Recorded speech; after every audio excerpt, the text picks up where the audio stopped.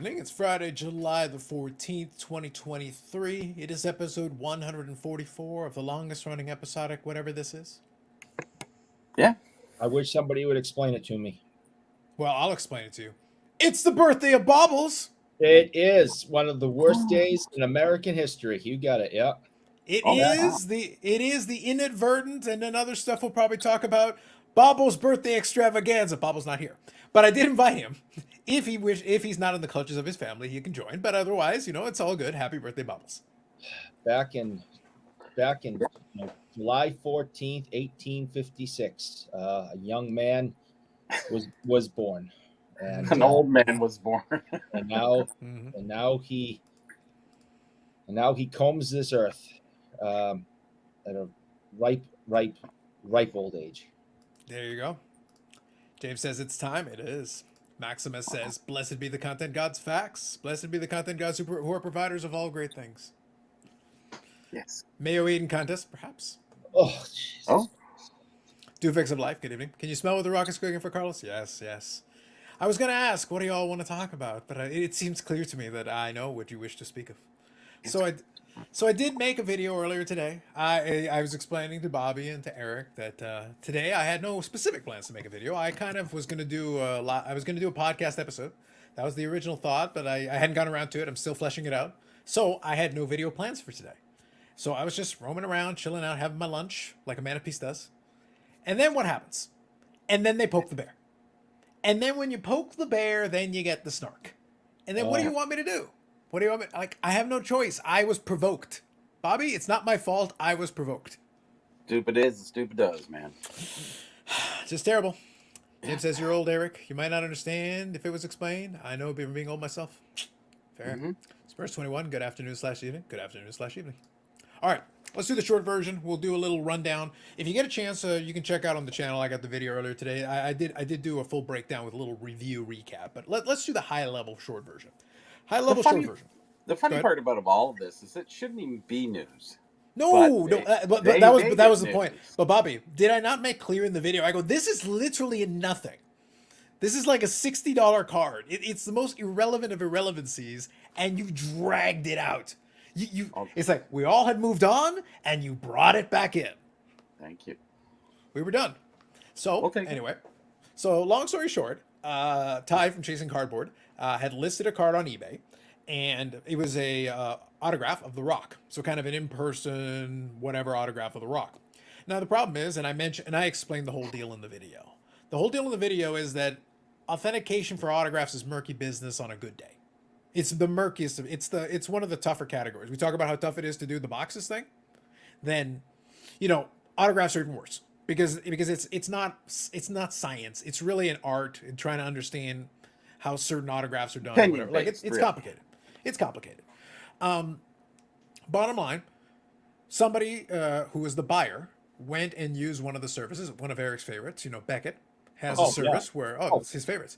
Beckett has a service where they'll give you a second opinion based on like an eBay auctioneer. And by the way, PSA has one of these too.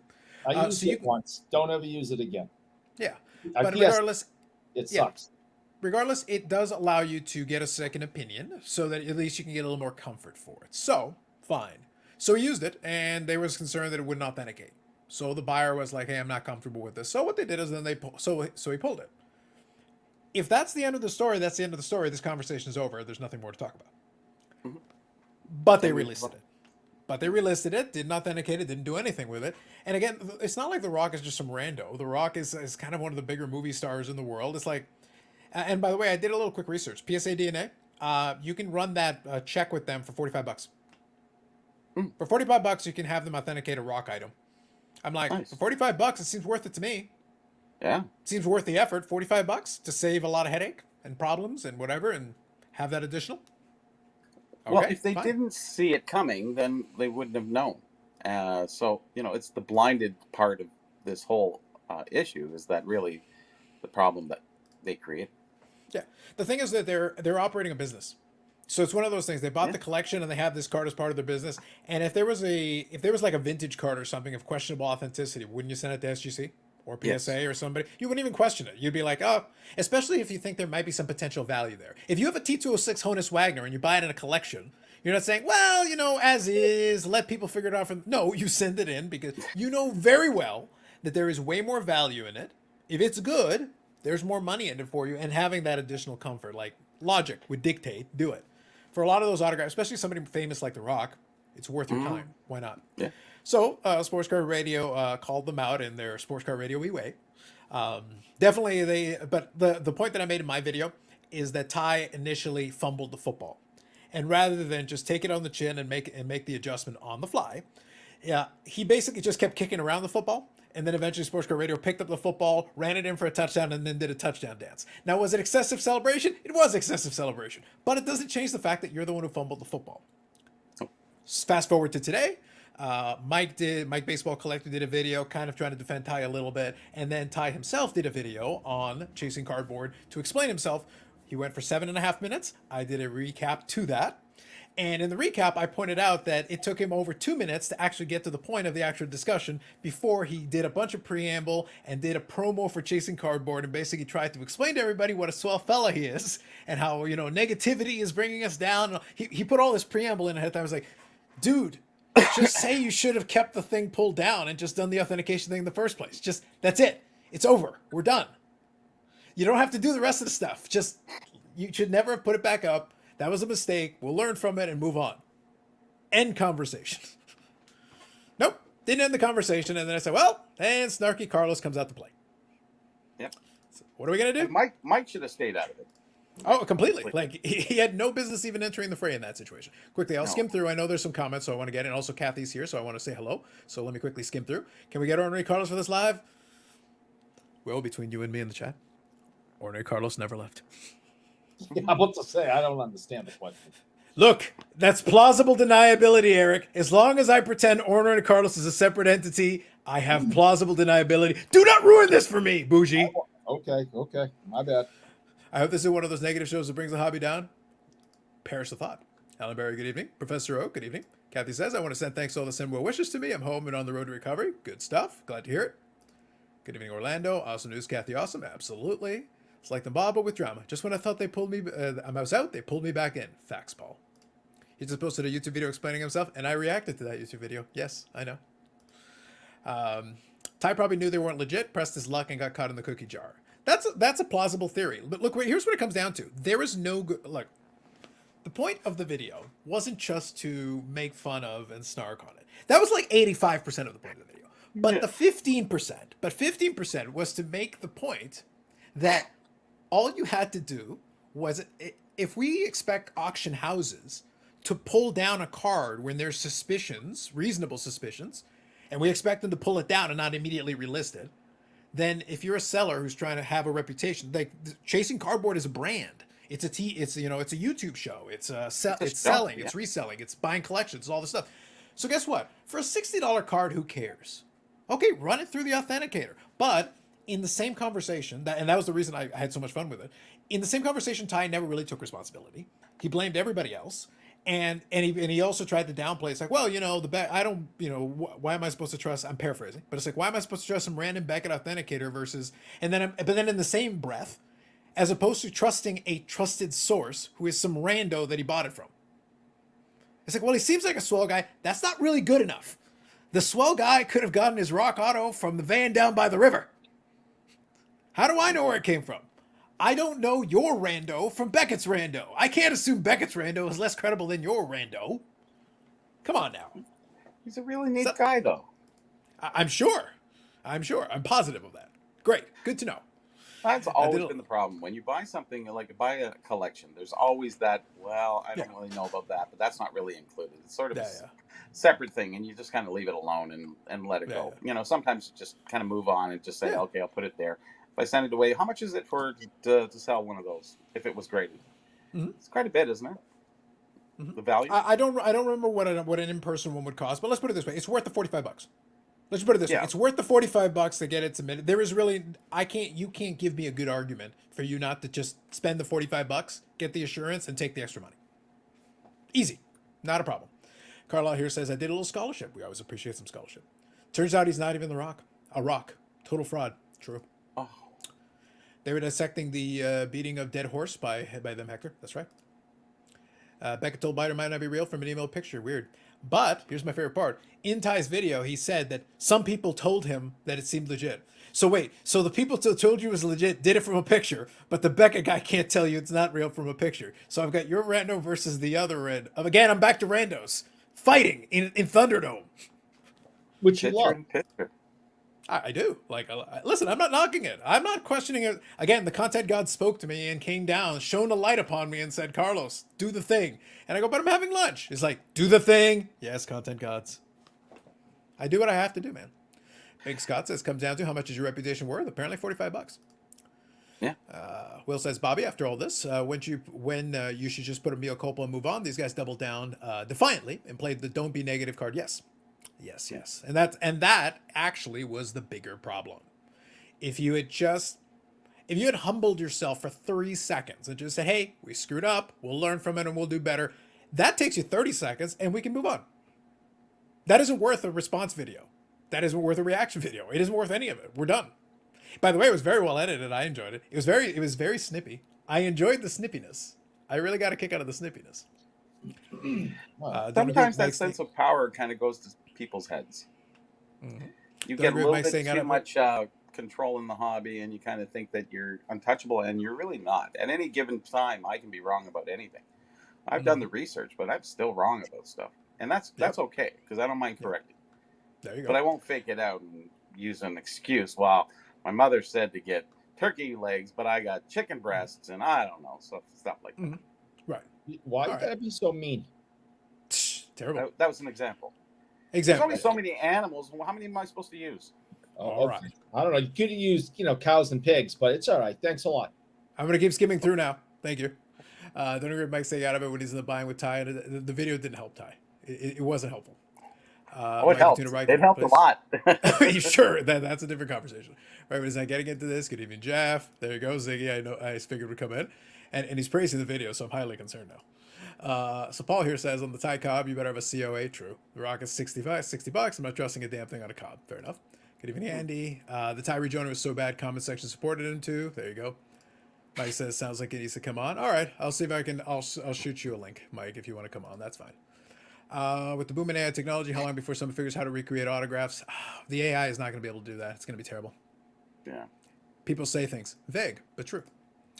Love the video today. The rock auto is not worth double. True. SCR showed one sold for $475. Either way, it's $45. I thought it was $500 for an auto. Yeah. Either way, it's worth the $45 to check it. It's worth that. Baz here. Let me scroll through. Okay, so let me grab here the link. I'll give Mike his link so that he can get that. Let's see if I can do that. What is it? It is, yes, this one. Link. All right, and that way I can go back to reading. All right, I've sent you a link, Mike. You should have it in your email shortly. Okay, Will says, Jim, good point. I think we need to do a needle pin prick and see if they bleed on the auto. A DNA stamp, yes. My opinion, there's just super annoying way he said multiple people have told me it might be real. I did enjoy that. I thought it was funny. Let's see. Random person at Beckett was an autograph authenticator evaluating an autograph. Outrageous. What are we even talking about? When will the YouTube revenue from these rock reactions exceed the $66? For me, it probably won't, but I'm not complaining. Eric just got the chat. It shows anger directed elsewhere for once. I know. This is like your moment. Like right now, you're off the hook, man. This is big time. I've had a very busy week. I am hearing about this for the very first time. I have no comment about it. I'm just sitting here quietly enjoying the peace and quiet. There you go. As far as Cards 21 says, why aren't we thanking Jason Card? Oh, I thank them. Without them, we wouldn't have a good drama this week. It's true. We were just chilling, man. It was like we had the CGC stuff. That was fine. And then obviously, and then next week, we've got the lead up to the national. So that'll be coming up here. But right, no, we were kind of just cruising along. We were doing all right, and then had some fun. What are you gonna do? See, the clips actually will help pay for the grading of the cards. So maybe it will. All right. So when you're good, Mike, give me a thumbs up. All right, Mr. Baseball Collector. Good evening. Good evening. Hey, Mike. Hi, guys. So what's up? While you're saying that, I'm going to open up my beverage. So go for it. I need to get a beverage. Hey, That listen, would you be. got to be prepared for Go. these things, my man. You got to be prepared for these things, buddy.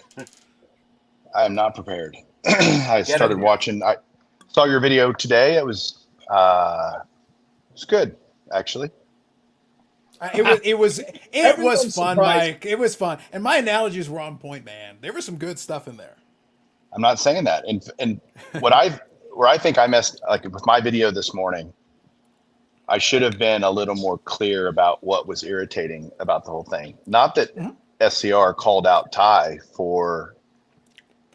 I don't even think it was the listing of the card in the first place. It was the relisting of it after the Cor- information from Beckett, correct, right? correct. Yes. And so, nope, none of us think that was genius on his part. Um, in some fairness, he doesn't do a whole lot of his own listing. He has a guy that he has hired that does that. So yes, he's responsible for that, no question. At the end of the day. But what made me mad last night, not even the first video, but the live stream, was the dog piling on Ty's character and starting to call him out on things that they can have no possible idea about other than from one incident or one thing. Sure. And that's what really irritated. Not that they weren't saying anything that wasn't true about what they knew about the situation, right? That was publicly available, that Ty had made publicly available through Twitter or whatever, Instagram, those types of things. Yep. So I think where I will disagree with you, Carlos, is in his video today, he said, if they come back unauthentic, we will say we were wrong, we were duped. I don't know what else he's supposed to do. Is he, Well, the actual relisting was a bad move. It was wrong. Once no question. once you get the initial again, that's why I use the analogy of Golden, and when the Boda goes and says, hey, there's some questions, hey, we've got a couple of pictures, Golden could use the same thing, hey, it's you guys don't know anything, it's just some pictures. No, at that point it is expected that the bare minimum I go, I'll look into it, we'll figure it out. And by the way, that's a very simple, concise response. It's not even committal. It's not saying I will never list it again. It's saying I'll look into it, we'll figure out what's going on, and then we'll go from there. That is the most straightforward. That could have been Ty's answer, and then I wasn't planning on making a video today, Mike. There was Well, nothing you're to welcome. make a video on. Yeah, You're welcome. and I appreciate it. Give Ty my regards. I appreciate it. I will. Yeah, I mean, as we've The talked, dogpiling he and I is have just talked. social media, so we live and learn. Yeah, I mean, again, obviously I know Ty very well. I know him as a person. I know how he conducts his business. He's not a scammer. He's not trying to dupe anyone. He's not trying to put one over on anybody or any of that stuff. And that's what all the comments and, the comments that Sports Card Radio released last night in their live stream, and then everything today. Like my video today has, I don't know, 2,500 views now. That's not a normal baseball collector video. And I promise you that. And all the comments, I know 10% of the people making comments. I don't know any of these people. They don't know me. They're coming in from either seeing it in their recommended or funneled from somewhere else or whatever. They're not followers of my channel regularly. They don't watch my channel. I've never seen any of these names, and they're all in there just absolutely hammering.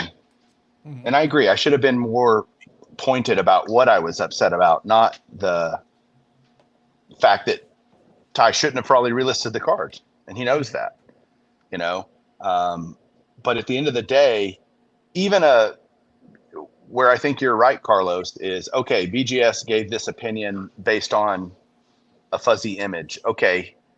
I've had autos that I've gotten quick opinions on that came back, no, we don't think it's real. I'm like, I know it's real because I got the guy to sign it and I send it in and it comes back authentic, So it's not like that's a perfect service, right? But it should have been at least hey, maybe we should do more investigation on this. I was not involved in any of that. That's fine. He didn't ask me, hey, what should I do with this? Or I didn't even know any of this was going on until I saw the SCR video, whenever that was a few days ago. I actually saw it 2 days ago, maybe. Does that sound right? Maybe it was longer than that. Timeline-wise, it's pretty close. Yeah, something like that. But like I didn't even know that card was for sale. I wasn't obviously even at the purchase when he bought all that stuff or anything. And my video today was more about, hey, I don't know. Can you separate the crime from the criminal? I don't know. I think you can. You My contention has always been yes, you I can. think so. When I watch Ty's video, he again the reason I did it the way I did it and I played it in its entirety when I reacted to I didn't clip anything out. I went from second one all the way through the end cap, all the way through without skipping anything. I did pause, but I played the whole thing out. And the whole time that I'm going through it, I'm like, okay, so 2 minutes and 14 seconds. You've given me all this background. Yes, I know negativity on the internet. Thank you for letting me know. I didn't realize that, but I appreciate it. Are you going to get to the actual matter at hand? Because if your issue is the reaction to it, that's fine. But that wasn't the conversation being had. And also in the conversation, where I said I disagree with your premise here is, if it turns out it's not fake, I'm sure, I have no doubt he'll say that. I have no issue with that. But my point is, he was still wrong to relist it. And he never actually talked about that. Look, here's the thing. I don't care if Sports Card Radio made fun of his family. That's his problem. That's for him to take up with Sports Card Radio. I'm looking at the specific issue. I'm looking at this card. And I'm also looking at the little screen grab, which no one has disputed. And nobody said, oh, that's fake. That's not a real thing. By the way, the title says fake news on it. Just so we're clear. It was also the biggest scandal in the hobby. So I'm like, all right, thank you. You enjoy the clickbait when it works. Enjoy both sides of the cup. So it's not the biggest issue in the hobby. Most of us don't care, other than he made a response video. And it wasn't entirely fake news, because that little clip it was a chasing cardboard thing, unless he's saying he never posted that, which I haven't heard any. I don't think that. I think he did. I think so. I'll take it at face value. I'll take it at face value. So which I think is fine. that's fair. And I think, look, I'm just taking this from a customer service side of thing. That was a bad response. That post was a bad response, and you gave more ammunition to Sports Card Radio. So that's why I gave the analogy about it's an ember. It's this little thing. You can just douse it out yourself, and you don't have to do anything crazy. He opened a door, pushed a bunch of oxygen in the room, and all of a sudden the room's on fire, and he's wondering why. No, he's not. He just, God, I hate making it. I'm not Ty, right? Mm-hmm. So, but Ty and I are obviously good friends, partners. Yeah. So I have a lot of respect for him, and I know what he does. I know how he runs. I'm also his going, business. by the way, Mike. I'm also going based on his video. I'm not putting words in his mouth. I'm taking the video as what was offered on the channel. That was his retort. He had it. By the way, amazingly edited. Really well done. And the editing. I know you like the snarkiness. I enjoy it. I enjoy it. It does. Again, what I don't like is, first of all, he's not trying to be slimy, but if people assume that, I think they just don't know the person, and that's what I see people instantly running to. This guy's a jerk. He doesn't know anything about the hobby. He's terrible. He's all these things. And I'm like, hold on, apparently we need to watch. SCR just posted. I just got a text that SCR posted a response video. Maybe we should watch it and talk through it. Ooh, let's find out. Let's take a look. It's Reactionception. This will be your second one today. And by the way, I'm here because so you don't get fined. That joke was made at least once. Fined about what? No, that the Marshawn Lynch thing. I'm here so I don't get fined. That joke. Oh, so Marshawn Lynch once in the Super Bowl said it. It was a good line. And a couple of people threw it in there. I like that one. All right. No, I'm here because I'm willing to talk about this. This isn't something that we are just gonna let go. And it's weird when it's one thing, and I know, Carlos, you're not one that cares, but if someone attacks me personally, I'm not just gonna go, oh, that's okay. I won't open the door, as you're using your analogy. If there's an ember, I'm gonna, try to put it out. Sometimes that backfires, right? But I've made, as you alluded to earlier on your video, I've made mistakes and tried to own up to them and all that kind of stuff. Yeah. I don't see anything on the YouTube channel. Sports Card Dad apparently put another video out. That one. Well, that one I knew he was gonna. That one, by the way, I was waiting for his editors to get on it. What's Dustin. That? Mike, you said something a few minutes ago that I agreed with. You were. Oh, you can't hear me. Mike, can you hear me? Chasing cardboard, tripling down. Yeah, I can hear you. Sorry. I was just saying, you said something a Can you couple hear minutes me? ago Yeah, we can hear you now. that I Go agreed ahead. with. You were talking about, someone who, makes a mistake. Does that, kind of label them as a bad actor? Um, I would say absolutely not. Um, I've been extremely busy this week. You maybe heard me say this already. I have not been kept up with anything. I'm hearing about all this for the first time, and all I can hear you say is, you're passionately defending a friend, which I love, because we need more of that. Instead of leaving people out on their own and saying, well, I don't want to get my name on this because, I'm afraid, some big bad internet bully is going to lump me in. I love the fact that you're diving in for a buddy. So, good on you. And the other thing is, though, we know we mostly know who the bad actors are in our hobby because they've been continuously been bad actors. And if this is a one and done mistake that we've all made at one point, maybe not this exact mistake, but I mean, I made 20 today. My mother keeps track. She has a notebook. She writes them down. So this is to me, this is a know nothing thing. This is bored. There's nothing going on yet until the national. People just need something to talk about, and nobody will be thinking about this in a week. Yes, I totally agree with that, Eric. You said something I wanted to make a point about, and I just lost my thought. I'm not saying I'm agreeing that Ty handled it poorly. Mm-hmm. Like, no question. Sure. Could he have done it better? Yes. If he could go back in time and redo it, he probably would do it differently. But he made his, he's an adult. He can make a decision. I saw a video that Omar put out, Retro Hoop Collectibles. He did a video, and he made a point that no one's putting a gun to someone's head, making them buy something. Right. And I thought that was like, I could list anything I want. People list stuff all the time that you go, why did somebody buy this? Well, yeah, it's, us, hobbyists who've been doing this a long time, we know generally what things are worth. We know this card is worth $10. Why is it listed for $2,000 on eBay? People do this crap. Now, quick point. You're right, but I just want to be clear about this.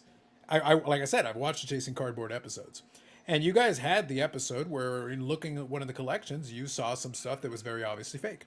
In the course of looking at it, you saw it was fake. Now, if you had bought the entire collection and those cards happened to be included in it, and you went and listed it on your eBay, well, why didn't you send that to SGC? Oh, well, we didn't look at it that closely. Well, we would never do that intentionally. Like I said, again, Ty's mistake, I don't think, was listing the card to begin with. He doesn't know Rock Autos. He's like, this guy came from a reputable source. In the initial listing, you can do whatever you want, and I made that point. The initial listing, whatever, but when you have a little bit of information that you are going, that there's maybe, even if it's just a suspicion, you are operating a business. Chasing Cardboard now is a business, so we go along with the website and the channel and all. My point in the video that you watched was that I go, fairly or unfairly, now you're held to a higher standard. And if you remember, I had this conversation with you privately where I said, unfortunately, since you're in kind of a position in the community where you are, when you say something, you don't get the leeway that somebody with 10 subscribers gets. That's the sad state that we're in. But it's a factual state. It's a factual state. Look at Jeff Wilson. He's a business. And he gets absolutely destroyed on. And every syllable he says between now and the time he gets off YouTube will be scrutinized to the nth degree. This scrutiny is very small potatoes compared to every syllable and comma and everything being scrutinized down to the last letter. I will not believe Jeff Wilson is that evil and is wrong every single word that comes out of his mouth all the time, every day, all day. But that's what people go after him for. It's not possible. And for those of us who have met him and spent time with him, he's really kind of a nice guy. I think he's a very nice guy. I don't know anything about his business. I've never done business with him. I don't participate in his app I don't even watch his YouTube channel.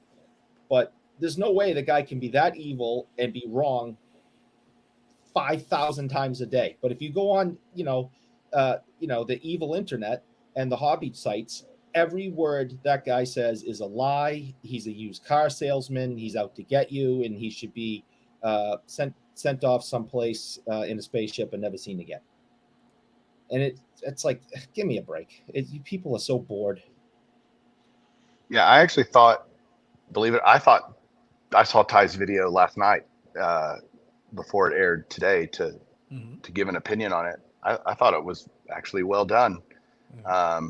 And it's okay for us not to look at it through the same lens, Carlos, right? I mean, it's okay for you to see Ty and see a guy not taking responsibility and I'm here to say my opinion is I thought he did. In fact, he's sending the cards to PSA to see if they're authentic or not. What else can the guy do? And that kind of stuff.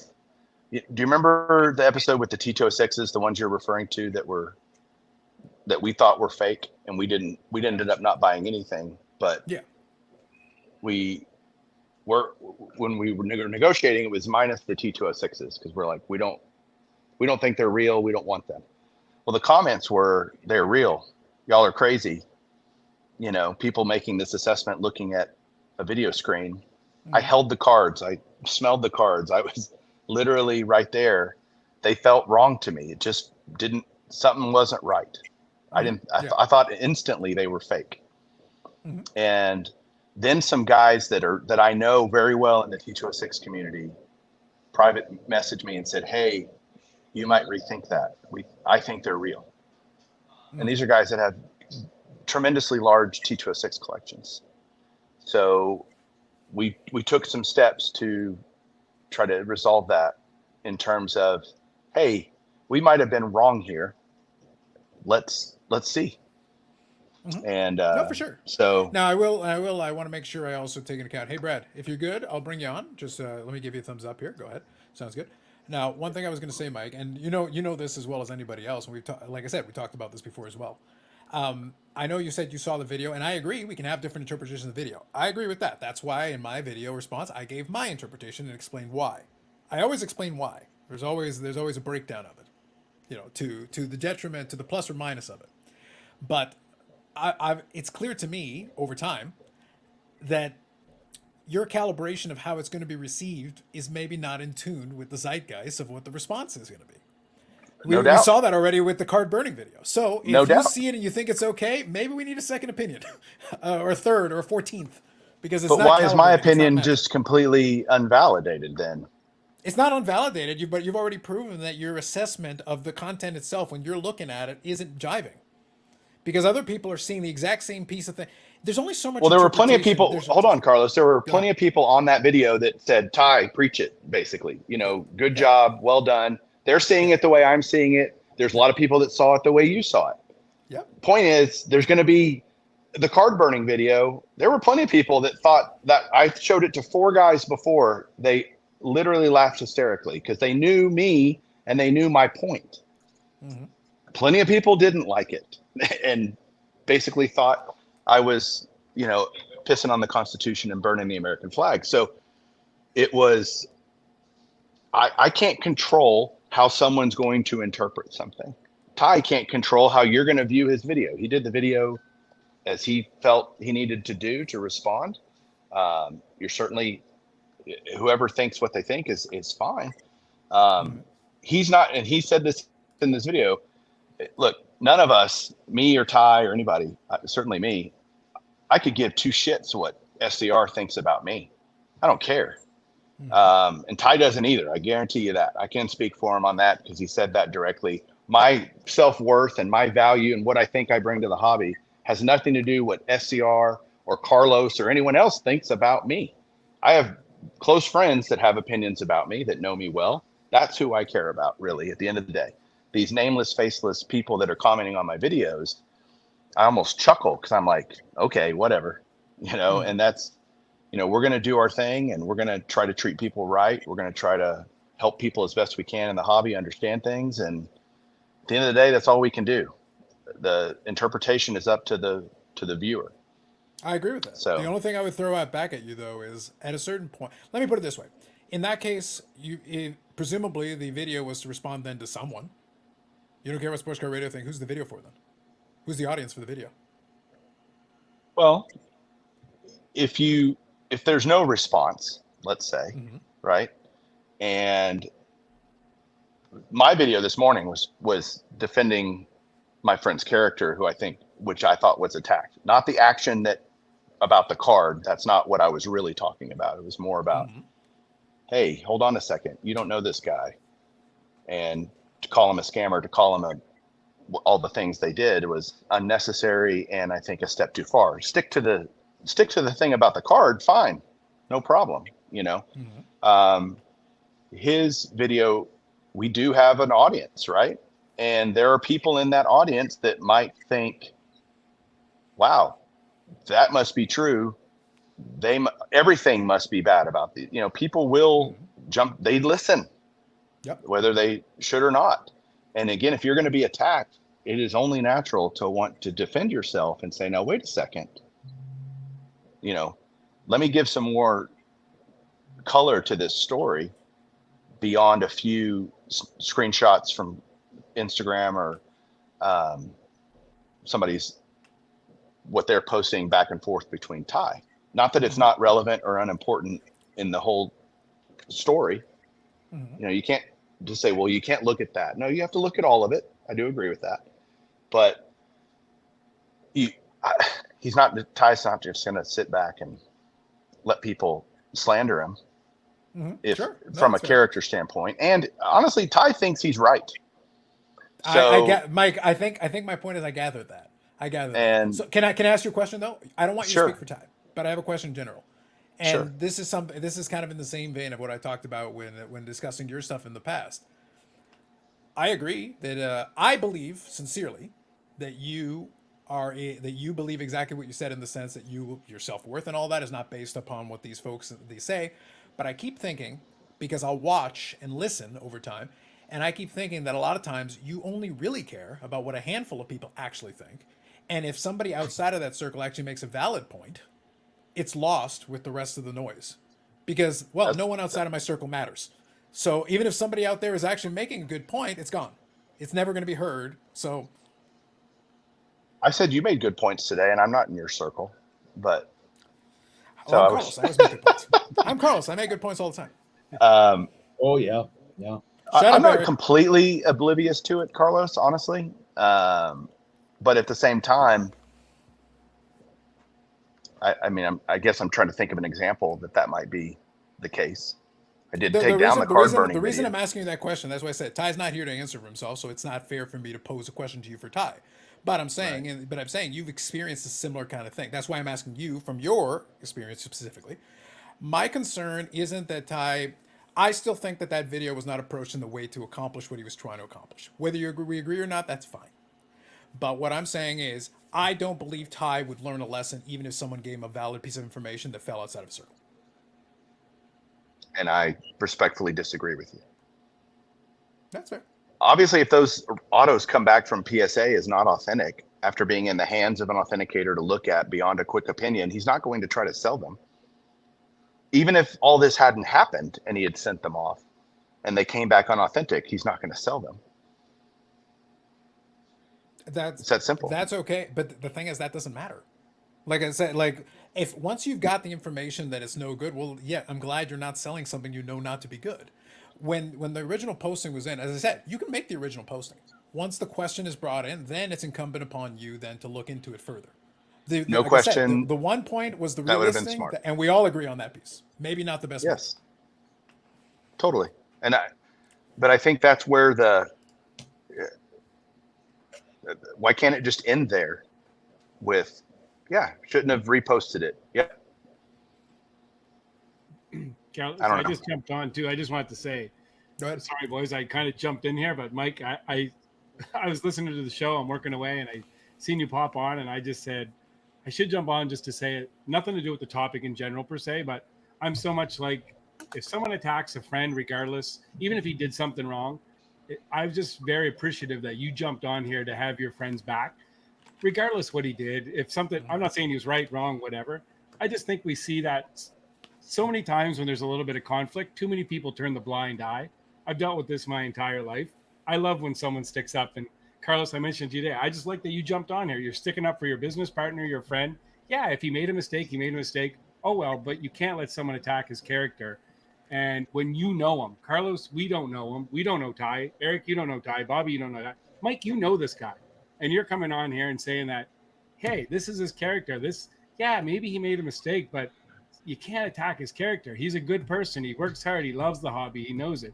Sometimes that just gets lost in the shuffle. But I just wanted to, I'm going to jump back on later too, but I just wanted to say, Mike, I think very classy, and I look forward to meeting you Thursday night in Chicago and have a conversation. But I like that I do the same thing for my friend. If he made a mistake, I'd still have his back. So hats off. What if I made a mistake, Brett? Even you, Eric. I would ridicule you without mercy and without shame. I would have a 47-part series denouncing you. That makes more sense. Even you. You know what? Behind all the closed doors, I do that for you too, Eric. Well, Brad, I appreciate that. Honestly, I appreciate that. We are going to have a good time Thursday night. There will be pizza and good times and card talking and hanging out, and everybody's invited. So and it'll be great. I tried to debate Carlos one time in my life, and I learned my lesson. It wasn't a good idea, and that was on Mr. Brady. I left, maybe not. And you thought you were in a strong position on that one. You still got crushed. So you still got destroyed. It's very hard. That's not my space. Hats off. I tried Brad with Mike Trout with Carlos, and that didn't go over so well either. So no.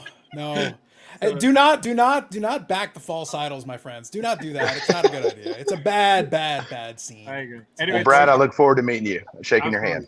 Okay, boys. I'll see you guys later on tonight. Sounds good. Talk to you later, Brad. See you, boys. Yeah. No, that's good. So I'll agree that it's good that you're backing your friend. I think that's fine. I think what's and I have no issue with your premise of defending him against people talking about the character. Part of the reason I had the fun with the video that I had is that I'm not talking about his character. I made full out. It's like, it isn't, I'm looking at the individual items. If there's a question about the sequence of events, the specific thing that occurred, or what was done or wasn't done, happy to discuss it with you at any length you want. But as far as the character, I don't know if I'm Adam. I have no idea. And I'm agreeing that could have been handled, again, I wasn't involved in any of that other than looking at it the same way you guys are. And I'm like, yeah, you probably shouldn't have listed it a second time. We all agree, like, that's pretty logical as we sit here now looking back. I can't even tell you what was going through Ty's mind when he decided to relist it. Honestly, I don't have any idea. I haven't talked to him about that. Are there questions? I'm not seeing the chat, so I'm happy to answer any questions. So let me try to skim through here. I've been trying. I wanted to make sure that as much as possible. Obviously, Eric knows this and Bobby knows this. I'm operating like a spaceship when I do one of these things. I've got a lot of stuff. I've got conversations happening over here. I'm trying to also listen to what you're saying so that I can respond to you. So let me quickly scan here and I'll see. A lot of it is folks kind of chatting with themselves, but I want to make sure if there's an actual question we can touch on it. So let me quickly scan through. Bear with me. And if you guys have questions for Mike, by all means, but I want to make sure we quickly touch on this. All right, so I know I'm a couple of minutes late, folks, but thank you for asking. Thank you for the comments, by the way. All right, so this one's for you, Mike. We actually met briefly at the National, talked for a few minutes, which was very cool of you. Don't take this too seriously. None of us really care that much. There you go. Thank you, Maximus. Let me scroll through. Paul has a point here about that Ty has to eat the crow, and he will. If they come back not authentic, he will eat the crow. I guarantee it. I still, so like to be clear, in the previous video, it literally all that would have had to have. So you asked what else he could have done. Here's my answer to you. If I was advising him on that video, I would have said, hey, off the top, relisting it wasn't the best move. It's something I should have looked at before doing that. That's it. That's one sentence. That could have been in the first 30 seconds, and already we're off to a good start. I didn't have to spend hours thinking of that one. That was an easy one, Mike. That was a layup. That didn't happen in the video. Those words were not uttered at any point in time. That's why I said no accountability was taken. The reason I say no, I watched the video from beginning to end. At no point, the idea is like, well, if it turns out they're fake out there, it's like, well, I expect that. You're just telling me what I expect. Yes, if they come back fake, you're not going to relist them. I believe you. And if they turn out to be great, you're going to give some cards away. That's awesome. That's great. That has nothing to do with the matter at hand. It's like smokescreen to me. Yeah, like I don't care, man. My question was, what did you think about what you did in the first place? And at no point did you say, actually, maybe it isn't the way I should have approached. Maybe that's not the way I should have responded to it. That was not in the video. I checked the whole 7.5 minutes, Mike. It wasn't there. That's fair. Yeah. So that's my answer to you. What else could you have done? I just gave you 2 things you could have done. For Okay. a nominal fee, I will consult on your future PR attempts because this isn't working out for you. So real quick, I'll skim through. And the nominal fee will go up over time because every time he talks, the nominal fee goes up. Let me No scroll doubt. through. I respect Mike's baseball acumen, though. There you go. Hockey 99. That's very charitable of him. He has no problem saying his opinions. So let me scroll through. I want to quickly scratch. Legacy will outshine currency. I think that's just a good comment. I think that's fair. When you defend yourself and you don't have a leg to stand on, well, that's fair. Phil, well, I'm with you. I just want to see if we get any comments. Dakota's here and he's got his approach. I'm with you. Oh, here we go. Orlando. SCR is a huge following. I'm one of them, but everyone's made a mistake. That's fair. That's a fair comment. Let's see. I want to be fair and make sure I actually read comments that are related to something. I've heard there are people that like just put comments on the screen and don't read them. Some of them ended up on Hobby Blues. It's very strange. I think they make coasters or something. There's some bizarre. I don't know what that deal is. Never mind. Never mind. Just forget I said anything. Moving on. By the way, my coaster's doing great, everybody. Just in case you were asking. Nobody was asking. Eric, I could see in your eyes you were asking. No, you wanted to know. All right, so scroll through. I respect that you acknowledge that fact, Mike. There you go. Good stuff. I stopped by to give Eric shit. That's valid too. That's valid. That's fair. I just want to let everyone know, I have spent $10,000. I have hired top private investigators. I am going to find out who 540 flips are, and I am going to rain hell upon them. I just want you to know that.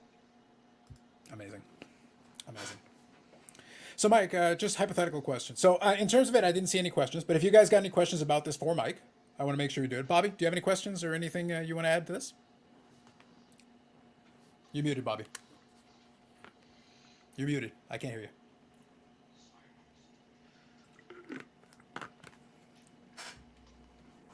Is that okay? Now we can hear you. You're good. All right. Yeah, I have a different opinion. I guess, Go for it. Mike, you've been a collector, 40 plus years, me 50 plus years. And would we have benefit from our wisdom today back then when we made our mistakes? Yes. And I see that to be the case in point here on this one. Sometimes we think we're doing the right thing and maybe we just kind of muff up a little bit, and a little bit more wisdom, a little more time. We kind of eliminate most of the big screw ups we do, but we still screw up even today. But we kind of lessened that as we've gotten older and more mature in our hobby. And that's the way I kind of see it as. That's fair. That is sage wisdom from Bobby. So appreciate that, Bobby. Thank you. And no, Dakota, I can't. There is no time at which I cannot. I will never resist. I refuse. I actively refuse. Hobby positivity means student blind eye and anything controversial. Controversy? There's no controversy here. No scandalousness. So, Mike, hypothetically, just we'll be a little lighthearted for a minute while I let people, if they want to ask you any questions. Hypothetically, if you had, say, a $10,000 card, would you be interested in having a very expensive coaster? I heard there is a coaster maker who, at the National, if it's $10,000 plus card, they will turn it into a coaster for free. Free. Big offer. Oh, yeah, that would be a hard pass for me. I have seen guys at the National, at the bar, using so many slabs that just junk slabs, as coasters at the National. They just use the slab itself. Mm-hmm. Like a Zion Williamson rookie or a Mike Madonna rookie. Mike Madonna. Look, That's a good. No, here's the thing. I agree. A Mike Madonna rookie is a coaster. Victor rookie card specials. I don't know what he's doing. He's wasting his life because the rookie card is a coaster. I would use it to wallpaper my walls because, frankly, the rookie is the least interesting card he has. So yeah, is it 94 O-Pee-Chee Premium or 9091? 9091. Enough said. It's the one where it says premium at the top, O-Pee-Chee Premium or something. That's one of them. Right? There's 9 different ones that PSA will acknowledge. There's 9 of them that PSA acknowledges in the set registry thing. I have 7 of the 8 in PSA 10 in that registry, but that's one of them. So that makes when you. Sorry, Bob. Any card from that set, PSA 10 is still kind of worthless, anyways. Oh yeah, they've always been. Were you happy with the run the Stars made in the playoffs? I'm always happy when they have a run, but since Medano was with the team, I take it with a grain of salt. At this point, I enjoy it. I have the good fortune that in my fandom, I don't have a basketball team. Basketball's not my sport. But of the three that I watch, I've gotten a chance to watch all three of the ones that I watch win a championship. Unfortunately, it's been a while for some of them. Stars was 99, Blue Jays was 92, 93, so it's been a while. And watching the Packers, I got to watch them. The last one was Super Bowl 45. That's 2010. So it's been a little while for all of the teams. But at least I got to watch them all win. So And that was in Dallas, the 2010. That was, yeah. Yeah. These are replicas, but I do have the Super Bowl 45 ticket in the top loader somewhere. Well, I think playoff hockey is one of the most awesome things. It is. I think that's why I say a good playoff run. I'm going to enjoy it anyway. But I have right now. I'm on.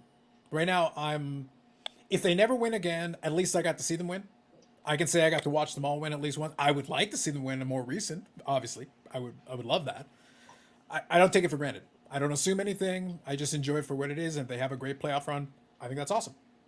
And you saw them win with Madonna on the team. Even better. That's right. Yeah, I watched them go back to back, and they had a possibility. That team was so good at that time. There is an alternate universe where they could have won 3 in a row because they were actually close enough that they actually could have. A couple of more wins here and there, and they would have been 3 in a row. They were so close, they were in the crease. That was the most legitimate one of all. Eric tries to bring this up, but unfortunately in Boston they don't have a legitimate NHL team. They're still vying for one. I think with Quebec City. Right. So right now they're behind Quebec City to get one someday. Mm-hmm.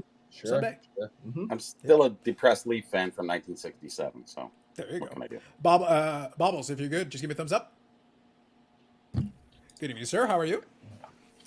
How are you guys doing? Good. Hey, Bobbles, Happy birthday, Bobbles. Happy birthday. Thank you. I don't have my headphones. Damn.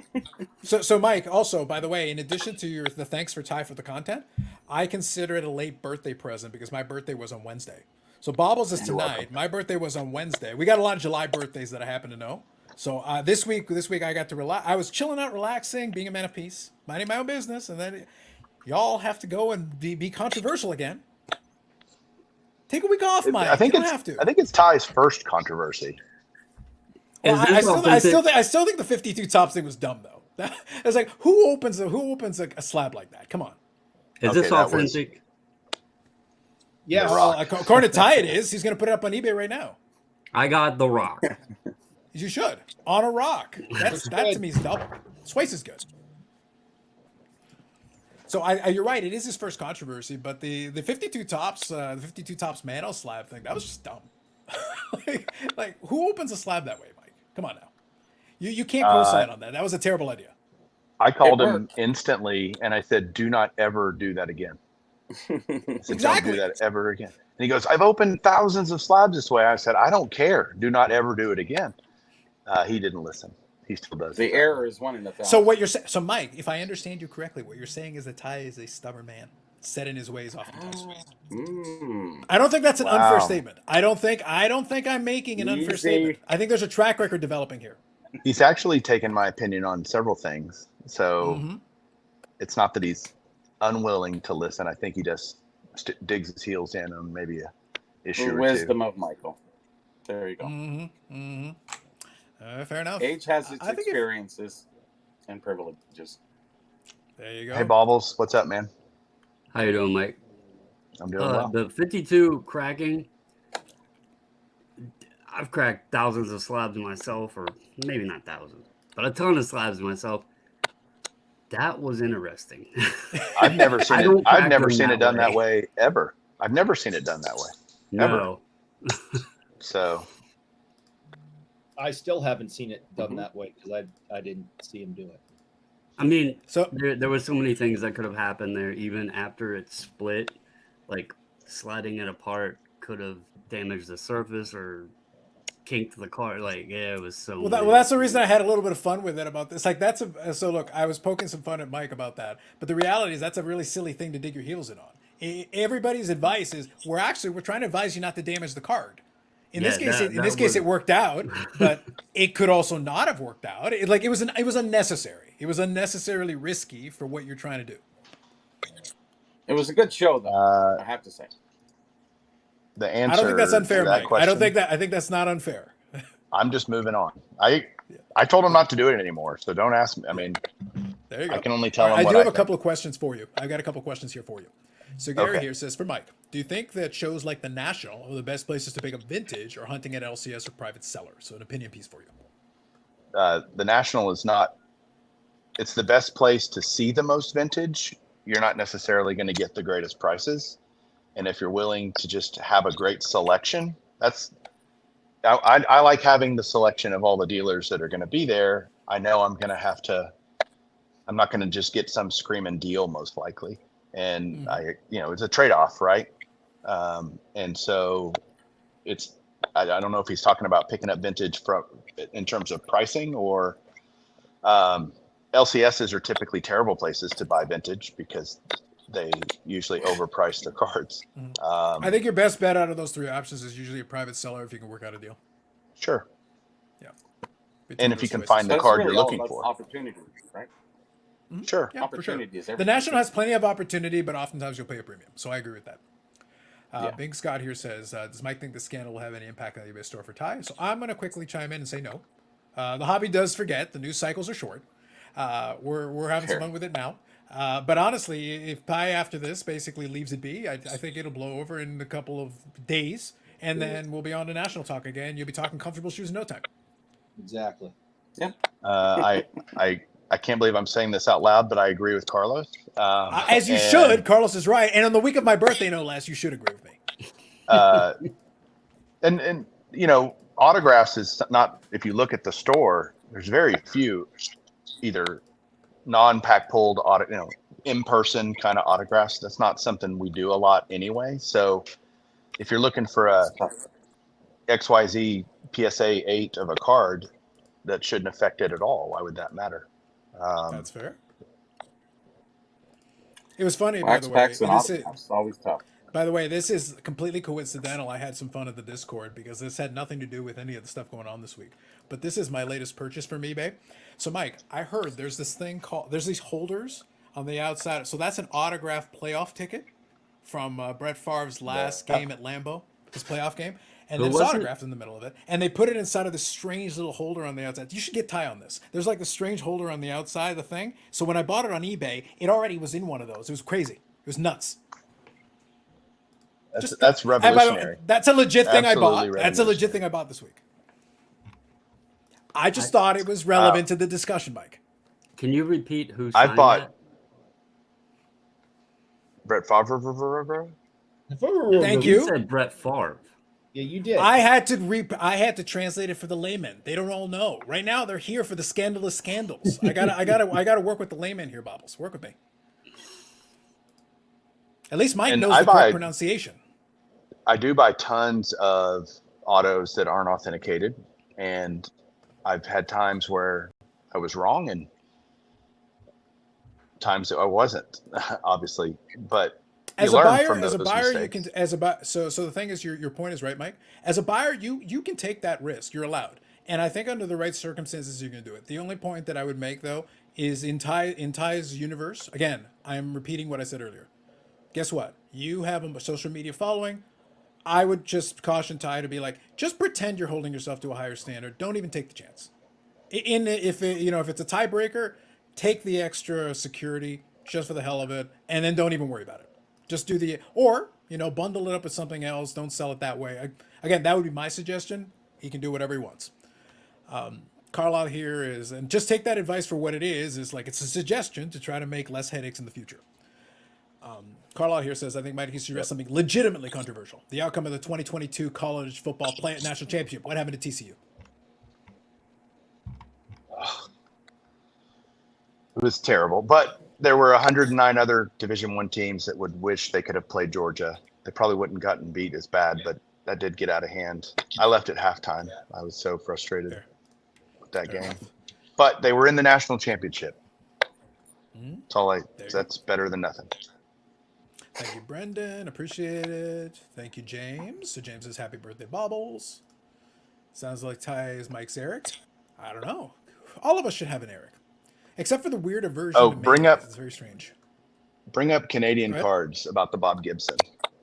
Your fellow Mike? So Mike, my fellow Mike. I'll find it. Are we going later or earlier? I'm just trying to scroll through here. It's later. It's like the this newest one. Got it. comment. Yep, I got it. Yep. So Yep. the story to that, true story. I bought a whole collection from like a lot on an auction house, a bunch of Perez Steel autographs, right? Tons of them, 20, 30 of them. Well, one of them was Bob Gibson. They were all raw. I can't remember what this was, years and years and years ago.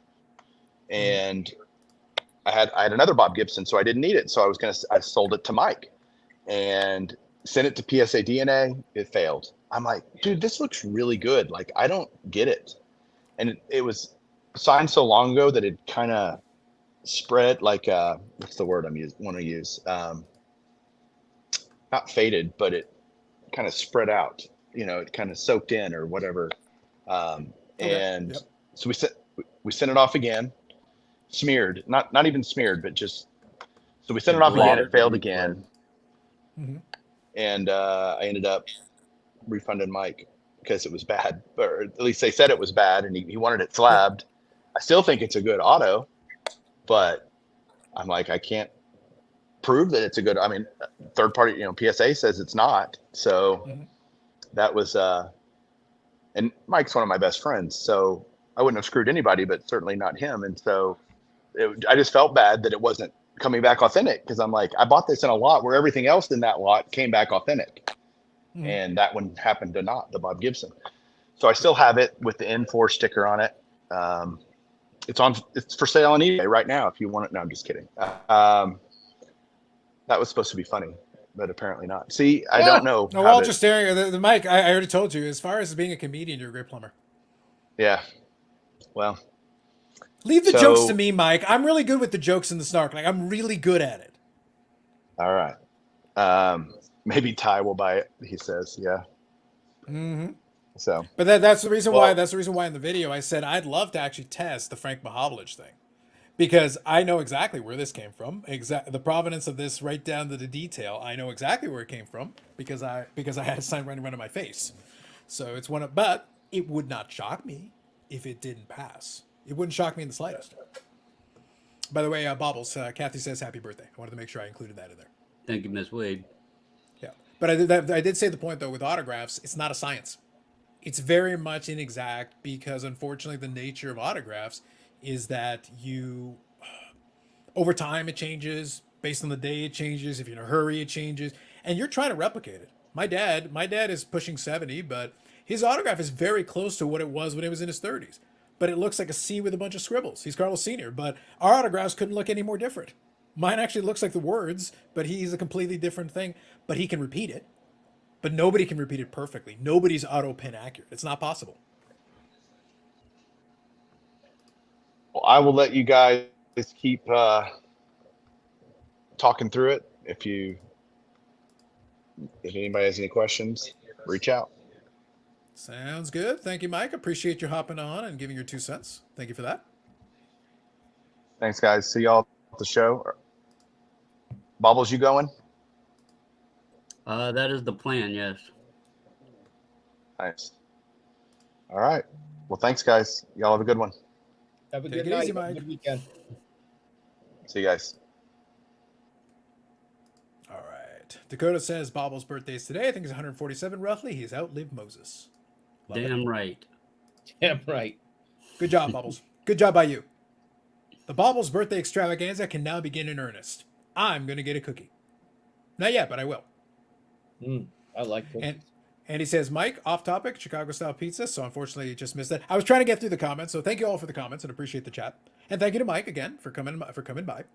And there you go, Tom. Appreciated Mike's joke. So at least somebody did. Let's see. Thank you, Lou Rock. Let me scroll through here. So get yourself got as long as selling Canadians. Yeah. Eric's like an honorary Canadian. We'll give it to him. You should sell it to him.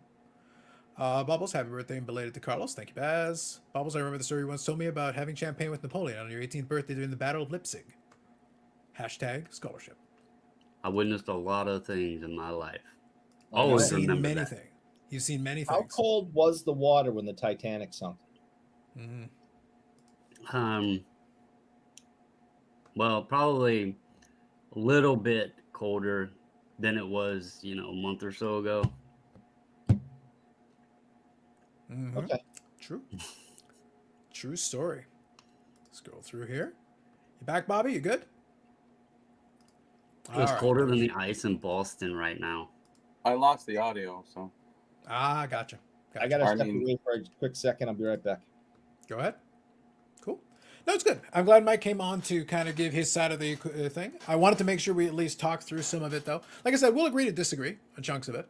I'll stand with what I said. The whole thing, that's why I said, like, when, as much fun as I have doing the snarky video, I'm very comfortable standing behind every syllable of it. That's the thing. As long as you produce a video where you're comfortable standing, it's like, no, I'm not evaluating, I'm not judging the man because I don't know the man.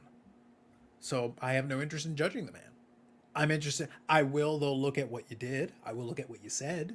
And that's why I said to Mike, again, to his virtual face here, you said, what else could you have done? I gave you 2 things you could have done. And they weren't in the video. So. Well, there's lots of lessons in life and lots of lessons in the hobby that we all have to go through. So, sometimes things are more trying than other times. So call it that. And forget about it by tonight. Yeah, I come from a long line of stubbornness, and even then, sometimes you got to be like, you know what? It's not worth the effort being stubborn on this thing. Sometimes, you know what? No. We're better off having a strategic retreat and just leaving this one be. Yeah. You don't have to win every battle. Sometimes you got to pick your spot. Sometimes, and if the idea was to defend his character against people who were questioning the character, I can accept that. Yeah, I get it. Yeah, but that wasn't what the video came off as. Other people will interpret it that way. To me, it was kind of like talking around the issue, acknowledging the issue a little bit, and then saying, "Hey, cash sweet prizes." Okay, Yeah, cool. It's like you want me to tell you the terrible truth, or you want me to hit some dingers? Dingers. So I didn't hear like what was all discussed in the early part of it. I don't need to rehash it all, but just. You guys seen I popped in the Discord. There was a long list. I was out all morning, all day mostly, sure. And I seen there was a bunch of commotion going on, so I was trying to get caught up. And then I seen the video that was shared of Ty's thing. I don't know what happened pre that, but I watched Ty's and I listened to most of yours. But when I watched Ty's thing, y'all seen my initial reaction to it. The rock autos aside. Whatever, they didn't go for that much. But who in the hell would even attempt to sell a Thai cob without it being authenticated? And one thing that I took away from it, and I don't watch every episode of Chasing Cardboard, but 99% of the time when they're working deals and negotiating and trying to come up with numbers, they always say, we want to do what's best for these individuals, selling their cards, getting them the most money, right? He said that many times in those episodes. But then in this, he's like, well, we're going to just, take less and sell them unauthenticated, and mentions a freaking Thai cob autograph. That threw everything that they've said about other deals right out of the damn window and put nothing but question marks all over the whole thing. Because it made zero damn sense. So can I give you an example from this week that actually, it's different, but it is eBay, it's auctions, and it kind of plays into this premise. Again, going back to what I said earlier, I come from a long line of stubbornness. It's encoded into my DNA. However, there's a time and a place where sometimes you have to take a little bit of responsibility. And my point with the video is I said that you don't have to take all the responsibility. You should take some. Just take some. And then that's already goes a long way. Just take some. I'll give you a really simple example of something that happened this week. I got a message from a buyer of one of the auctions of something that I had sold. Not a big item, maybe about $20, nothing crazy. And the person was like, "Hey, where's my stuff?" And they had put in like a request for refund or whatever because they hadn't gotten their stuff. And it had been enough time, so it was valid. So what I did is I went and go check what's going on. I checked it and it had tracking. So I was like, "Oh, what the heck's going on here?" And I had actually ordered the tracking through eBay's thing. So eBay generates the label, and I figure, all right, I'm good. What's going on with this? So I click on it. It's supposed to be Canada Post, whatever. They generate the automatic label. And for whatever reason, maybe it was a glitch in the system or something happened, but the tracking doesn't lead anywhere. It creates the thing, but it doesn't show any actual tracking. And it doesn't even show up on Canada Post when you punch it in. And it was through the automated generator. So maybe there was a glitch that day and something happened. But here's the key. Here's the important piece of this puzzle. I know for a fact it's not my fault because I generated it, and literally the same day after I did that, I threw it in the mailbox.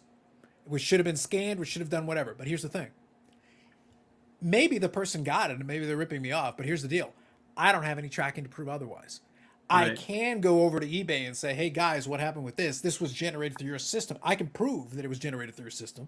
I know I dropped it in the mailbox for a fact, but now I can't track it because this number isn't right. Something happened. But when I generated it, I could have paid a little closer attention. I could have tried it myself. Usually, I'll actually test it myself just to make sure the number leads to something before I drop it in the mailbox. So guess what? I didn't do that. So guess whose fault it is? Guess who's taking responsibility? I have to take responsibility. I don't have a choice because the person claims they didn't get it. I can't prove they did. So I just hit the refund, not even asking a question. I just hit the refund and say, hey, now it's on me to go to eBay and go, hey guys, can you tell me what happened with this? Because I did this through you. I pushed the button on the thing, printed it out the way I normally would, but it doesn't lead anywhere. So what happened? At the bare minimum, can you refund me the cost I paid for the shipping that I'm never going to get back? Like, basically, now it's on me to talk to eBay and figure something out. So eBay has some fault, but so do I. I didn't double check it. I should have. So guess what? I have to take some responsibility. Hey, my fault too. So if I have to eat it, I have to eat it. So be it. That's not the end of the world. But even though in my mind it's not my fault, I have to take some responsibility because I didn't do everything I could have to make sure it worked. And the buyer is well within their rights to do what they did. They did it under the system that's allowed. And guess what? They're entitled to the refund.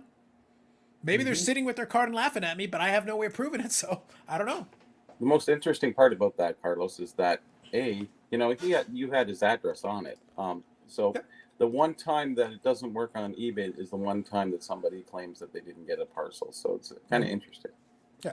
But the end result, the point of my story is that in this situation, I have enough stuff where I could point fingers at other people and be like, oh, it's your fault. It's your fault. I got to eat it. I don't have a choice because they did it through eBay the way they're supposed to. They put in the request. And guess what? If I check the tracking, it doesn't lead to anything. So I can't prove it arrived at its destination. And to your point of fessing up, we're all human. None of us are perfect. Even though I've been around long enough that could I heard that in a video prove once. I've done something right, apparently, but he makes this list of good for the hobby people.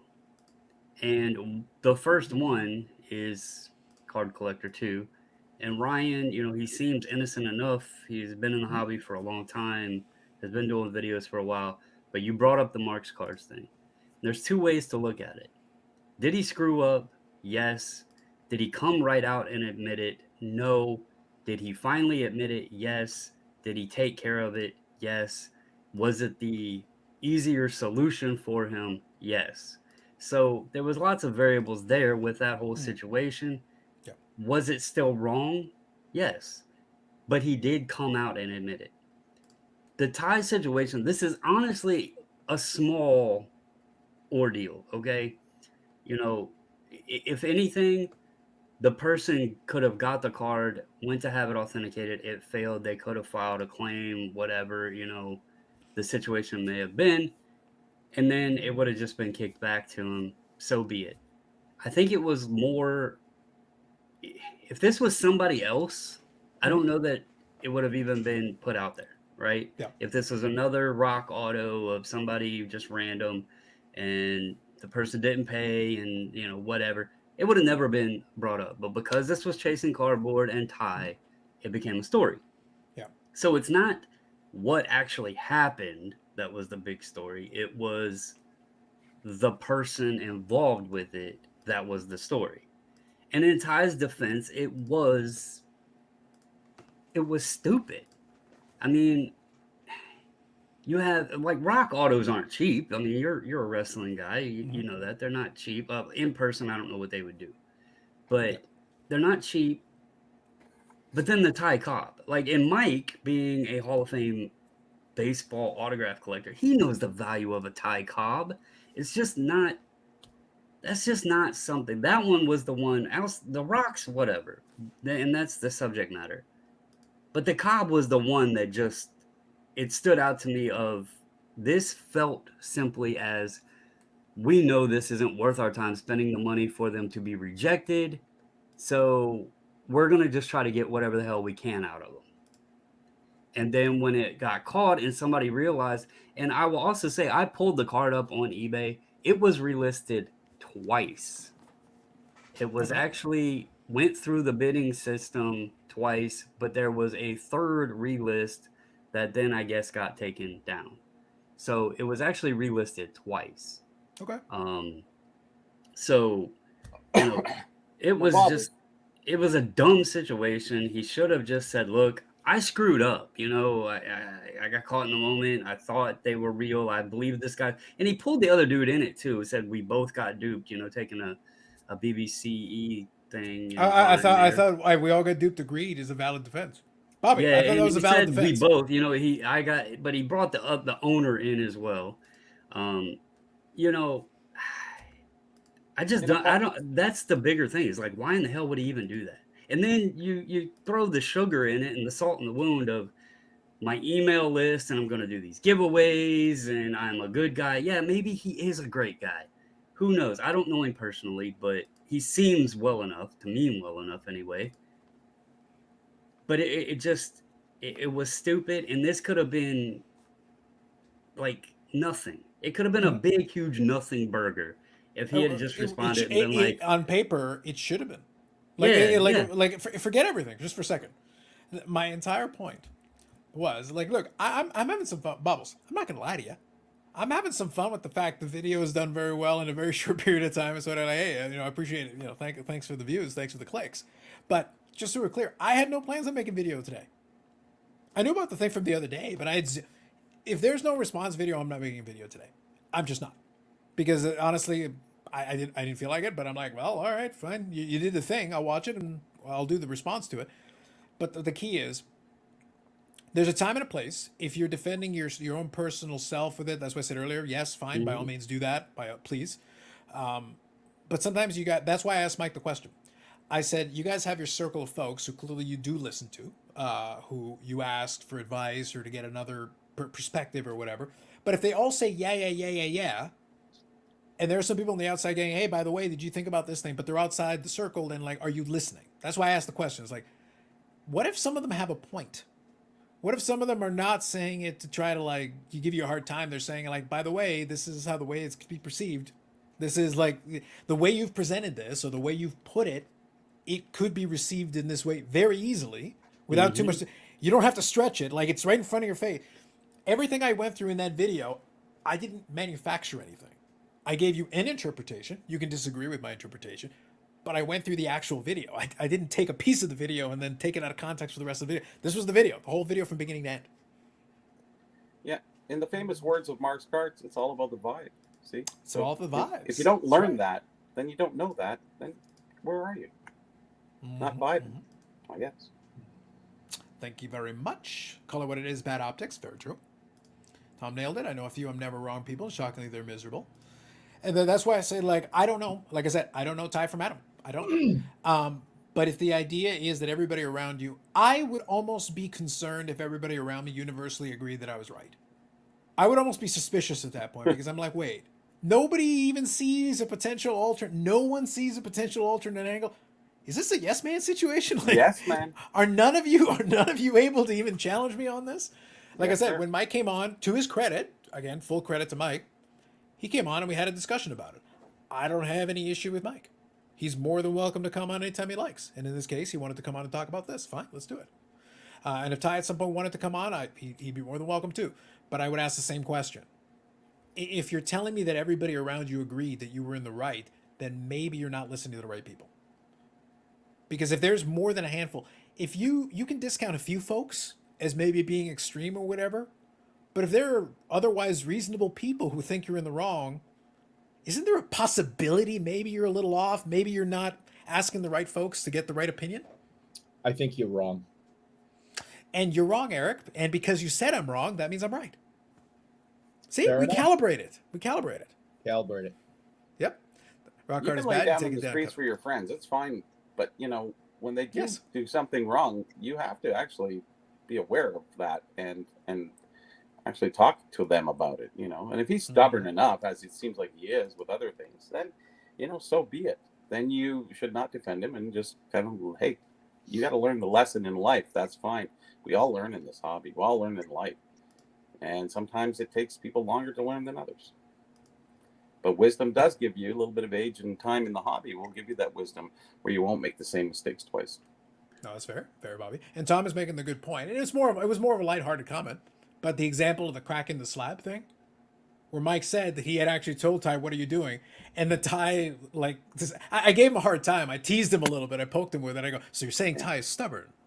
Because this is a really dumb thing to hold your line on. That like kind of it's got him by the boo boo on that one. yeah. I just wanted to have a little fun with it. It was more of a lighthearted thing for me. But I'm just going to point out, like, why would you hold the line on that? Yeah. People are not saying it out of meanness. People are trying to help you, not potentially damage a card down the road if you make a mistake. And it's a slow hobby week. Come on. Yeah, like I mean, we're doing this for your own on. good. We're actually, that piece of advice we're doing for your own good. I don't think anybody was trying to like lead you astray. They're like, hey, maybe reconsider what you're doing. It's like, fine, you do you. It's your stuff. You do whatever you want. Just look at the rock auto. It looks like a pretty obvious fake compared to PSA authenticated versions. The K is a sharp right. I think if you analyze it, you could probably see something. And like, I'll leave it for them to find out. Hopefully, if Ty's a man of his word, we'll find out. Everything is washed, right? No. Yeah. Wash Will it. says, Carlos, you're right. If you listen to your echo chamber, you have to put yourself in the Emperor has no close situation. Fair enough. All right. Were you trying to say something, Eric?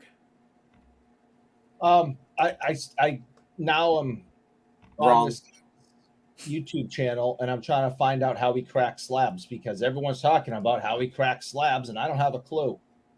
Cut it in the middle. It's on Chasing Cardboard, and it's the one where he talks where he did the clickbait of destroying a 52 tops mantle, and he literally did it down the middle where you can cut a card. So that's he risked it unnecessarily. It was a very high risk, low reward way of cracking a slab. I'll put it that way. Okay. I reward in clicks. Oh yes, So- from that perspective, yes. For the newsletter question, me proving it, does the fact that I don't even know where you sign up for a newsletter, does that prove anything? Because I don't even know where the hell you do that. I don't even know if I'm subscribed to Chasing Cardboard, to be honest with you. I think they have a newsletter, from my understanding. Hey, Brad, if you're good, just let me know and I'll bring you on. Let me see. Good evening again, Brad. How are you? Hey, what's happy birthday, Baubles? Hey, Brad, what's up? Not much. I just cruising. I'm not And now that Brad's here, I'm going to again point him out that he's wrong because we denounce our friends in this business, Brad. Especially if they're our friends, we eviscerate them. We don't just say they're wrong. We say they're wrong about everything in life from birth. I Wrong. had someone email me that had submitted a card through Brad, and I guess PSA. I would have to go back to the email. They wouldn't do it for whatever reason, and they asked if I could help them out. So Yeah, what card was it, Baubles? let me pull the email up. Was it a cheese string them on? Because I know a guy. No, it was a hockey card. All right, real quick, I'm going to read a couple of comments here, Bubbles. Hi, Graded card collector here. Good evening. It's great when people oppose you. It's helpful to learn a different approach. The ability to articulate different points, accept different views, and make decisions will definitely help you. I think you should be open to it. I'll put it that way. You should at least be open to considering it. And sometimes the other person's an idiot, and that's okay. But at least if you've been able to evaluate it and look into it, and like you can be like, okay, Eric is wrong. See, we're all right. Done. Eric Perkins here. Good evening. This all happened to lead me to your channel, Carlos. Now I have to hear someone saying you're wrong, Eric, from besides my wife. There you go. Nice. I hear that a lot at my house, so I Mhm. feel your pain. Yeah. It was my Gretzky Brad from James. There you go. Thank you, James. Oh, cool. Appreciate it. But yeah, so the point is that, like I said, I have zero issue having Mike come on. He's come on before and chatted about stuff, and I have no issue with him defending Ty again. But as you guys listened to when we were having the conversation, I'm also going to push back on some stuff. And Mike conceded a couple of points because if we're talking about the facts of the case, there's certain parts of it that you just kind of have to accept. And it's okay to say, well, in his place, I wouldn't have done it that way. That's okay. So you can disagree on that piece of it, and we can all agree on that.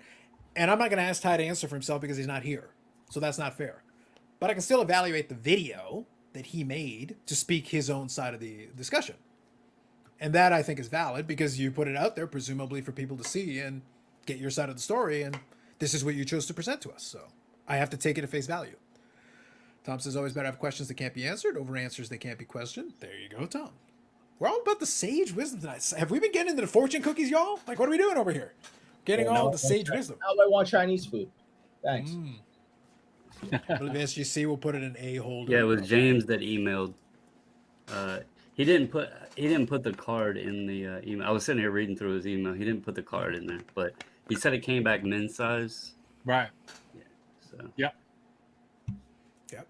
And Andy here, she blind bit factors. Good evening, Good evening, Andy. Mike has asked for my opinion on videos from time to time, and I promise you, nobody has told him no more than I have. Clearly, you need to tell him more preemptively. Just preemptively. Just be like, I haven't even seen it, but no, stop it. Stop the thing. Delete it now. Carlos says, Mike will make a point of telling Carlos he agrees with him, but it looks like it hurts. I know. It's so good. That's what makes it even better. Accept the rightness of my words. Accept them into your soul. I enjoyed it. He had so much fun today. You loved it. Brad, look, I'm just going to say this between you, me, and the folks in the chat. The thing about Snarky Carlos is that the regular Carlos is Snarky Carlos. I just need plausible deniability. I don't even need an excuse. I'm like, please say the dumb thing. Please say the dumb thing. You're going to say the dumb thing, aren't you? And now I get to crush you. It's so good. That's all I want. Brad, I asked for so little. All I want is just an excuse. Just one little excuse. You know, for someone who's not married, you sure know a lot about marriage. Something else that surprises me about that whole situation too, and maybe it is and it just wasn't mentioned, but with their audience and platform and their eBay store, like all of that, I would have to believe they would have a contact that they could, like, even I have a contact that I can shoot an autograph over to and get an opinion on from a reputable authenticator. Oh, so you're talking about like the Pawn Star situation. I need to bring an expert in on it. Oh, well, just like somebody they have, you know, that they could shoot a message to and be like, hey, you know, what's your opinion on this? It just, you know, you would think with the connections they have and all of that and the audience that they would have that. I mean, maybe this is a good excuse to get, maybe you need to get a guy. Maybe clearly the lesson here is that you need to get a guy. Will says, for the record, my dog's name is Ty. Just feel like sharing that. There you go. Thank you, Will. Fair enough. Here's a question. What do you think? James brought up that point. He reached out to Baubles, and what is everyone's opinion on? So you have a card that comes back from like any grading company, and it comes back as altered, or it's cracked out of the case, and it's sent to other grading companies. So say I get a card back from PSA, it's min size. I send it to SGC. SGC grades it. I sell it. My whole purpose was to sell that card. I list it on eBay. I sell it as an SGC 5, and it sells, but I know it was min size with PSA. What's the opinion? Should I have to disclose what I know about that card? So that's a tricky situation, because even if you disclose it, the next guy's not going to. Completely. So it's I just kind of I think about that, because I always refer people, especially with min size cards, like if someone asks me on a Gretzky comes back, and try it at SGC, try it at Beckett. If it's truly min size, SGC does have the authentic minimum size not met or whatever, that they'll label on their holder. So if it was truly min size, it may just get an A with that notation on it. So this card is now back in a PSA altered. So it's about 2000 Bowman Chrome Tom Brady. Me and Luke bought this together. It's Tom Brady. It's a fraudulent quarterback. Go on. Do you remember the story? I think I talked to you about this, Carlos. So now this card has had the journeys. I sent it to PSA. It was a KSA 10 when we bought it. Damn. We cracked it. We cracked it because it was a KSA 10. So it looked great. We cracked it out. We sent it to PSA and it came back min size. So I was like, okay, let's try it again. So I sent it back into PSA another time and it came back minimum size again. So then I was like, what should we do with this now? Let's take it to Beckett. Beckett, it came back an 8.5. We cracked it out of that case, went to SGC. SGC sent it back to us min size. Same as the original PSAs. We took it back to KSA. We cracked it out of that case. We took it back to KSA, and KSA gave it an 8. So then we took this card. And so now you're in debt, and that card is a write-off because you've spent so much in grading fees. No, Brad is doing it for science. I'm trying to learn. So then I sent it back in after this. I sent it back to PSA, and PSA has deemed it altered. So maybe at some point, cracking it out of these cases, we actually altered the card ourselves, which could be the case. But I am going to take this to the national. Yeah, that Kurt's card here. No, like it looks perfect. I don't see anything. No, like I don't see anything. You know, if it was over $10,000, I know some coaster makers.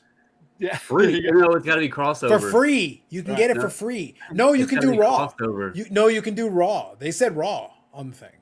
Right. I thought it said crossover. I saw raw. I'll find it. I saw raw as well. So let's just say, Carlos, if I get this grade, I'm going to try it at any grading company that's at the show to grade it. I'm going to see what happens. I'll let everyone know what happens. But say if it does come back with a numerical grade from one of these other companies, and I go to sell it. Have you checked it against another card from the same set? I honestly, yes. I think I checked it against another Brady. I thought it was a perfect card. I really did. And PSA and SGC both said min size. And now PSA on the third attempt with PSA, it's altered. And again, in fair, like, not sticking up for PSA, but maybe I did do something to it. So okay, it's a little bit small, but I'll read it to you. So it's here. So this is the coaster makers here. TAG is not soliciting crossovers previously. That's very magnanimous of them. Out of respect for the grading companies who build the industry, again, very magnanimous of them, considering they're not in business, but that's cool. At the national convention, TAG will demonstrate its technology utility by grading any genuine raw or crossover card with a market value of 10,000 more. Yeah, like, I'm not sure they know how to tell genuine. Can the machine tell? Raw and genuine with a market value of 10K or more, same day for free. So Eric, Brad, get on with it. Let's go. Eric, you could get your whole collection done. You could get it done as a brick inside of the coaster. Amazing. I just can we just back up a little bit, please? So Brad wasted about $80,000 on this experiment, and that's fine. That's conservative, but go on. So he sent it to the. I'll leave Andy's comment on here while Eric's saying his thing. Okay, so he sent it to the top three grading companies, and two of them, one of them 3 times, and another one said that there was something wrong with this card. One company out of the 3 graded it at 8.5. I don't think anyone that watches this show regularly is shocked to find out that it was Beckett who graded this a mint, whatever 8.5 in Beckett is. I don't know what the hell it is. Is that like a 10 minus near mint plus, I think. Yeah, whatever. I mean, who the hell knows? It just goes. I mean, here is just more and more and more and more proof that Beckett is the biggest garbage company out there. PSA 3 times, no good. SGC, no good. Beckett, love it.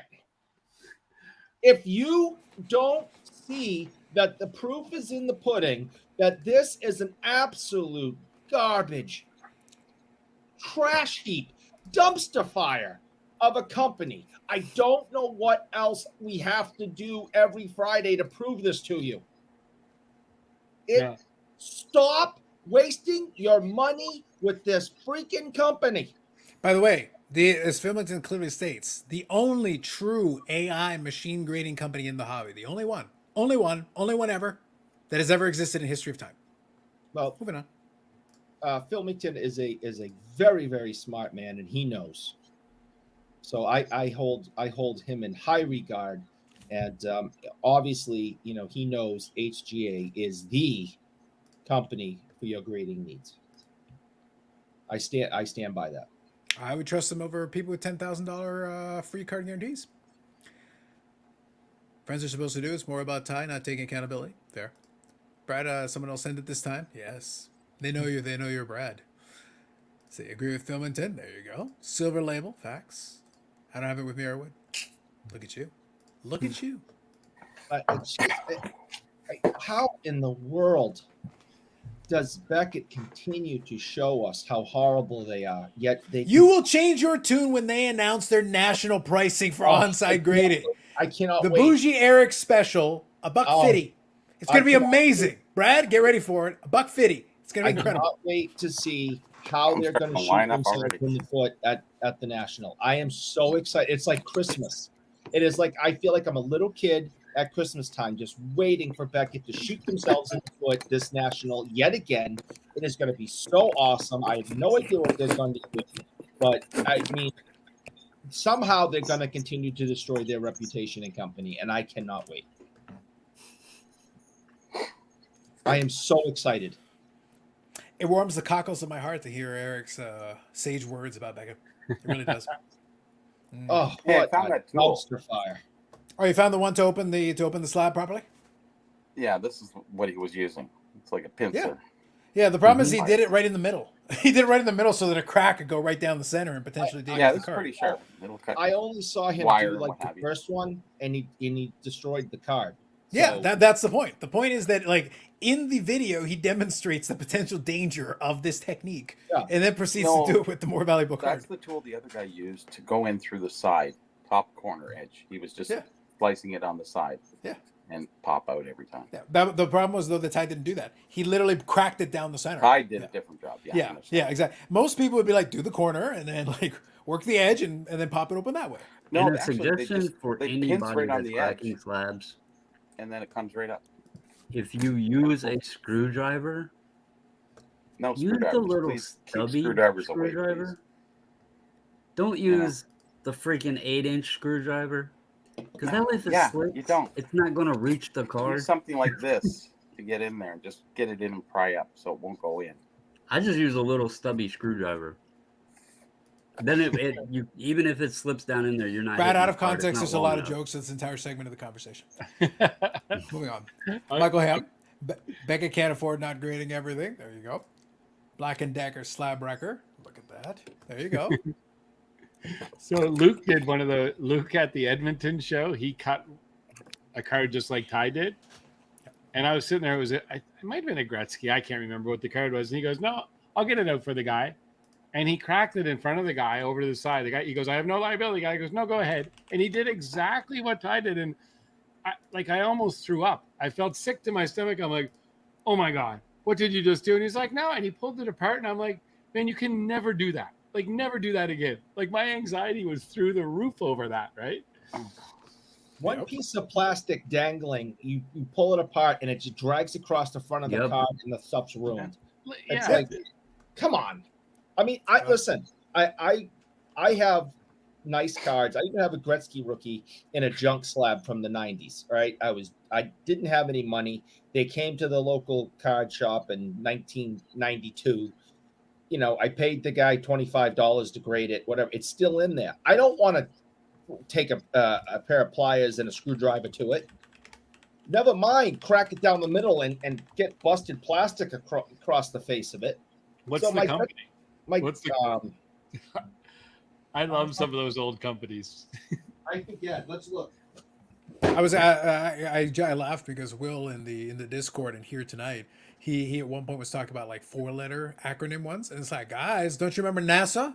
In Canada, we had NASA, right? NASA with the rivets. Come on, it was good. That way, there's quality. Champs.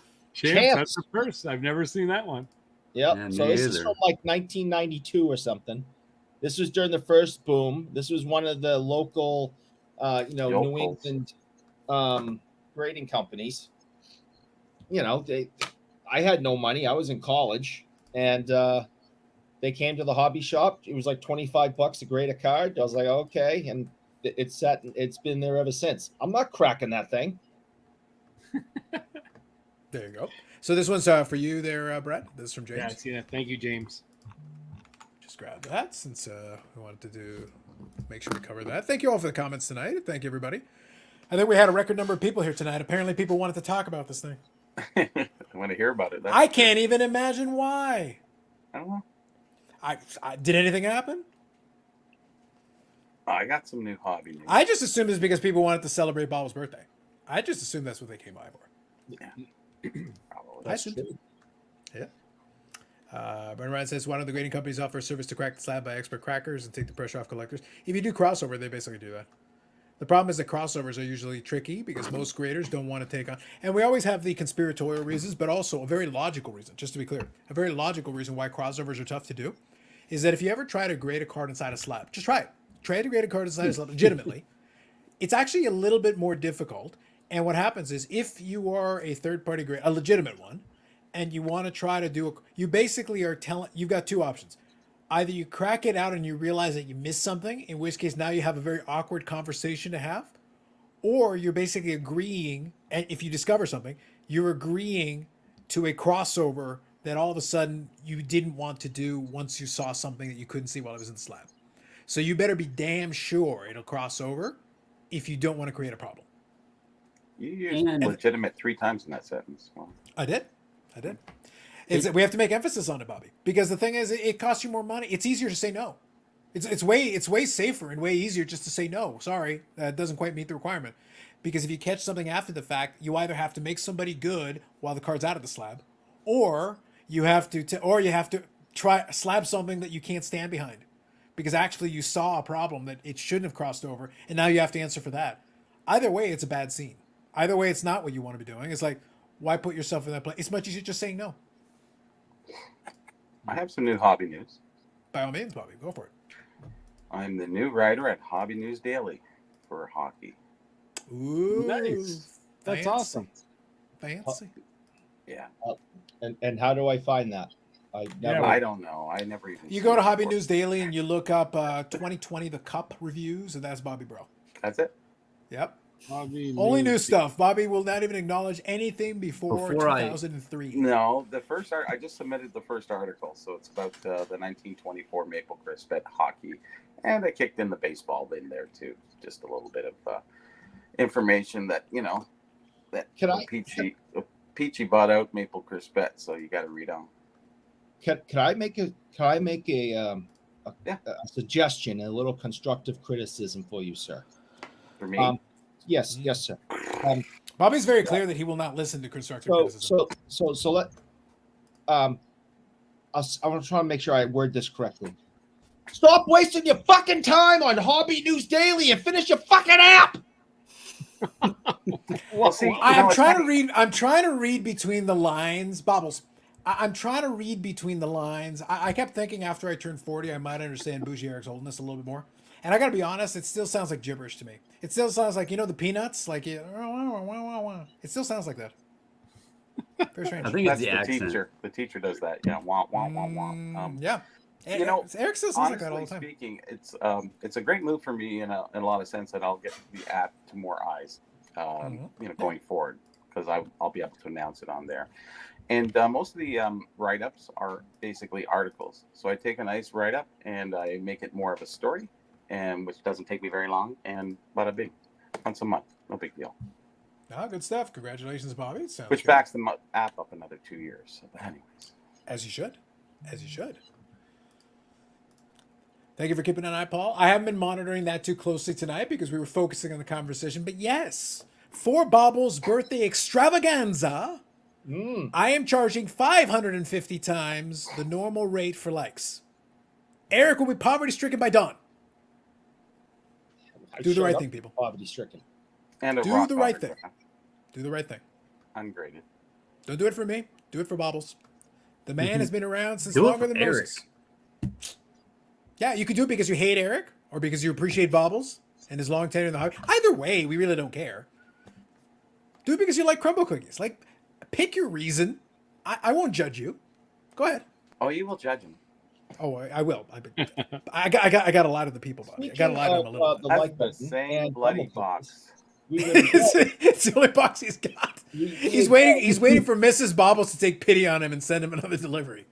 I was going to again, get like some to crumble remind cookies, but I everybody broke the that pop we bottles on are the way to the store. sponsored by Crumble. I'll be right Cookies. back while he's babbling, and hit the like button to make it to charge Eric. And they have been gracious enough to offer to pay for the like button moving forward. And we have a new code. It is no longer for this week only. It's no longer tell them that Carlos sent you. It is Happy Birthday Baubles. So anywhere in North America, right? Because starting last week, the code now works in the United States. Go into any Crumble and get a 10% discount by saying Happy Birthday Baubles. Oh, it's 10% now? 10%. Oh. Happy Birthday Baubles. And remember, if you get that grumble, you go get yourself some crumble.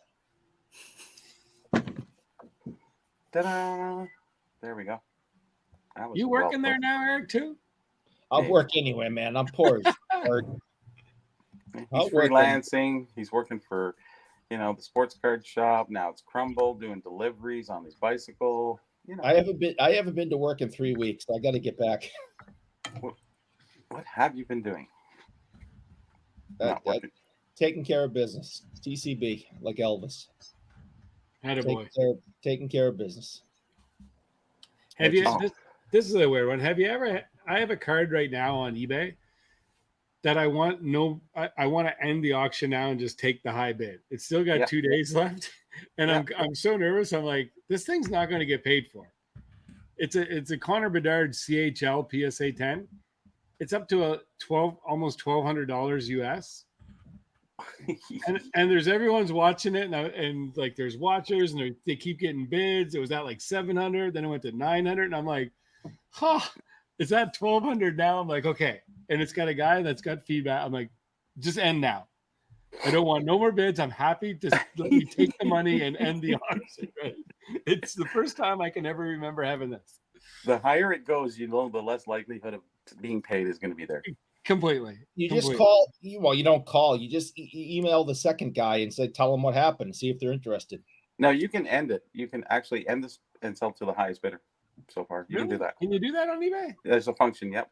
Yeah. If you want to end the item, it'll say end. Do you want to sell to the highest bidder? And you that's good. But then I would, because we run our auctions start to finish. I tell everyone that sends offers, like, it is what it is. So I can't do that now. You know what would help though with your auctions, Brad? Yeah. I heard, and this is a thing I just invented. This is brand new. I think you can have auction watch-along parties. I hear there's some people who are like, they have nothing better to do with their lives but to watch auction watch-alongs, and they'll pay some dork to host this crap. I mean, if you can believe it, Brad, like, it's crazy. I heard about it on the dark web, and they'll pay some doofus, some douchebag, to host this crap. Just imagine, like, it's crazy. I was shocked when I heard it the first time. I couldn't believe it. Bobbles, it blew my mind. I couldn't even believe it. What's your eBay store, Brad? I'll do a watch party for your eBay store. How much you paying? I'll get. I know. Look, I told Brad, it's like, I'll do it for a nominal fee. Like, seems like the right thing to do. Mm-hmm. I don't know how big the audience would be, but it's okay. What I heard from the dark web thing, apparently you don't actually need an audience. You just need somebody gullible enough to pay the guy to do it, and like, hey, here's an auction. You guys should bid on it. Follow up and see if the winning bidder pays. Like, we got a whole story here. If you relist it, you would have like, no, they watched it, like it was legitimate. It was a non-payer. Man, isn't there one of those cards on eBay right now for like $20,000 or something? This is just I think this is just a base card. Like, it's just this. Oh no, it's the one that I have. CHL $20,000 they got on it. Oh yeah, I don't. It's actually bumping your price up, so it helps you. Well, you know what? This is part of my strategy. I'm pretending like I'm not trying to pump this card, but really, I'm trying to pump this card to get more. This is your watch party. Yeah, that's what I'm doing. There we go. Gotcha. Huh. Smarter than the average sports card dealer. Well, if he does the better deal next time, we'll actually put it on the screen. That's where you get the full impact, the full spectrum. How many days are left? Sunday? It ends Sunday night. Okay. We shall see. Like I'm looking at that, that's up to $1,200, and Bernie Nichols PSA 10 is just hanging tight at 65. my old boy Bernie Nichols. Good old Bernie, he was a great player. There you Sure go. was. Tom says here, you gotta love the card auctions commentary live. Haven't tuned in a while. Used to go watch these this week, but two-way marketing driven now. It's okay. It just turn around and you'll hit one because apparently there's one every day of the week now. Michael Ham says, what happened to Brian Gray? Dude as it goes. He's probably off trying to figure out what other trouble he can get himself into. Old BG likes to do that. Him. He's been very quiet in the industry, so to speak. Well, we're getting close to the Nationals, so if he's going to do something outlandish and crazy, now's the time. Well, he's having Pete Weber at the booth. Oh, is he actually having Pete Weber at the booth? Yeah. I like it. Saturday. I like it. The bowler? Yeah. But not only a bowler, man, he's one of the GOATs, and he's super memeable. He's got some of those great quotes. Who do you think you are? I am. That's a card on my watch list right now. I'm trying to buy that. That's one card I'm going to pick up the Nationals. See, Brad, that purchase I approve of. Okay, some of your other purchase I got more serious questions about, but Pete Weber, that's a good one. It's an awesome card. Like it looks good. It's hard signed. Like it's inscribed. Yeah, it's the inscription with the quote. It's good. Yeah, I love it. Yeah. Look, BG does a lot of weird stuff, but sometimes he'll come across an idea. That's why I made fun. That's why I poked fun at it. It's like, hey, BG, we can get my American Gladiator set. He'd be the perfect guy to do it because he could get some of the 08 Gladiators and some of the OG ones. They'll take the paycheck. You could totally do it. Why not? Take advantage of the documentaries they got out. Netflix has one, and they got the 30 for 30 as well. But part of the reason I had fun with that with Brad and I was talking about it the other day is like, look, at the end of the day, everybody can do whatever they want. But I just go like, I would love to know what the conversion rate is on that. Like an auction watch along party. Like I don't care how many people watch it. What's the conversion rate of actual business? It's not just making a watch along party. The whole point is to get some people to participate in the auction. That's how the company makes money. Really? Yes. Well, but I want the conversion rate. I want to know what the if anything, because you're paying for it. That's a hard number to find. That's just it. That's what I mean. Like, but if you're the company, then what would you even pay for it then? If you don't have any way of actually being able to associate what's going, would they have bid on it anyway if there had been no watch party? 2%. I don't know. No idea. Didn't Pete Weber have the first 3-point NBA history? Facts, Paul. Freaking Paul. I hope What's the card in your collection? I hope it's still freezing where you are. Okay. I hope you do not enjoy summer at all. I hope you're stuck at the North Pole chasing Santa Claus, and it's so freaking cold your toes fall off. Brad over there is like, cold sounds good. Cold sounds so good. Probably does. You don't have air conditioning yet? No. That means no. Oh, good Lord. No. So today I said, we're moving out.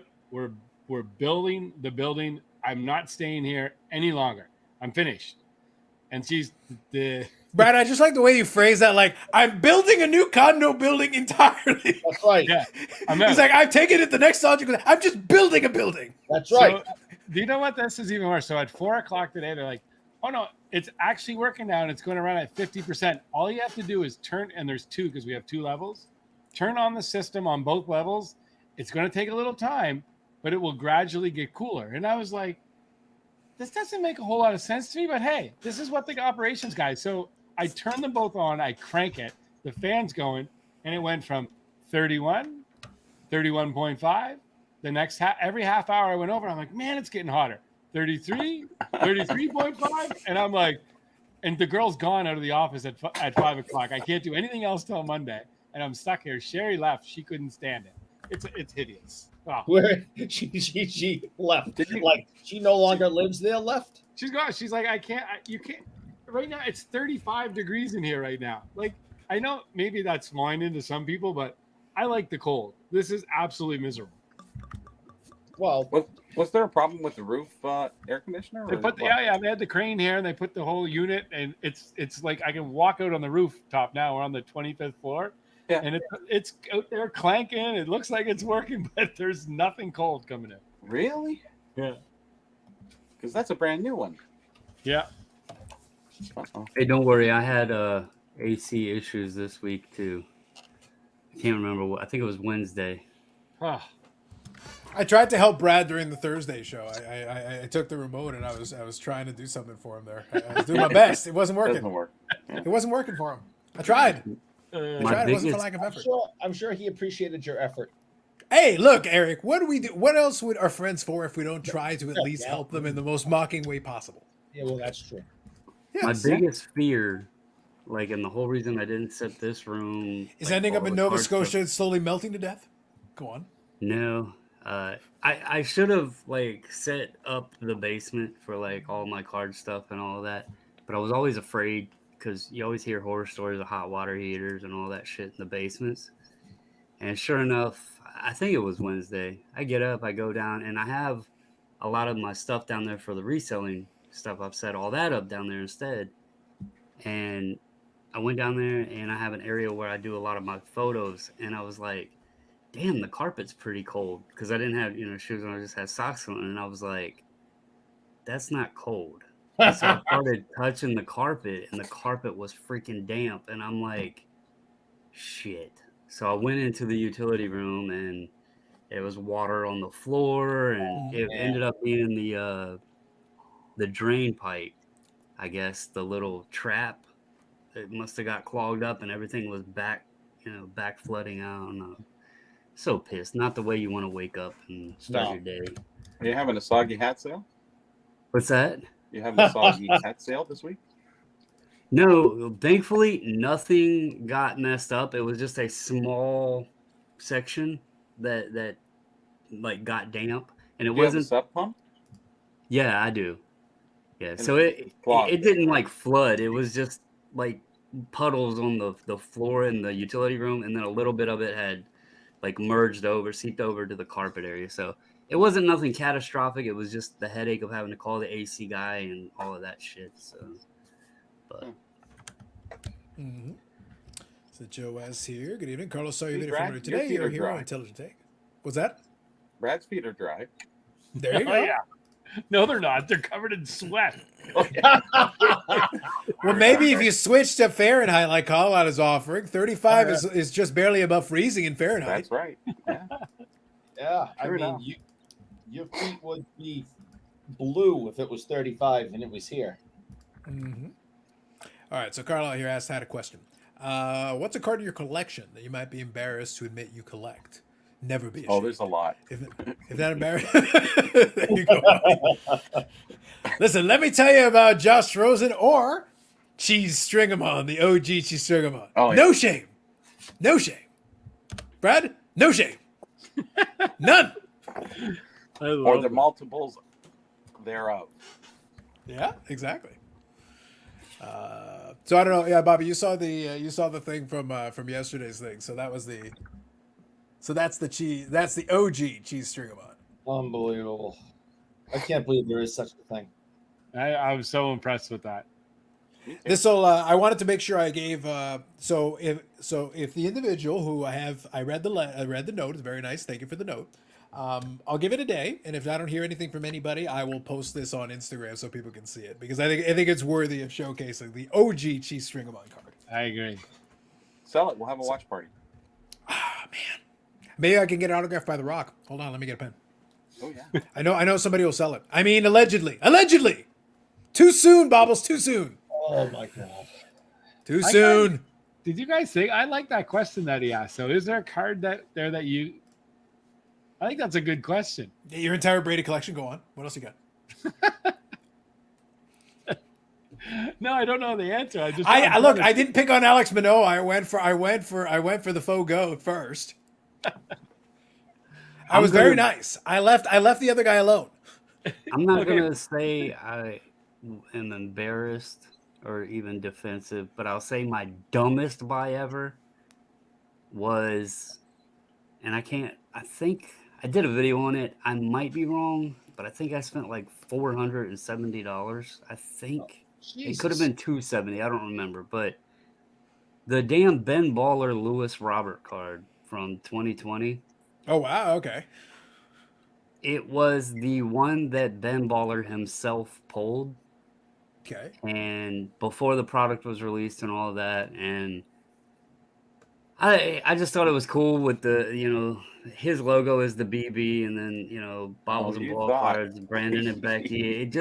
It all felt like it made sense. And then, that was sounds like Brad, probably too. the dumbest buy I've ever had. So we could say embarrassed, but I'm not embarrassed, though, that I can admit that it was stupid as hell.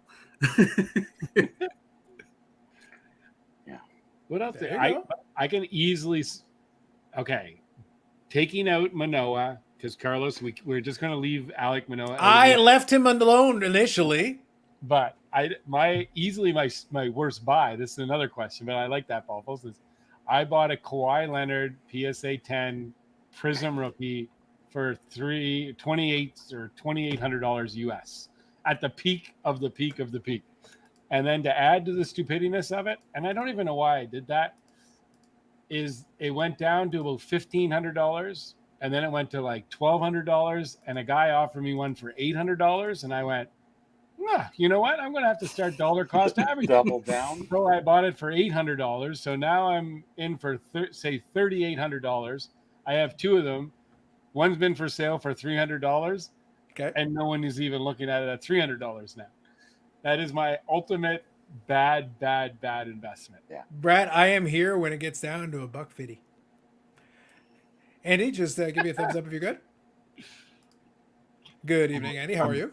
I'm just getting off the phone with my attorney real fast. Sorry. Okay. Could you? Yeah. Could you make sure that you get a good deal in for me for the rock card? I'll make sure of that. How are we going, guys? Good. How are you? Doing good. Look, to his credit, your boy acquitted himself as well as he could have, but I wasn't going to let him completely off the hook. I had to have a little fun with him. Well, I mean, and I talked to Mike a little bit, and I mean, I'm on the same page, and I mean, I think he is with everybody as far as like, Ty made a mistake in relisting that card. Yes. Does that make Ty a bad guy? No. I mean, it means he made a mistake. He shouldn't have done that, obviously. Getting as much glee as I did from the response video makes me a bad guy, but I like that. Yes. Yeah. But I like that about me, and I will triple down on that. I mean, obviously, I know Mike super well, and I know Matt, who's the producer of Chasing Cardboard. I actually set up with him like at the first Dallas card show I went to, set up with him and his son, and so I know him. I haven't met Ty in person, but I mean, I know those two guys well enough that if they associate with Ty, I think he's probably a pretty good guy. I mean, that's just kind of my take on it as far as that goes. But yeah, I mean, it was, bad mistake, bad optics, all that for sure. He's just stubborn. Yeah. Yeah, but that was why I thought that was a fun question with Mike when he said that he advised Ty against not cracking open a slab that way, and that's why I said, it's like, wait, so you're saying that Ty is a little stubborn in taking advice when maybe sometimes he should? Yeah, I mean, I saw that video, and I mean, I've cracked out slabs before, and I've never seen it done that way. So I was nervous watching the video, even though I knew that since they put out the video, it probably was going to turn out okay, but I was still nervous watching it be cracked that way. It was bizarre. Well, especially on a 50s card, because, Brad, I'm sure you've seen them. There's like no border on those PSA slabs around the damn 50s. That could have been very bad. Well, I was worried about it, how it spidered down the middle and like putting an indentation or something into the surface of the card. That's what I mean. That's what would concern me about it. I've never done it that way, so I mean, I don't know if he can do that consistently. I mean, I guess kudos. Well, the problem is he didn't do it consistently. The first try he did, he actually damaged the card. He proved right in his experiment that it's like maybe this. Look, the reason I have so much, and Andy, like we've had these conversations out here enough times that it's like, look, I'm going to do what I'm going to do, and I'm going to do this in the way that I'm going to do it. I'm very consistent on this, extremely consistent. But the reality of it is that because I don't know the guy. I don't care if Takai's a nice guy. This actually has nothing to do with the conversation we're having here. Sometimes stubbornness is a hell of a drug. And there's a time and a place where sometimes, like, maybe sometimes the people aren't just being negative. Maybe they're actually trying to give you useful advice to go, hey, maybe you need to reconsider this.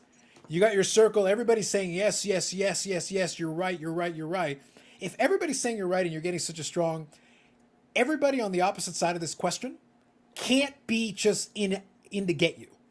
That can't be true at a certain point, because if otherwise reasonable people are also telling you you're out to lunch, maybe there's some truth somewhere in the middle between these two extreme positions. Yeah, and like I said, I don't know Ty, but Mike in the past, he's asked me my opinion on some of these videos that he's put out beforehand, and there's been several that I was like, I don't think I would do that, and some of them he's like, yeah, you're probably right, and then some of them, he went ahead and did it, which is his, it's his prerogative, it's his channel, so he can do what he wants. But yeah, I mean, I'm one of those guys. I think Mike would tell you I'm not a yes man for him. Like I tell him no plenty. No, that's fair. And like at the end of the day, it's on him if he wants to listen to the counsel. It just depends on what, because again, it depends. If the people around you are telling you no, and you got to at least figure out why. Maybe they have a good point. Maybe there is a reason they're saying, hey, maybe that isn't the way I would do it. Maybe you should. That's why when Mike posed the challenge, what else would you have him do? It's like, actually, I got ideas. I'll tell you exactly what. Like if you were asking me what my advice is, I would have added this line and I would have added this line right at the top. You've diffused 85% of your opposition.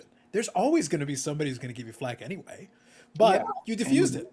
And to be fair to Mike, like there's been several videos that myself and some of our other friends have told him not to release, and he went ahead and did it, and it turned out fine. There was no, it wasn't as controversial as maybe we thought it would be. So, No, that's fair. I think that's reasonable. I think it's reasonable. I like this example. It's a bit extreme, but at the same time, also I would point out to the character thing. And look, even if we take an extreme example, sometimes there's a valuable point.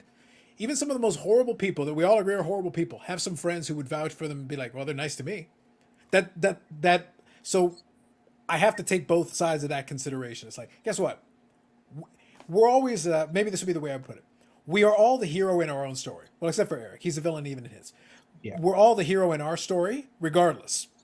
So it's one of those things where even if we do these horrible things and people will make you doing horrible things, it's like, but I'm the hero in the story. You guys are all wrong. I'm the hero. It's like, well, actually, you're not. You're the baddie. Sorry.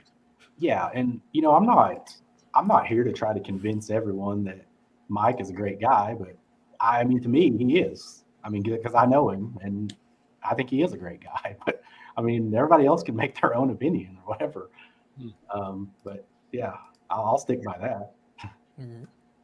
Okay, I was asking a question for Brad. Would you sell the Ty Cobb Auto at AMG Raw only if he tosses into Tom Brady? Do it, Brad. Do it for him.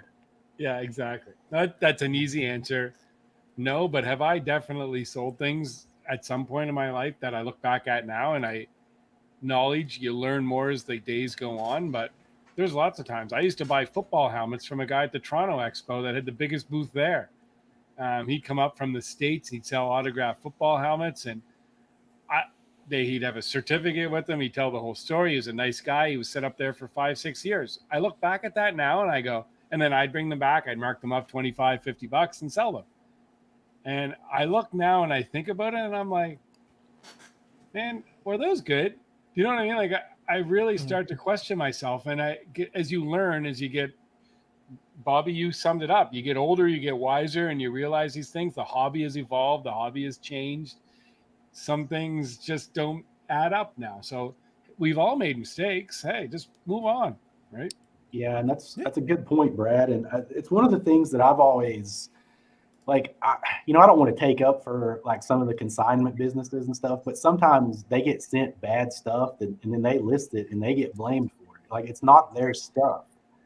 And if you're listing, tons and tons and tons of cards, and especially ones that are graded by people and end up being trimmed or whatever, how are they supposed to know that? They're just they probably have somebody that doesn't even know a ton about cards, just scanning them and listing them.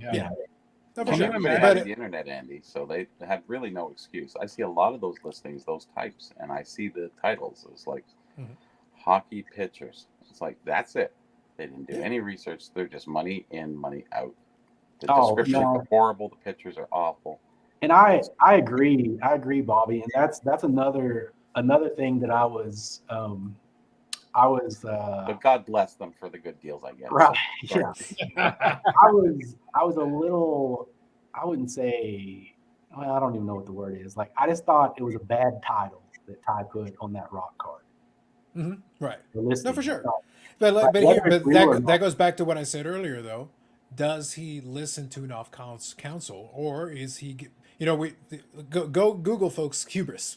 Is there a situation where like you're just pushing your luck a little bit? And the other point that I've made to Mike, and I repeated it tonight, but I also said it to Mike's virtual face back when we conversed at other conversations. I said, you might think it's okay to pull off XYZ. Maybe people don't know your sense of humor. Fine. But here's the thing. You've also got a bigger community than most. So guess what? You don't get the same. That's why I used the example tonight. You have 10 subscribers. Guess what? Say whatever outlandish, ridiculous thing you want. Who cares? The stakes are so low. It doesn't matter. You lose nothing. But you have volunteered to head up things for the community, quote unquote. You haven't necessarily appointed yourself the head of certain segments of the community, but guess what? Who's the guy at the front face of Hobbypalooza? Who's the thing in this? And who's the thing in that? Well, guess what? That means, unfortunately, we have to hold you to a different bar and a different standard. You're not going to get the same latitude. And Ty is in the same boat. I'm sorry. Chasing Cardboard has done well. Because it's done well, you don't get the same latitude. Oh, no, I agree. Yeah. Yeah, I agree 100%. And that's just, I mean, that's the way it is in any industry or business, whatever. But I'm not convinced Ty realizes that. I'm not convinced Ty gets that. He goes, but why me instead of being inside? No, it's not unfair. You unfortunately, you have to go a higher bar than the average. You have to go out of your way to make sure that you're selling shit. You're buying collections and selling shit. Your credibility is everything. You need to be above reproach. If it's borderline, you need to err on the side of, it's not even saying, oh, I'll always make, I'm sure he does. But this was an unforced error. This was an easy one. This one was a layup. And to your point, you only get so many unforced errors before things start turning red. So this is his first knock. Okay, great. Yeah. If there's another one in shortly down the road, then things will really start happening. And I'll guarantee you, Sports Car Radio is sitting in the background, ready to go. Oh yeah. Like they got the video. They're like they're literally just like, go ahead, say the wrong thing, do the wrong thing, give the wrong look. Twist your head in a way that isn't. The video will be out. Will be out by nightfall. I just hope that Ty didn't get any PPP loans, because God help him if he did. Yeah, I don't think. And the other thing in that video that I used as the example was the autograph here. Where this one I got in person, and I actually want to test this. I'm actually genuinely curious because again, I know exactly where this came from. I know the provenance of the whole story. Well, I'll give you a different example. In the PSA. This one I got through the mail years ago. I have no idea if these are any good or not. But here's the thing: it came through the mail. I'm not going to pretend I know for sure.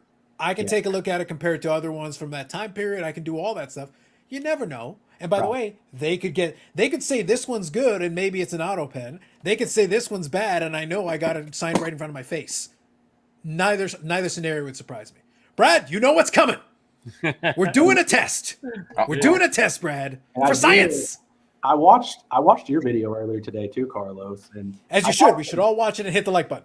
I talked to Mike about your video and I was like, maybe, you did it in your own style, right? But I was like, you weren't wrong in anything that you said. I was like, I mean, everything that he said about the situation was pretty much spot on. He didn't. I'm going to just take it and quote it that way, Andy. I'm removing the qualifiers for, doing your own style. Everything he said was pretty much spot on. You're damn right, Andy. But it was spicy, which is your style. So it's consistent. It's consistent. Yeah. Look, man, where's the fun in it for me? Look, if you're gonna stir Cranky Carlos, who's basically on the surface at all times, if you're gonna stir Cranky Carlos, you poke the bull, you get the horns. I'm gonna do it. People could criticize you. They could be like, "Well, I don't like the way he said this." I'm like, "Yes, but was what he said correct?" That's the most important part, right? Right. Yeah. So and the key though to that, and Mike, I don't think Mike had an issue with this, is that I never attacked the man. Right, and I don't know the man personally. That's the biggest issue. I think that whether people think right or wrong that they should be going back and forth on this whole thing. I think the personal stuff was what kind of like brought the response out, which I think that's what those guys wanted that. So If I got the models for sale, I know who I'm calling. Mm-hmm. Just saying. That's always like, look, the whole point of making provoking content is to provoke, and once you've given that response, then that's how this works. So knowing that, then you have to consider your response even more carefully, and make sure that you stay on the topic. That's why I said, like, look, Mike was good with his video. I actually thought Ty's video did him a big disservice.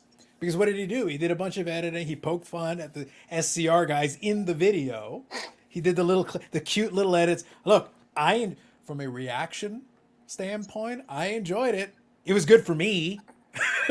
but if I'm Ty, it's like I would not have advised that. That is not the approach that I would advise to take on this one. And that's the thing, is like it depends on what you're aiming for.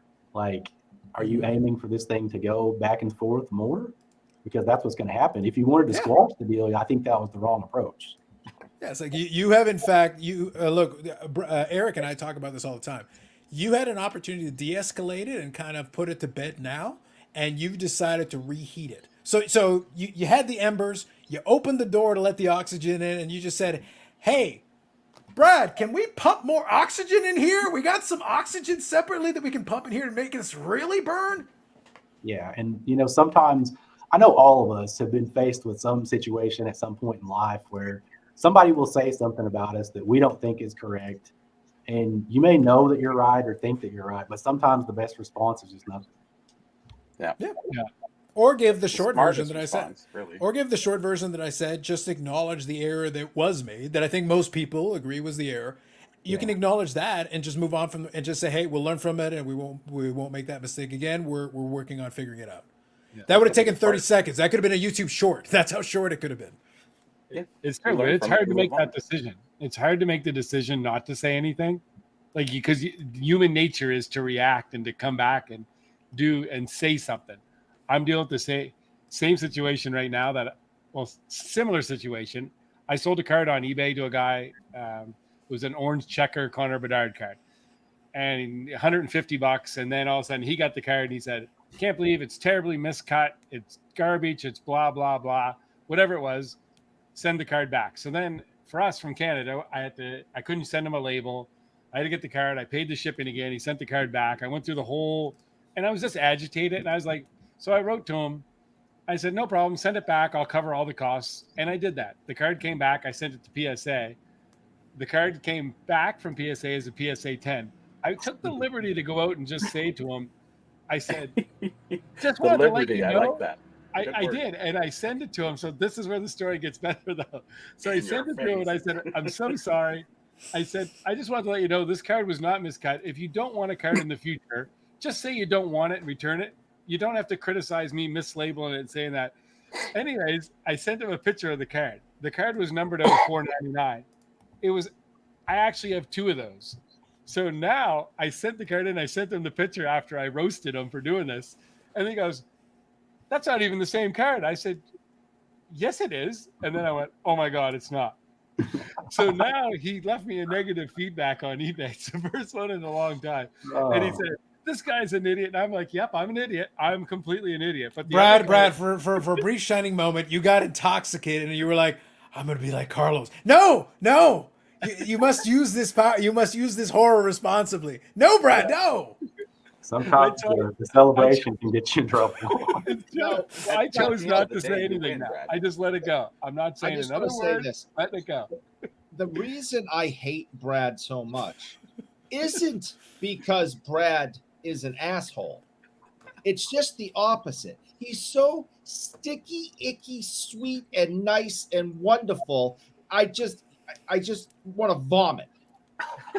Okay? So that's you sure why it wasn't the mayo? It wasn't the mayo that was making you sick? That's the gross. Is the sticky icky. So that's why I hate Brad. And I haven't hid this. I've been very open about my hatred for Brad for a long time now. So when Brad tries to be an asshole, he has no idea how to do it. Yeah. And it's a good thing to be bad at. Badly, he failed at it. Yeah. This just makes me hate him more. It's good. I completely failed. And I know, like, when I got on here, we just kind of dove into this, but I wanted to say happy birthday, Baubles, and then happy late birthday, Carlos. Yes. Thank you, Andy. Appreciate it, man. Thank you, buddy. Appreciate it. And Eric sent along, some jars of mayo because I know it's the food of his people. It's part of the celebration that he has. Nope. He's very much in denial a lot. Did you see my present, Andy? The Rock? Yeah, I saw that. That's a beautiful water. By the way, I'm did you taking like it- my did you like I my gotta little get dig it with the authenticated, Favre Auto? so- Did you like my little dig with the Favre Auto? Inside of that weird plastic thing. So they sold it to me and it was in this plastic thing around it and like Crazy. I don't know, it just made me more comfortable in the purchase, Andy, of this autograph inside this plastic thing with like a red label on top. It was weird. That's crazy. I'm gonna send this to my autograph guy. See what he says. Yeah, you ought to send that to Becca. Send him a picture of it. See if it's good. It's good. I remember Right, one of okay. my biggest mistakes was I was staying up late watching Classic about 10, 12, 15 years ago, and I was drinking. I won some stuff that I didn't know I really won until the next morning. So it was an exciting day with the wife the next day. Oh, I bet it was. Oh, it was a good one. There's your learning experience, boys. There Yeah. you go. Yep. Defects of Life says, should have taken the high road, taking any ammo away from SCR and others. Well, that's the thing. You can make the choice. You have to kind of figure out what makes the most sense for you. I bet Berkeley would have encapsulated that rock. They've got a holder for it. Just saying. Yeah, and that's kind of to Brad's point earlier. Like sometimes the hardest thing to do is just nothing. Yeah. It is, It is. yeah. But like, Very but that's why it was funny that it actually happened this week. The eBay story I gave was a real thing this week. When the buyer came to me, I went and looked into it, and when I found out that the tracking didn't lead anywhere, I go, well, I'm screwed, because I should have checked more carefully when I initially sent it, because I know for a fact I took it to the mailbox. I printed out the label, did the whole thing. I know I did it, but the problem is there is no paper trail leading anywhere. I know it was created. Now I can go to eBay and go, hey guys, look at this tracking number. It doesn't lead anywhere. You guys generated it. Can you? So I can have a conversation with eBay. eBay and I can talk because they have a record. So, but from the buyer's perspective, I have to give them a refund. I have there's no it wasn't even a debated discussion. I hit the button and go, hey, refund's yours, man. I can't even argue. You could have the card right now and be laughing your ass off. I can't do anything about it. Mm-hmm. Can I point something out real quick about this whole thing? Because I just pulled up both channels, and it's very interesting. Right? And maybe this is something bigger to come out of this whole thing than even, did Ty do the right thing? Did Ty handle it the right way? How many Was sweet subscribers I've picked up from my absolutely wonderful, peaceful coverage of this? Go on. I mean, we could toss that in there, but I'm just saying. I have both channels up, Chasing Cardboard and Sports Card Radio. Sure, They're yeah, okay. very, very close in subscriber count. And I guess I didn't catch the Sports Card Radio part of it, but I guess they did a live or something. Well, they So did maybe a lot of that video was first chat. and then a live, poking a little bit more after that. So, again, that's why I said, look, Ty fumbled the football. If the Sports Card Radio guys then take it and then do a touchdown dance and excessive celebration, well, that you should pretty much expect that. But you did fumble the football in the first place. So you gotta take some responsibility for how we arrived at this destination. Well, if you look at both of them, you're almost seeing two parts to maybe a divided hobby. I don't want to necessarily call it that. But on Sports Card Radio, it's comments about, love you guys, and then talking about the topic and what was wrong about it and this and that. And then you go to the Chasing Cardboard one, and it's like 99%, love your channel, and supporting the response video and all of that stuff. So it's almost like this, which side do you take little adventure here, It's very interesting reading through the two channels in the comments. I think to your point, Bobbles, I think that those two channels have vastly different audiences. Audiences, yes. Yeah. Yeah. And I think this, like, if you just go through and browse these comments, it's very apparent. Like, almost all of the Chasing Cardboard ones are saying Ty did the right thing, good video, we love your channel, blah blah blah. And then you go over to SCR and it's like, we love your channel, that was wrong what he did, it's like opposites. But the important thing, Bobbles, because I scanned that comment section, and you'll learn a lot. To Bobbles' point, you'll learn a lot by reading the comment section. You know who was there in ardent support of Chasing Cardboard and Ty's video? You know who was in 100% support? Geoff. And that's how I know whose side we should all be on, Andy. Now I know. Geoff was like, well said. I forget what the exact wording was, but he was right there. Sports Card Investor, well said. So I know where we all need to fall in line. Now we know. We understand. Who else would I take? So it is said, so it is done. I'll just not comment on that one. That's the reason I brought it up, Andy, because it just made it so much more fun. Yeah, that's a different conversation. Hey, listen. Now you know who's on your side. Now you know that Ty should at that point Ty should be like, I question everything I've done in life. Well, Wait, Well, am I the baddie? I think what all channels, and I mean, I know this is not true, but I think what all channels should strive for is not blind loyalty, but it's people that will tell you the truth. Mhm. Like, I don't want somebody to say that I did the right thing if they don't think I did, just because, oh, I'm a fan of the channel, so you can't do anything wrong. That type of stuff. I don't think you did the right thing by coming on here tonight. It's always the right thing, Eric. It's always the right thing. You're probably right there. Oh, it's I just always wanted to the let right you know. I want to let you know that Eric is always wrong and no one should listen to him. Yeah. Very important that is noted. Yeah, just keep. We Yeah, start no off one's on ever that told level. me that before. Yeah. I okay. can't remember what it was, but there was one time that Eric said something, and I was like, you know what? He might be right. Yeah, I know. It happens. That one time. One time. I wasn't sure, but I thought like he twice might. a day, right? Maybe he's not wrong. Maybe Eric said Eric is wrong, and then it's like, yeah, that might be right on that one. That might be true. It could have been something. Just throwing it out there. That is what it is. a lot of fun. So otherwise, what else do you folks want to talk about?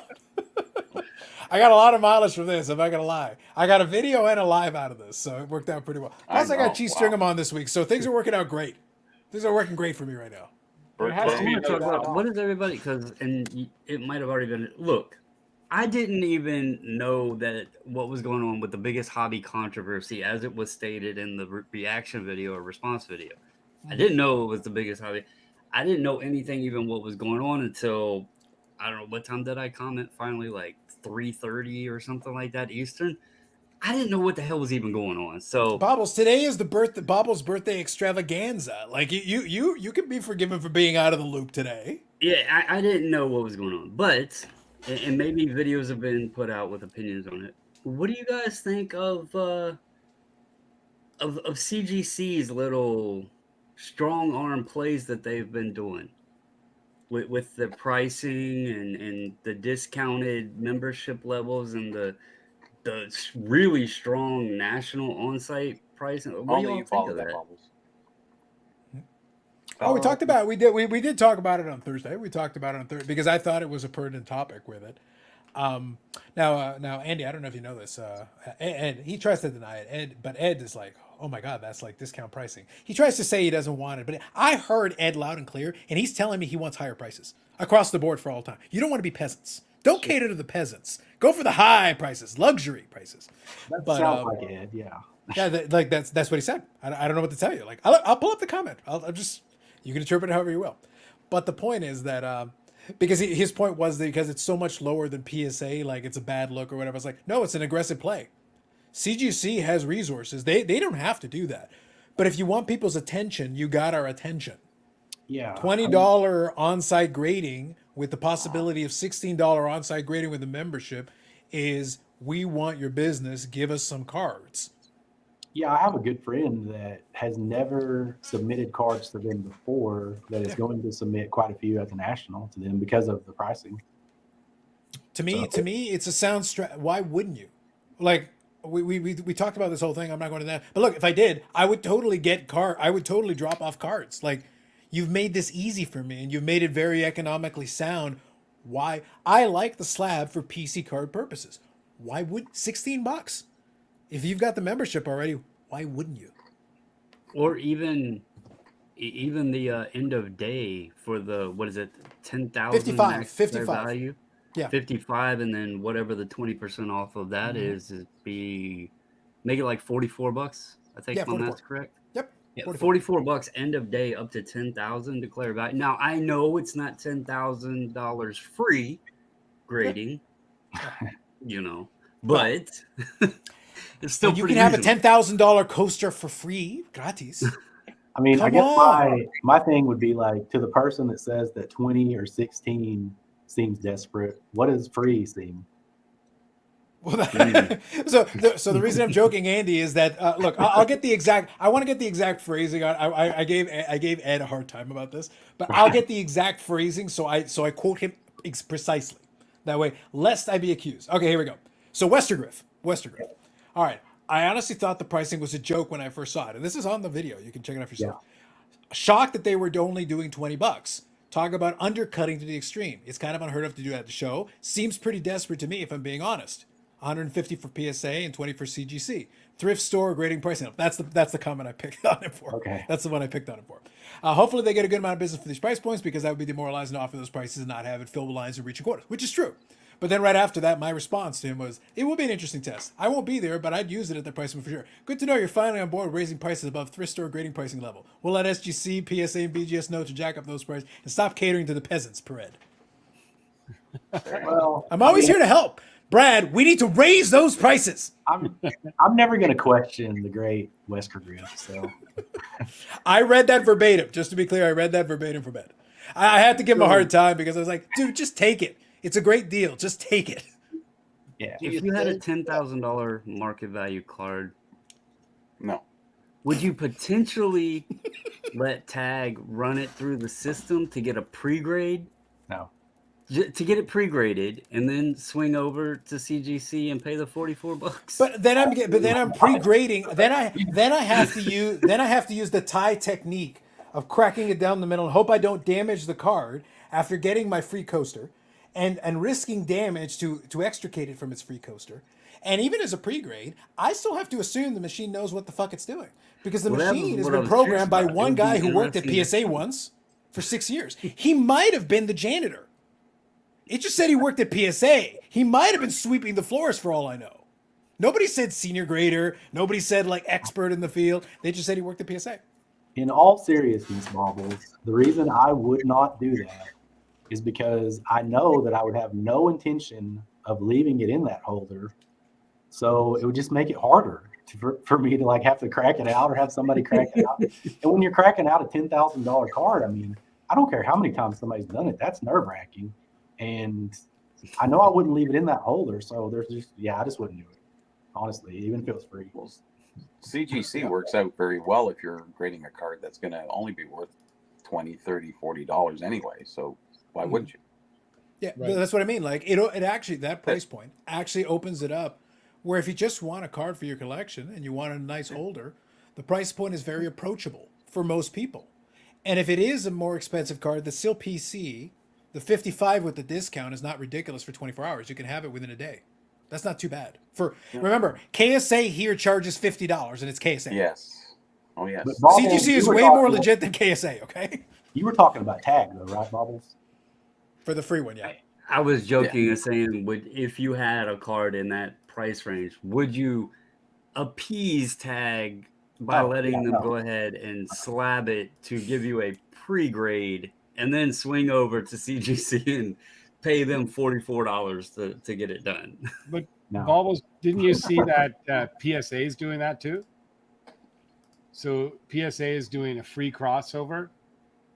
Did you see Nat Turner's a free crossover? No, for sure. So Brad, though, I'm making a distinction because the coaster makers are saying raw or now it has to be genuine, even though the machine can't tell the difference. It has to be genuine, $10,000 plus. It doesn't have to be a crossover. It can be a raw card, whereas Nat is saying crossover.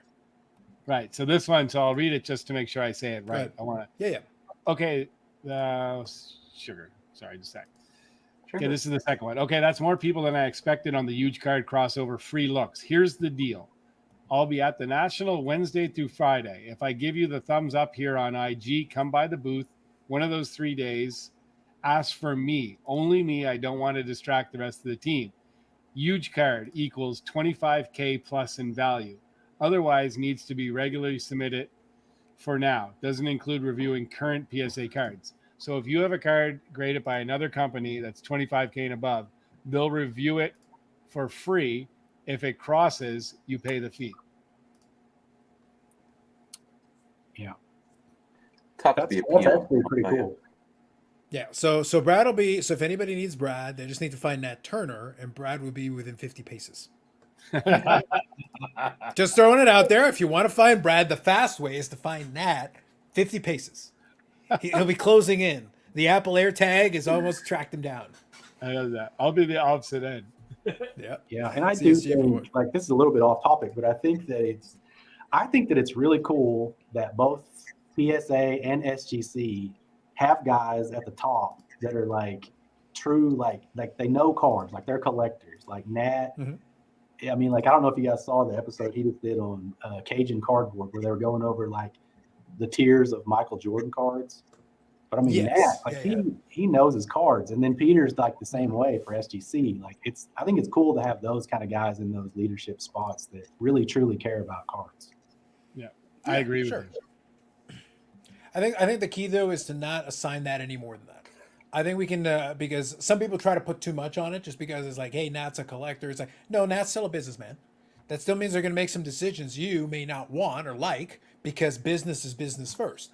But he can have his preferences. He can have things he as a collector wants, and he can still be knowledgeable. Those things can both be true. That can all be true at the same time, but it's still business is number one because Stephen Cohen is one of the big investors in that, and he wants return on investment. That's his number one thing. He's collecting money. That's what he's collecting. He wants to collect a lot of it.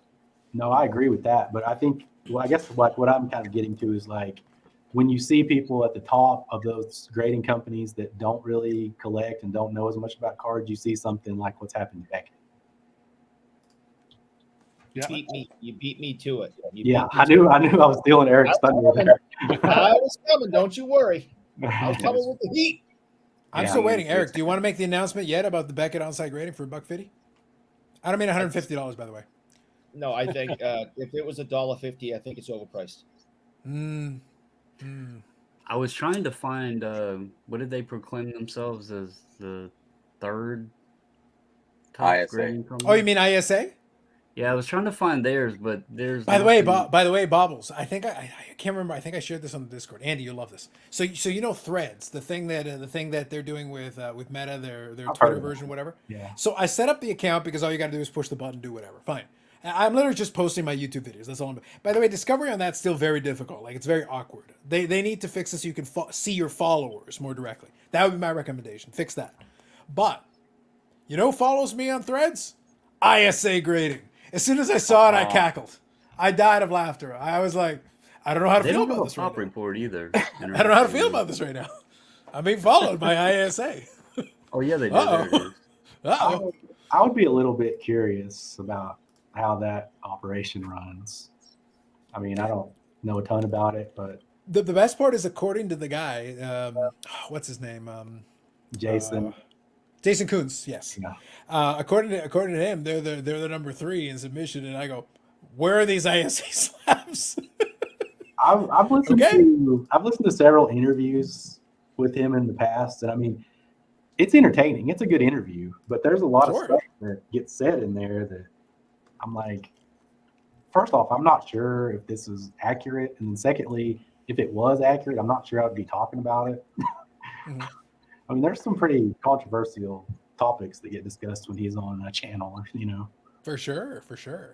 So let me kind of move it into Sandy, since you're going to be there at that, and Bobbles as well, and Brad as well. Let me move it into the national a bit, because next week we'll be coming up on it. I'll be doing a show during the national. I'll reach out to some folks and see if they're not hanging off the rafters by then. We'll see. Maybe we can get them on to say a few words. But here's something that I'm curious about, and actually playing into what we were talking about earlier about the Coaster Maker. By the way, anybody want content idea? I got one for you. Get a fake $10,000 card and try to see if you can get it through.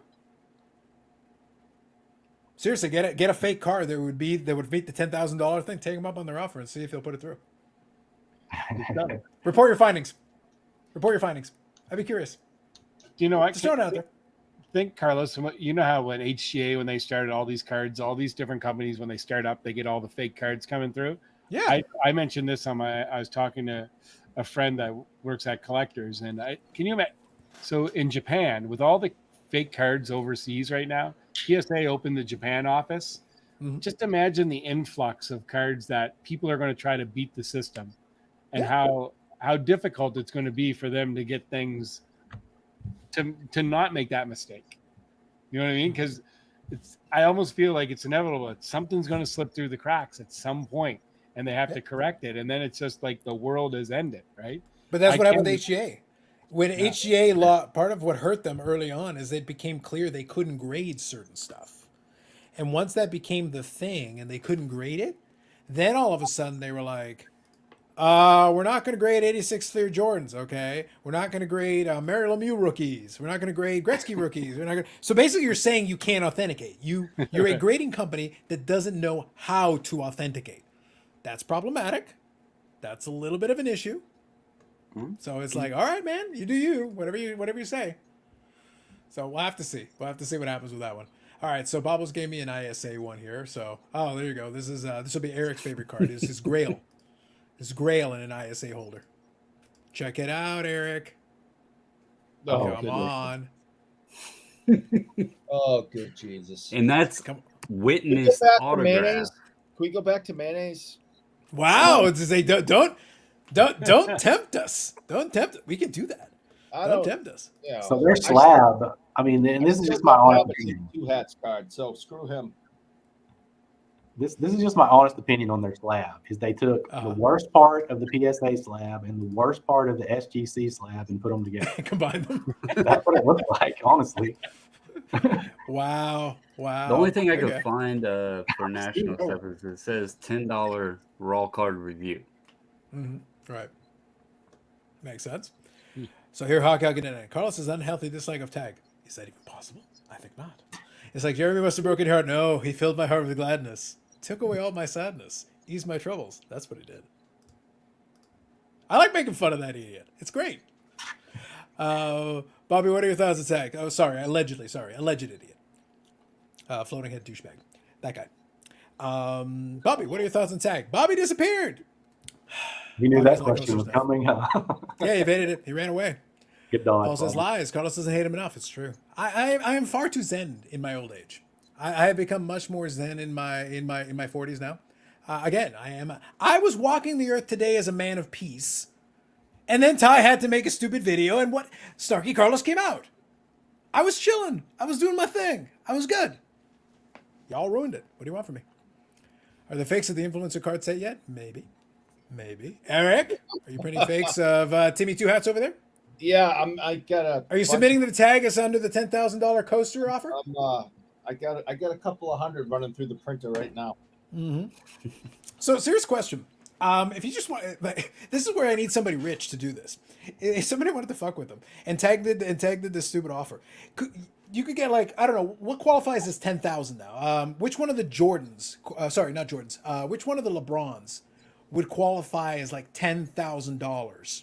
Like right on that line. Probably the Chrome. Oh, is it that? Okay, Brad has that one. Okay, so what if you had like 50 fake ones of that card and be like, yeah, you said that you do it for free. Yeah, here's 50. Run it through. Hey, y'all know Brad has that in an SGC holder as well? I do. SGC 9 with the 10 auto. Wow. That's how I got it. That's a sweet card, Brad. That's what he's chasing after Nat to get done. He goes, Nat.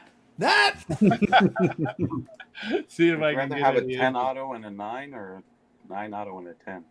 It's a 10 auto with a 9. What would you rather have though? You know what's very bizarre? An autograph of The Rock. So this is different. I'm so happy. The 10 auto on this, like this auto is absolutely perfect. And there's a lot of these LeBron cards that the auto is faded, and it's faded or like some of them are almost gone right off the card. So back to your question, Bobby, I'm really happy to have a 10 auto on this. So now, if you're going to choose for an on-card auto, get the better autograph. A 9 is fine, especially in a modern card. A 9 is fine. That's perfectly good. Might be a PSA 10. Here's something new. All right, hold on. Hang on one second, Bobby. I'll read this one and then I'll make it larger. Sure. Carlos is a man of peace, a piece of what I'm still trying to discover. It's all good. It all works. All right, so go ahead, Bobby. Oh, you. Yep. That's awesome. Anybody know what this is? 79.80. It is a box. Gretzky rookie box. That's awesome. And on the inside, how many GI Joes? There's actually it's a Pokemon, and there's about 40. Of course. We got duped. Oh no! As long as we all agreed. As long as we all agreed. Yeah. Not You want to really show the what back my one more time, favorite Bobby? box You want to show the is, back of that but one more it's time, Bobby? valuable. Yeah. Bobby, you want to show the back of the box one more time? I zoomed out just before you it's showed the back. so peachy Go on ahead. the back. That's all. Yeah, just want to let people see. There you go. Good Very stuff. nice. Thank you, Bobby.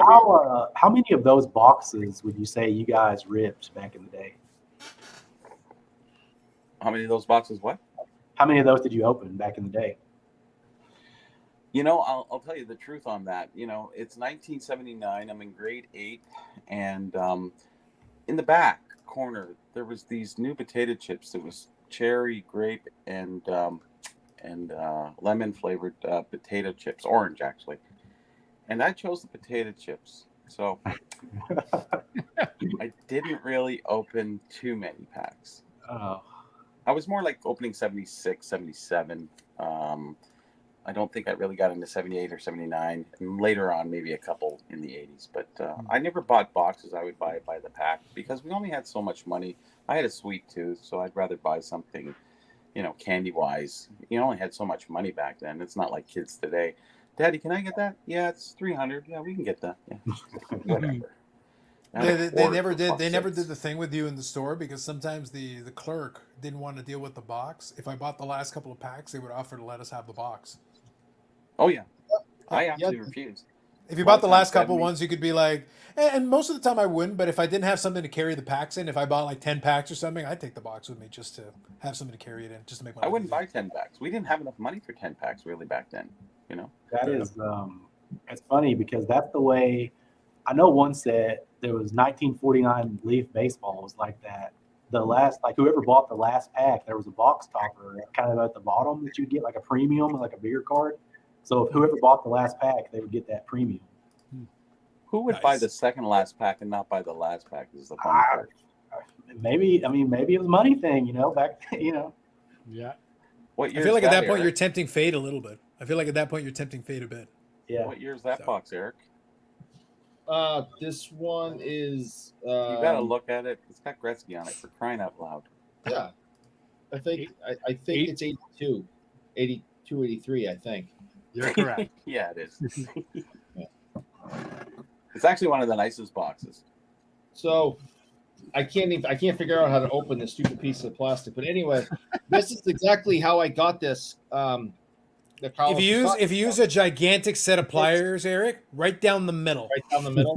Yeah. So here's the wax from the last couple of packs that I bought, and then I asked the guy because now the box was empty, what he was gonna do with the box, and he's like, I'm gonna throw it away. And I said, can I have it? And he's like, yeah, sure. And he just tossed it to me. So those are the packs that emptied the box, and there's the box. Yeah, so you guys didn't have any packs issued in 82-3 and 83-4, which is sad for Tops.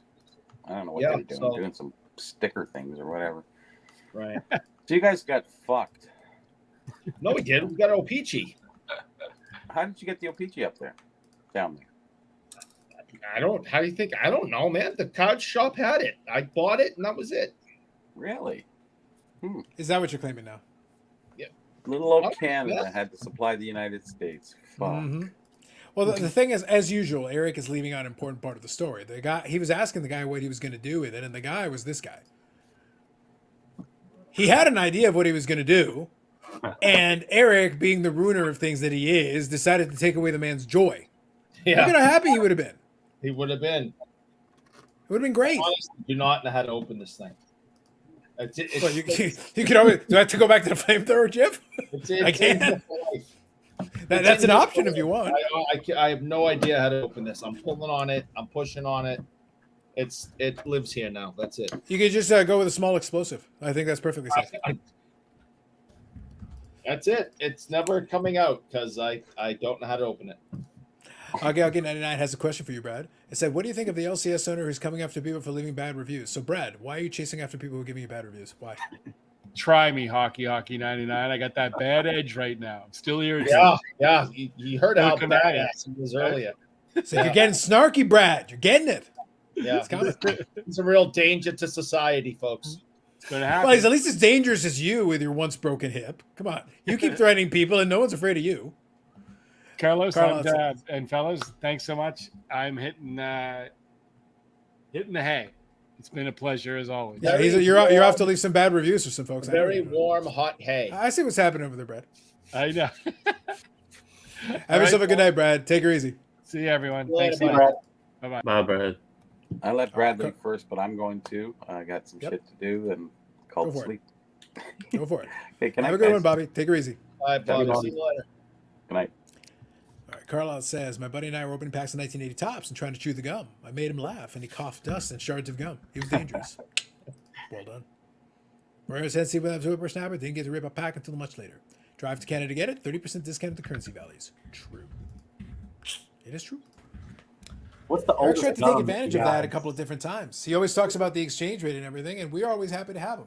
Now remember, Eric, at this time of year, your $1 American dollar. So in order to, when you translate back to get $1 American dollar, it's 57,000 Canadian dollars. Okay. Yeah. So I'll give you an American dollar, but I need 57,000 Canadian back. So just make sure you got it all taken care of. That totally seems fair. What's the Absolutely. oldest gum that you guys have chewed out of a pack? I don't chew old gum, so I'm out on this one. What do you got, No, Bubbles? never. I didn't like chewing the gum when it was. Civil War, First World War, Second World War. What do you got? Dude, the gum from the first gum tree that I planted. Yeah, so you were just chewing the bark of the tree?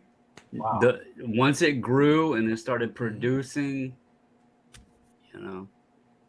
I've probably tried gum that was like 30 years old.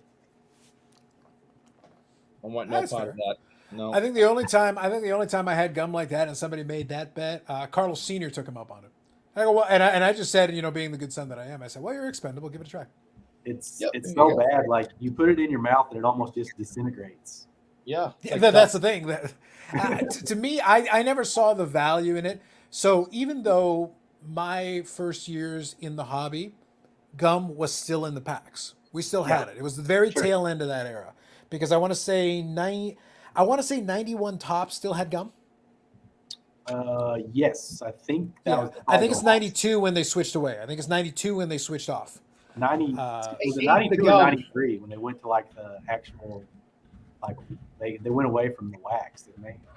Yeah, because I think 92 they went to the slightly lighter stock. 93 they went to the glossy stock, not completely glossy, but a little bit glossy. And then 94 they went full gloss. So if memory serves me, that was the progression in those first couple of years in the 90s. If memory serves me. Yeah, I mean we used to try the old gum. I mean not because it tasted good, just to be stupid. Yeah, the only gum I ever actually had, because even in 1990 I wasn't eating the gum. The only time I actually ate gum from the pack was when Topps came out with the Topps Heritage. They actually did the Topps Heritage and they packaged the gum inside of the thing, because they were going retro, but they're like, we're not going to damage the cards, so they would actually put the gum inside of a wrapper.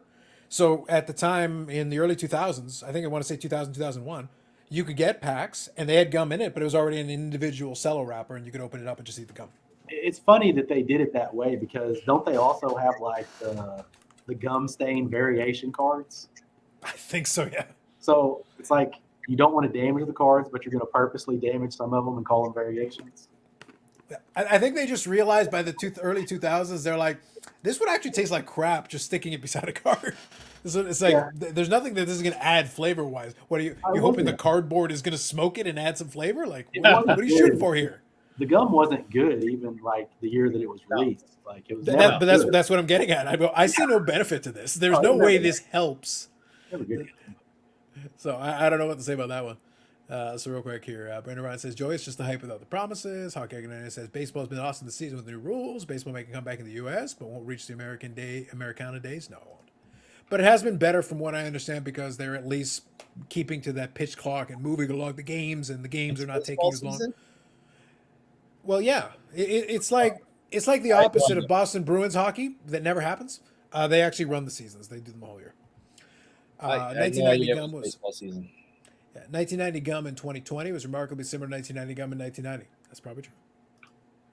Our boy Bobbles in his Lust chair. Lust stole it from him. Mine was close to 40. It was meh.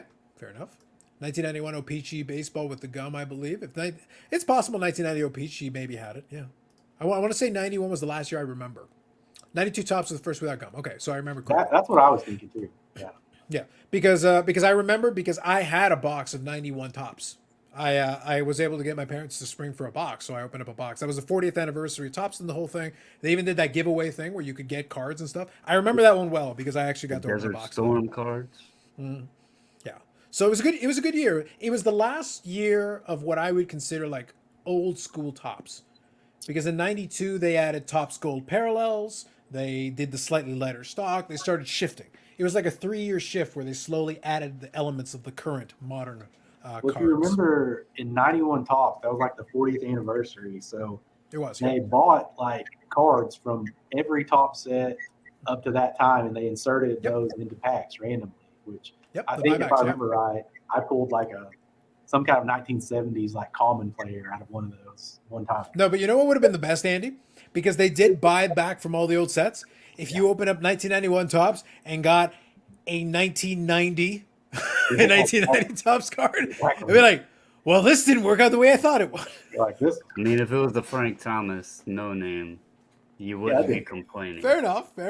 But I'm thinking more along the lines of you open it up as like, oh, come on, really? You got like a 1990 what's his name? Otis Nixon or Eric's something. over there like, what the hell are they talking about? It's good times, man. Good times. Before you consume old gum, someone has to hold your beer. True. Carlisle's right. Bob told me a story once about handling a piece of juicy fruit to General Patton during the Battle of the Bulge. At least he's thinking correct with the historical references. Want to hear something interesting? I used to work about the Battle of the Bulge or Patton? No, I used to work for the Patton family, and I worked specifically for his daughter. I see. And did she file a restraining order to you like myself? No, she made me come to work every day and made me do work. But I worked for the Patton family for 4 years. Was it the Patton family or the Patent family?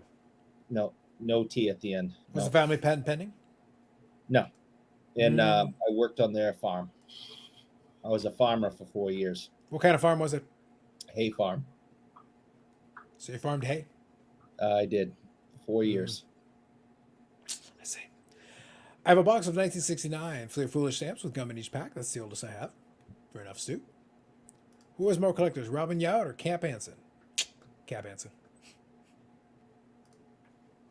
I don't know. That's tough because I mean, Cap Anson doesn't have a ton of cards. No, he doesn't. But like Robin Yount is a very particular taste. He's Yeah, Hall of Famer. But it's like you have to be very. I feel like you have to be a Brewers fan basically to be a Yount fan. Otherwise, like there's no reason for you ever to look at Yount. There are no more Brewers fans. They're all dead. Wow. I like that. I don't know if you brought this comment up, but the Hockey 99 about the one-on-one game. Oh, this one here? Okay. I saw it, but I wasn't sure what he was referring to. Now, I think he's talking about like Chris, right? And Jeff. Like Chris can actually play basketball. I don't know about Jeff. Yeah. Well, I don't think if you're Jeff, you wouldn't take that deal anyway, because Chris is pretty tall, but he's also got a lot of weight on Jeff. Chris, like he'd be able to like literally just like I'm okay. So let's take again. Granted, I'm not a basketball guy, but you don't need to be a big basketball guy to go like. You could literally just body Jeff Wilson. Like he's physically larger than the guy, so he could just body him around and then like literally just play physical, and it would cause him a different problem. Chris is probably like 6'4", maybe 6'5", and Jeff is about my size. So yeah. It'd be a I don't think it would work out for him. I don't think it would work out for him. As much as I'm a huge fan of the Hoj. I think and scholarship. I think Jeff Wilson's probably a little bit more in shape and could probably run him off the court. So well, that's why I said though, like it depends on the style of game they play. It depends on the style of game they play. Horse. Yeah, if they decide to play a game where Hoj can play physical on him, he could just beat him down. So those guys like Chris, Josh, there's a bunch of the basketball collectors. They get together at the National and they actually play basketball games against each other. And I think Josh and Chris and they were playing 3-on-3, but Josh and Chris and whoever else they had, they were undefeated. Give me two hats. Huh? It was Tim. Was it? Yeah, Timmy Two Hats was very much involved in that. Yeah. Last year. So that was They already have sense. they already have it all set up again for this year, so there will be more basketball games. Yeah. Mm-hmm. Makes sense. Lapper here says, Carlos, did you ask him if he farm hay on a hay barn? Yes, I did. It's Eric. I have to question everything he says. Literally, he could tell me his name is Eric and I must question it. Well, if Mom he could tell me he's wearing yellow and I have to question it. He could If- tell me he's on the screen right now and I have to question it. He's lying to me. It's not true. Do you not understand, Lapper? No, if Mom's still listening, she could tell you. Yep, 4 years on a hay farm for the Patton family. So Bobbles, Captains. what day are you getting to the National? I said it the other day. I think the 25th was what our reservations were for. Okay. So what is that? Tuesday, I think. Yeah, Tuesday. No such place. Yeah, I think it was like Tuesday night through Sunday. I think is Okay. what it was. Is what our reservations are. I She think I'm did all getting that. there. So. I fly in like Tuesday morning, and I'll be there until like Saturday afternoon, I think. So I think, Andy, as far as the thing, so here's a question for you, because there's so many activities, right? I'll name off a few because again I'm not there, so it doesn't matter. You guys can do whatever you want. Obviously, you got the trade nights. Mike and the guys are going to do the get together with YouTubers and non-YouTube. You don't have to be a YouTuber; you can be a viewer and you can go and hang out. It's all there. You got that going on. Filmington has his deal as well that he does. I think on the Friday. I want to say. Yeah, I think one's on Thursday, one's on Filmington Friday. It's Filmington and Mike O, I think, are doing one this year. I think that's right. Yeah. And I saw the little poster thing, and Mike O looks it's a very flattering picture of Mike O. You guys should check it out. It's all pictures of Mike O are very flattering. Like, but it is like, wow, primo. Mike O is he's in good shape, man. Like he lost a lot of weight over the last couple of years. He's in tip top shape. There you go. So you got those two on consecutive days. You got the trade night in there. The official trade night is still happening, so that's still a thing. Yeah. I'm just trying to think. Like, is there any other like event or anything that you're attending during that whole bit, or anything else you're planning on? There's like Tops always has a Q&A, which I've been to that before, and I think I've told you guys about that before. Like to me, it's I want to make sure I capture. So this is the one. This is what I'm talking about. Yeah. Check out that Mike O picture in the corner. Like, is that not a flattering picture? Is that not? Is that not what you want? Like, right there. That Eric. If we do a hangout at the expo, that's like the picture of you I'd use. Yeah. I could see you doing that to me. Yeah. And we could probably Photoshop a chocolate stick in a highly inappropriate place. It might be Bubbles. I got ideas. Well, I got ideas. And Mike O's making a face there for the picture. Phil just looks that way. Yeah, probably. Yeah, sounds about right.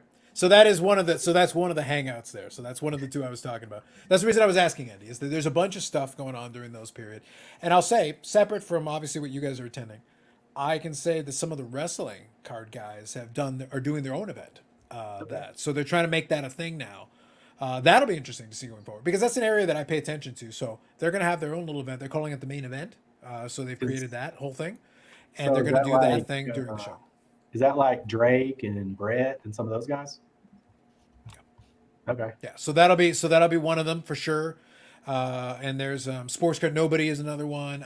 Adam Gelman, who's one. Big Becky Lynch card collector. A lot of that. So there's a lot of the point. So the point is there's a lot of gatherings and organized. Some more organized than others, but a lot of folks are trying to make it, especially in Chicago, because Chicago is a good venue for that type of event because of proximity to hotels, the venue, and all that stuff.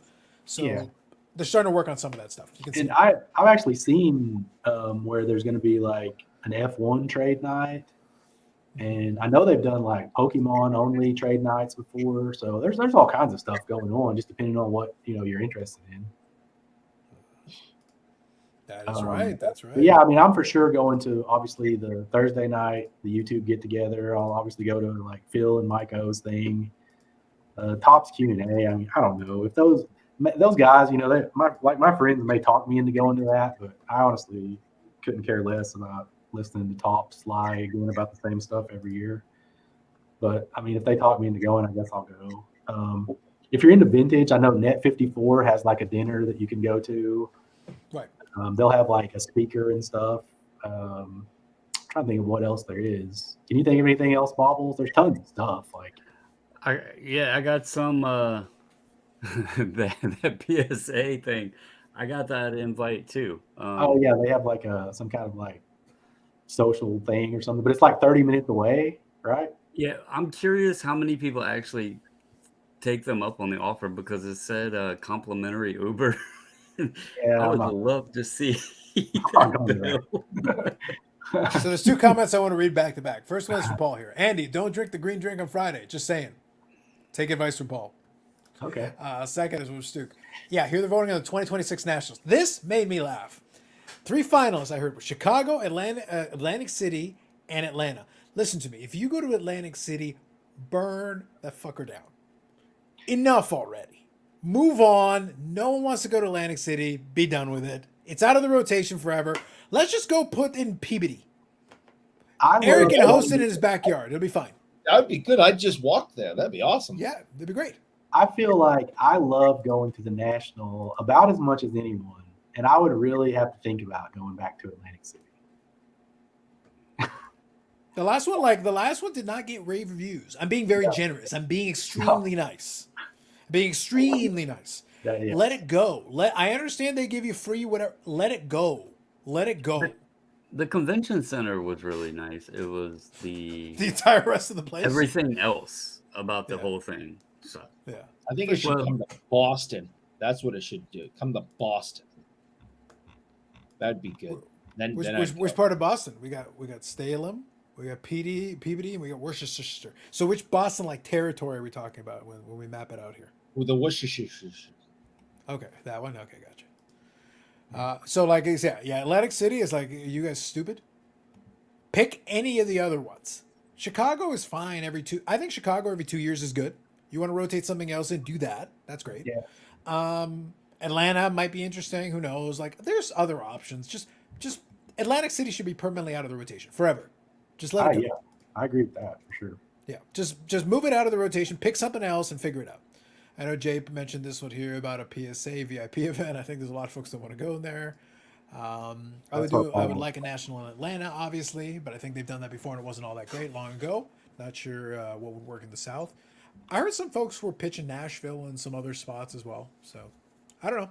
It depends on where you need a big convention center and you need enough hotel inventory to make it reasonable for folks. So Boston. All right. What's the convention center then?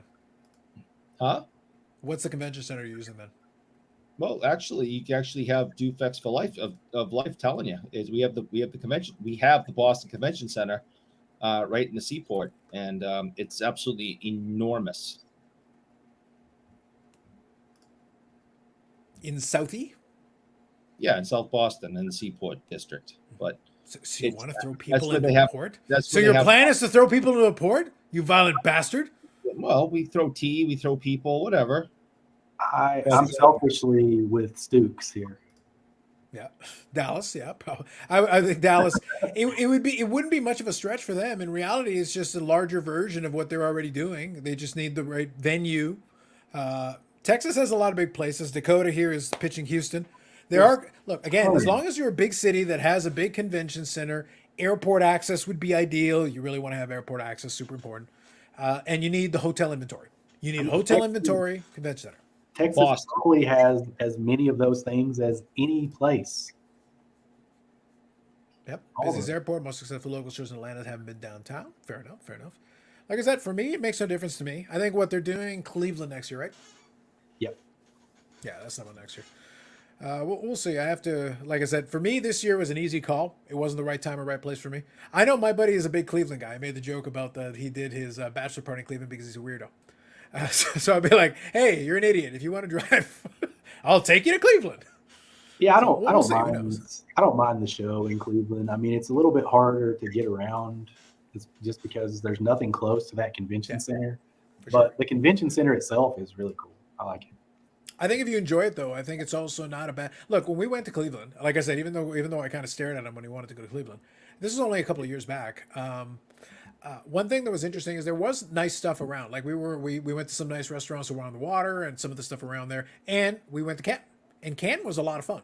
It was kind of fun to go visit Canton and check that out. And it's a cool museum. They got a lot. The point is you've got stuff there that you can visit outside of potentially a thing that could be fun for you. And if the teams are in, during the time period, go check out a game. We went to go visit the game. I think they were still the Indians yet. They weren't the Guardians yet, so they were still the Indians at that time.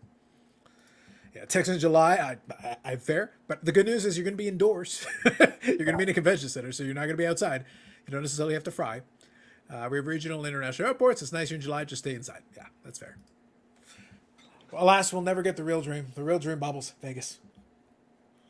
And by that I mean it's like, oh, you got a convention now. That's nice for you. Where's Carlos? Is he at the poker table? He's at the poker table. There's plenty of places to do it out there. That's the thing. That's what I mean. Like, if it was in Vegas, would people like you and I even make it to the show? Andy, that's a sacrifice I am willing to make. We would just be at the poker table the whole time, right? Because you get in there playing and you lose track of time. They start pumping that oxygen in the casino, and That's why they. What is the downside? I'm failing to hear the downside. Look, I'm willing to entertain the opposition, but I'm failing to see the downside, Andy. no, like Eric said, no clocks, also no windows. Right. God's country. Anyway, Chris would kill Geoff. Is Geoff in the post? True. Also, Geoff doesn't look as a basketball in his life. No, he does not look like a man that I would peg as a great sportsman. He is not the first choice I would. I mean, it could be. I don't know, but I feel like polo would be his game. I know Chris can play a little bit, so I mean, I would put my money on Chris, just not knowing anything about Jeff, about how he can play. Yeah, fair enough. Half court 1-on-1. Everyone minimal cardio. There you go. Perfect. Listen, all I'm telling you is I've seen the video of last year's game. Within 3 plays, all 6 guys had their hands on their knees. Sure. We're not talking about professional athletes here who train every day. No. Timmy Two Hats had to put a cigarette out to be able to play. Bobbles, is Bougie Eric fitness shaming anyone? Dude,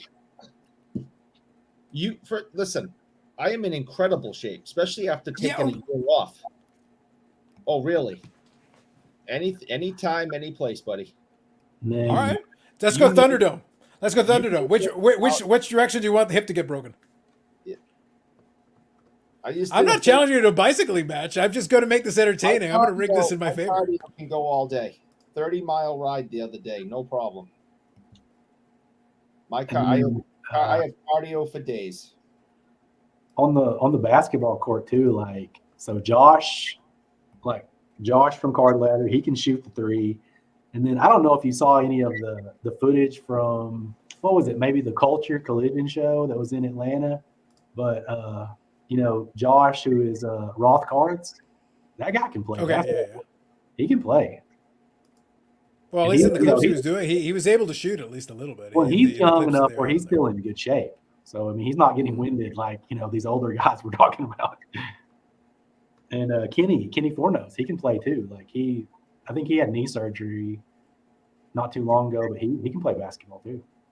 There's some guys that can play. I used to play every single Sunday for years, and then the body gave out. Dufex here saying NSCC in Vegas, National Servicing Cocaine Convention, as God intended. Yeah. As God intended. I did 20 miles on the bike today. There you go. Steve. Awesome. 30-mile ride in the passenger seat. No. Eric and Zeblez should have a pose down, maybe. On his best friend's ride, maybe. Kenny Forbid can't play. He got got by Steve. Wow. Steve. I'm guessing flipping Steve. I don't know. That's it. Really? If it's Dakota pushing it here, I'm guessing it's flipping Steve. Okay. So I don't know. Maybe Steve can play. I don't know. That's what I'm saying. Look, when it comes to basketball, you don't. The joke is this: like, who cares about cardio? It's basketball. Like, you're not like, oh, but you're not really running that much. You shouldn't be if you're not an idiot. Like, come on now. You don't have to do that. If you're smart, like, just position yourself so you just take a pass and just make the shot. That's all you got to do. Okay. Neo-can ball. I watched the video from last year. It was the worst basketball game I've ever seen in my life. We'll pass it along to Hoj. It's flipping Steve. There you go. I'm telling you, three plays in, I was waiting to see which one's going to have a heart attack first. It was brutal. There you go. I hear the pickleball thing's taking off. That might be a thing. Maybe that's the play. A lot of people are into that pickleball thing. Yeah. I want to get a poker game together one night. That's what I want to do. So Andy, if they ever do the thing in Vegas, we should have the poker game because it's redundant and that's what makes it funnier. It's like, wait, did you guys just come back from the poker? Yes. Yeah, have one like in one of the rooms and be like, why don't you just go to the casino? Could do that too. Yeah, we did. We did both. Yeah, I was like, psh, why not both? Pickleball, the leading cause of injuries in the U.S. Deservedly so. Facts. Probably. Yep. Hey, look, as long as the kids have fun, whatever. Okay, so we covered a lot of the big events and everything, so that's good. Just trying to think, was there anything else? Obviously, you got the show, the cards, and everything. Actually, Andy, since I got you here, we already talked about some of the other ones. So you think we talked about the CGC thing? I like it. I'm a fan. Bottom line, I think it's a good idea for them. I hope they do well. I like it legitimately. I think it's better if they're a strong competitor in the space. That's better for everybody. So I'm in favor of that. Do you think SGC? Well, Beckett will probably make a hash of it for themselves. That'll be entertaining. I'm looking forward to it. Do you think SGC does anything interesting, either already pre-planned or in reaction now that they've seen what CGC is doing? And PSA gave their answer. We knew kind of where they were going to go, but they gave their response. And now CGC came out with this. I'm not sure if anybody was calling this specific aggressive pricing model, which I like. But does SGC change any of their plans? Do they do anything special? I know Bobbles has a little bit of insight as well, but I want to get you, Andy, any predictions or thoughts yourself. What do you think? Not knowing anything about it, I would, if I was going to guess, I would say no, because people can think it's right or wrong, and I don't really have an opinion about it one way or the other, but I just don't think SGC cares what everybody else is doing, to be honest. I think they're just going to do their thing, and what everybody else does, that's, they're going to do their thing, and they'll do theirs. I mean, if you guys know differently, then chime in, but I really don't know. Bobbles is trying to figure out how many cards he can slab while he's there. He says, guys, I can give you an hour. So whatever the outside grading price is so whatever I can do an hour, that's it. We're done. Pete, take over. I mean, Pete, the rest is on you, buddy. Are they doing their RCR thing again, or Bobbles? My understanding, I thought I saw somewhere they were actually going to do the outside grading this time. I could be mistaken, but I thought they were. I'm not at liberty to say anything. Yeah, it's like blink once for yes, twice for no. Blink once for yes, twice for no. I thought they were. I think most of them are going to be doing on-site grading, Andy. I think I remember hearing something about that. Look, even the coaster makers are doing on-site grading. So what's anybody else's excuse? Yeah. If I can have coasters made while I wait, why not? I think they should, if they, because I just think it's good for. I think it'd be good for their brand if they do it, because just for the simple fact that everybody else is going to be doing it, and maybe they don't care what everybody else is doing, but I think like the consensus of people at the show. I know, like in the past, it's been kind of like, why is SGC not grading at the show and everybody else is? You hear that a lot, and I mean, it's a pretty good question, I think. So, I mean, if I was them, I would grade, but they didn't ask me. I think they should only agree to grade cards 10,000 and above. Well, and crossovers. Yeah. Apparently, that's a very popular price point, Andy. That's a very popular price point for people this show. Carlos, it might be.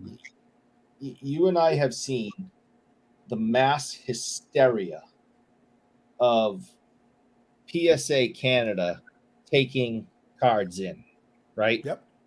Yep. Literally, I know you say the word insane. That's insane. It was insane. The amount of people trying to just submit cards to PSA Canada. Now you go to the National, which, is a bigger show. They're not only taking submissions, they're grading on site. Is there going to be security to quell the riot that is going to occur? It is going to be a madhouse. I think that is the number one reason. I think you said earlier, someone said earlier, they're charging like $150 a card or something. Yeah. Yeah. Because if they charged $10 a card, they'd have to call the National Guard. They're hoping that $150 will cut some people out, and there won't be, every single person at the National looking to go to PSA because they are number one. They do have the best, money back guarantee when you try to resell. If they don't keep the prices up, and plus you have the PSA tax that goes along with that if your card's worth something. If they don't do that, like I said, they're going to have to call the National Guard in. It would be completely nuts. Well, I think so. Just playing into your point, in the expo, Brad and the team took in, I think it was close to 25,000 cards. It was in that insane. Show. It was insane. Which is a massive number if you think about the size of the marketplace relative to a U.S. marketplace that's 10 times the size. You just have to think about that number in context. Put it in context of the size of the territories you're talking about. The $150 is because they had to lower the price from last year because right now economics are tougher. People have to take that into account. Wasn't it one? I thought it was 150 last year. I thought it was like 250. I thought it was 250 or 200. I think 150 might have been. I could be wrong, but I think it was. I actually thought it was higher. I actually think they dropped. Maybe it was the year before. Maybe was 150. Could be. It could be. So all I know is that if they're doing their math properly, they're going to have tons of people submitting cards anyway. So the goal isn't like so like what you're doing is you're trying to figure out, okay, if we're going to have a big old lineup, and by the way, on-site grading, you're only going to take so much anyway because you have at least a ballpark idea. These are how many cards we can grade with any chance of getting it back to you within the show. If we're promising to get it back to you by the end of the show, we can't take 50,000 cards if we can't grade 50,000 cards by the end of the show. That makes no sense. So we got to drop that number down. So depending on whatever that number is, depending on how many graders they have and how many cards they actually think they can get through, if you make it lower price, then you'll just sell out in 20 minutes instead of selling out an hour and a half. There will be people who will be unhappy. There will be people who will be in line and not be able to get a spot, regardless. And there'll be dealers who will get there in front of the regular, the commenters and be able to get in a bunch of the cards early.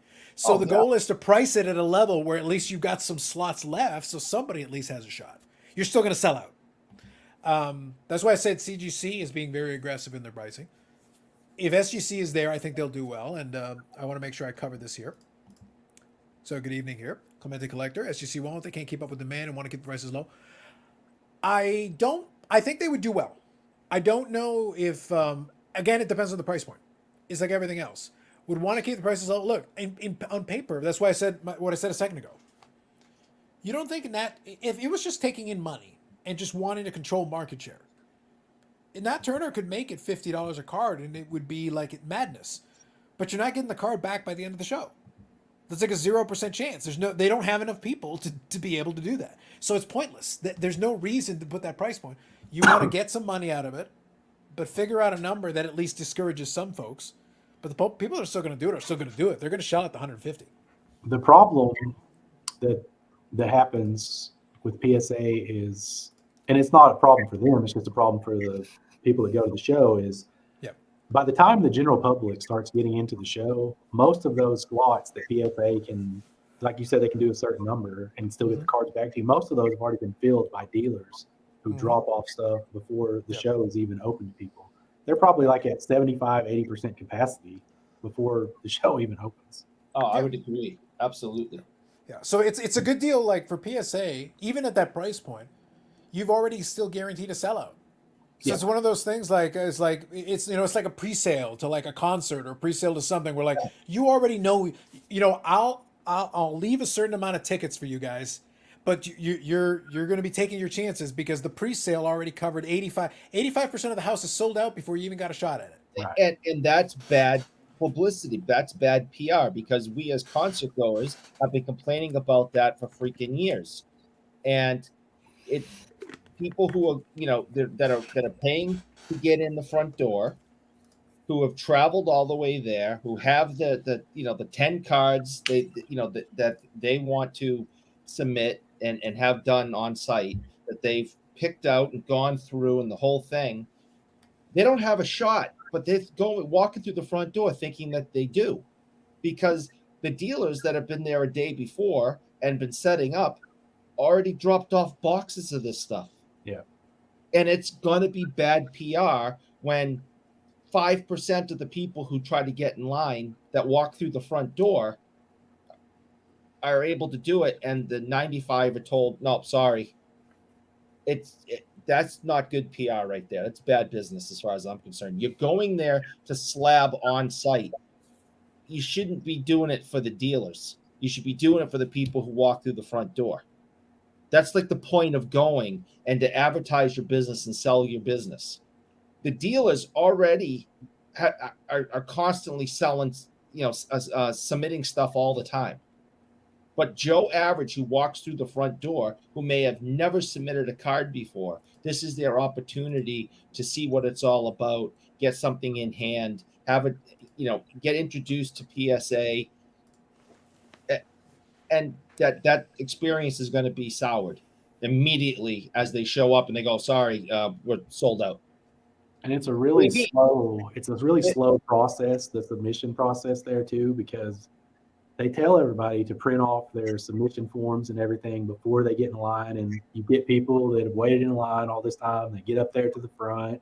They haven't printed off their stuff, so they're not really prepared to just like give it to them and move on. So it takes a lot longer than it should. Like you end up standing in line a lot longer than you should too. Oh, Carlos and I can attest to that, because every of those 25,000 cards that we saw PSA Canada take in November, as far as my eyes told me, there were 25,000 pieces of paper filled out right there on the tables.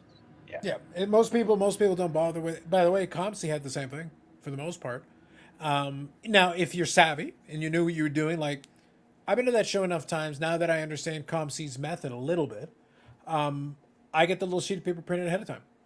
I do a quick card count, get the little piece of paper, I put it inside of a box, close the box. It's got my little slip of paper with my name and everything, my username and all that. And I can literally show it to the guy. Go, you good? Yep, that's fine. I'll take that. Boom, done. Transaction completed. They got the computers there and everything, yes. But then you don't have to worry about their printer. You don't have to worry about the internet connection going down. You don't have to worry about all this other. It's like you already got your stuff ready. You can literally hand it off. They'll scan it and off they go. Move on with your life.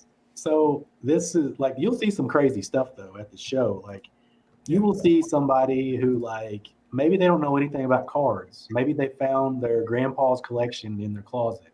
So they may bring up a shoebox full of cards that are like in top loaders. And they may just bring them up there. Like, like here, I want to get these graded. It's like they haven't filled out any paperwork. They have no clue how to do any of the stuff. I've seen stuff like that happen before. And it really, it slows the process up. But you'll see a lot more people submitting cards at this show that, maybe have never done it before. And they don't want to send their cards through the mail. So they're only going to do it because they can do it in person. Stuff like that. That's true. That's true. But I think dealers, I'm sorry, Carlos. So dealers are, like I said before, are already sending their cards through the mail. This is part of their business. But the person who's walking through the front door may have that exact thought that you're talking about. And when they get up, even if they got their paper that they already, printed out and they did everything right, and they spent 2 weeks beforehand, sitting there with a magnifying glass with every card they wanted, and they got it all, everything's perfect. Yeah. And they get up there. I'm sorry. I mean, I remember years ago, many years ago, when if you wanted tickets for a concert, you had to go stand in line someplace because the internet didn't exist. You either had to keep calling, this some hotline, and then as soon as you got the number would go through and it would tell you your caller number 4,000, and it's like, wait a minute, the line has only been open for 30 seconds, and it was horrible, and we got screwed. Well, stop calling my old call center, Eric. We don't want to answer. We've got a button for that. We don't want to talk to you. It's very clear. I can remember at Nationals, probably like, let's just say around 10 years ago, where if you wanted to grade a card with PSA, you could just walk up there and you could fill out the form and hand them the card, and they'd be like, okay, we'll probably have it done in a couple hours. Mm-hmm. I mean, there was no lines. You just walk up there and fill out the paper and give it to them, and you get it back the same day. Like I said, though, like a lot of that has changed. Back then. It was nothing. Yeah. a lot of times have changed. And like I said, we don't know what SGC and Bobbles can't say anything right now, which is fine. But SGC is going to have its own complications. You're going to have all the people coming up to Bobbles and asking for praise. They're going to be like, praise us, Bobbles. Bless us with SGC 10s, please. It's like every single person has to bow down to Bobbles. The man is not going to be able to get from one side of the building to the other. It's going to take hours. Just constantly having to bless people with his scepter. If you see Bobbles, he's going to have a scepter there. He goes, all right, I bless you, my son. You may have an SGC. Can I have a gold label? Hey, settle down. It's a wand. Wizards use freaking wands. I think you should get a scepter upgraded. Go for it, man. Actually, I have a whole rack of them on the shelf downstairs for the missus. I bought her like one of those freaking fancy things that you can pick out like 10 wands for the Harry Potter shit. Yeah, she's got them. I can just pack them up. So you're saying you'll be on one side of the room, Miss Bobbles will be the other side of the room, blessing people all the way down the line for SGC? Nice. And we can bring a new wand every day. Wow. It's a good deal, man. See, Andy, we're getting a little behind the scenes. We're getting a little behind the scenes, how this works. What is the hat called? Is it the sorting hat? Is that what it is? I'm just gonna call a Harry that. Potter person. I just buy it for her. She's got that. Wear that around. Yeah, shit. I got the gold chain. I got the gold chain to. Yeah, make sure you wear that at the national. Wear your slab chain. I gotta find a gold label to put in it. Gold on gold. Yeah, I was gonna say, but now the gold label has gotten difficult. Why do you think people are running after you, hoping for blessings? Like the gold label is not as easy as it once was. Jay here saying, let me go here. You can solve the problem of submission, 2 lines, filled and pre-filled, drop off line, or filling out customer service, solvable problem. It would be like your express line. Like honestly, if you're pre-done, I kind of want to reward you. Like it's not a terrible point to be like, if you've literally done the work already, you should be able to move through a much quicker line. You've already done the work. Go. Agreed, but that's not the argument. Jay, that's a solvable problem. That's not the argument. It's about what happens the day before the first person walks through the door, that 1,000 dealers have already submitted, 1 million cards, and the place hasn't even opened yet. That's the argument. That's where the problem lies. I totally agree with what you're saying to solve that problem. That the people who came prepared get first dibs because they came prepared, but they couldn't get in a day early like the dealers did and already submit hundreds of cards on for each dealer. Yeah, and that's where the problem lies. They're usually not very well organized. I'll say that. So Andy, are you suggesting that some of the hold on, I want to make sure we're saying PSA right. Not Beckett. I want to make sure I get you right. Are you suggesting that some of the big players in the hobby space, while making a lot of money, are not exactly well-run, well-oiled machine professionals?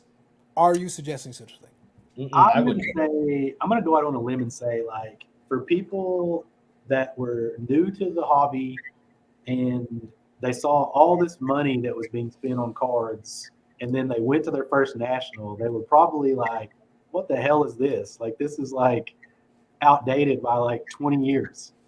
That's probably what they thought. Look, Andy, I've done the joke here on the live stream a million times, and I've chatted with Brad offline and some other folks offline. I go, look, there are a lot of companies in the space. The companies made a lot of money.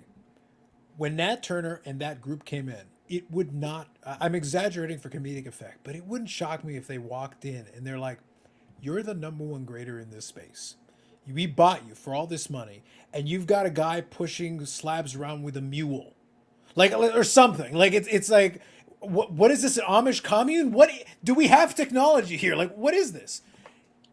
The idea that these companies, just because the company has made a lot of money, doesn't mean they've invested in infrastructure. Doesn't mean they've invested in technology. There's a good chance that the PSA guys probably spent the first year of it going like, I need to get you all the way up to 1985 and we'll start from there. I just need to get you to 1985 so you can acknowledge the personal computer and we'll start there. Because this has been the biggest complaint about PSA. This was way before 2020. Like, for 10 years plus, the biggest complaint you heard about them was there was no rhyme or reason to the way they did anything. Like when you would send cards in, like you would send something in and then you would send more in like 2 weeks later. The ones you send in 2 weeks later, you may get back first. I mean, there was just no rhyme or reason to the way they did things for the longest time. Yeah, no, that's fair. Let's scroll through here. By the way, Bob Jackson is now starting to agree with Eric, so he might be second. Well, I've just changed my mind. There you go. Whatever I said that he agreed with, I now think the opposite. You've denounced your own words. Because I will not allow that. I will not live in a world where Bob and I agree. That's okay. And now Bob will pivot, and then you can pivot back. And the dance will continue. It's fine. The dance has begun. Kamikaze here says thoughts on if COMC would front grading costs for the back end to submit the CGC when cars come back from the grading automatically go to auction. So basically, this is the PWCC model. We'll pay for the grading and then you put it in an auction model. COMC has no incentive to do this. They do have consignment services, yes, and they do have the grading deal happening, which is working, which is a good offering. I think it's good that you can have cards already bought on there. That's cool. And I think it's really good that you can do all that. But no, I don't think their number one business is going to be being a consignment service in the sense of submitting a card, paying for that. No. You submit the card, you pay for the grading, and then if you want to list it for auction, go ahead. Do you want to add anything to that one, Andy? No, I like the next comment down here. This one here, or the one or the Texas Telsa guy? Yeah, the Texas Telsa guy. All right, hold on.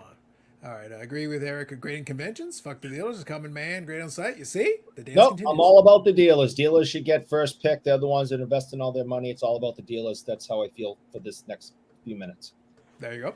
Texas Telsa guy. I like the logo. I like the logo. The cartoon style logos I actually like. Yeah. I just found this channel already. I connect. This was me in 2021 National. I've been out of the hobby since 2003, and it was shocking how bad PSA was. Yeah. Yeah. See that? Look, I've been in the hobby. Like I said, I never really left the hobby. The only time I had a slowdown was in college when obviously beer took precedence, priorities. But I'd still buy a card here and there on eBay and have it sent to the house, and my parents would hang on to it, and I'd have a stack of envelopes by the end of the year and go and open them up. So I was still involved, even though I was like scaled way back. So I never left. Yeah. But it's like I never had any weird illusions though. Like it's like I'm looking at it, just no, you're all antiquated. None of you are on the bleeding edge. Get out of here. This is all old school, all of it. I don't trust you. Sorry. I can see people that didn't exist when I was in college. Yeah. Professor Oak here says for you, Bubbles. Yeah, I can't say it was my best one ever, but I can't complain. It was just another day. I didn't do anything too special. If you're doing it right, your best one ever, you might not remember it. Yeah, it was a decent day. How about that?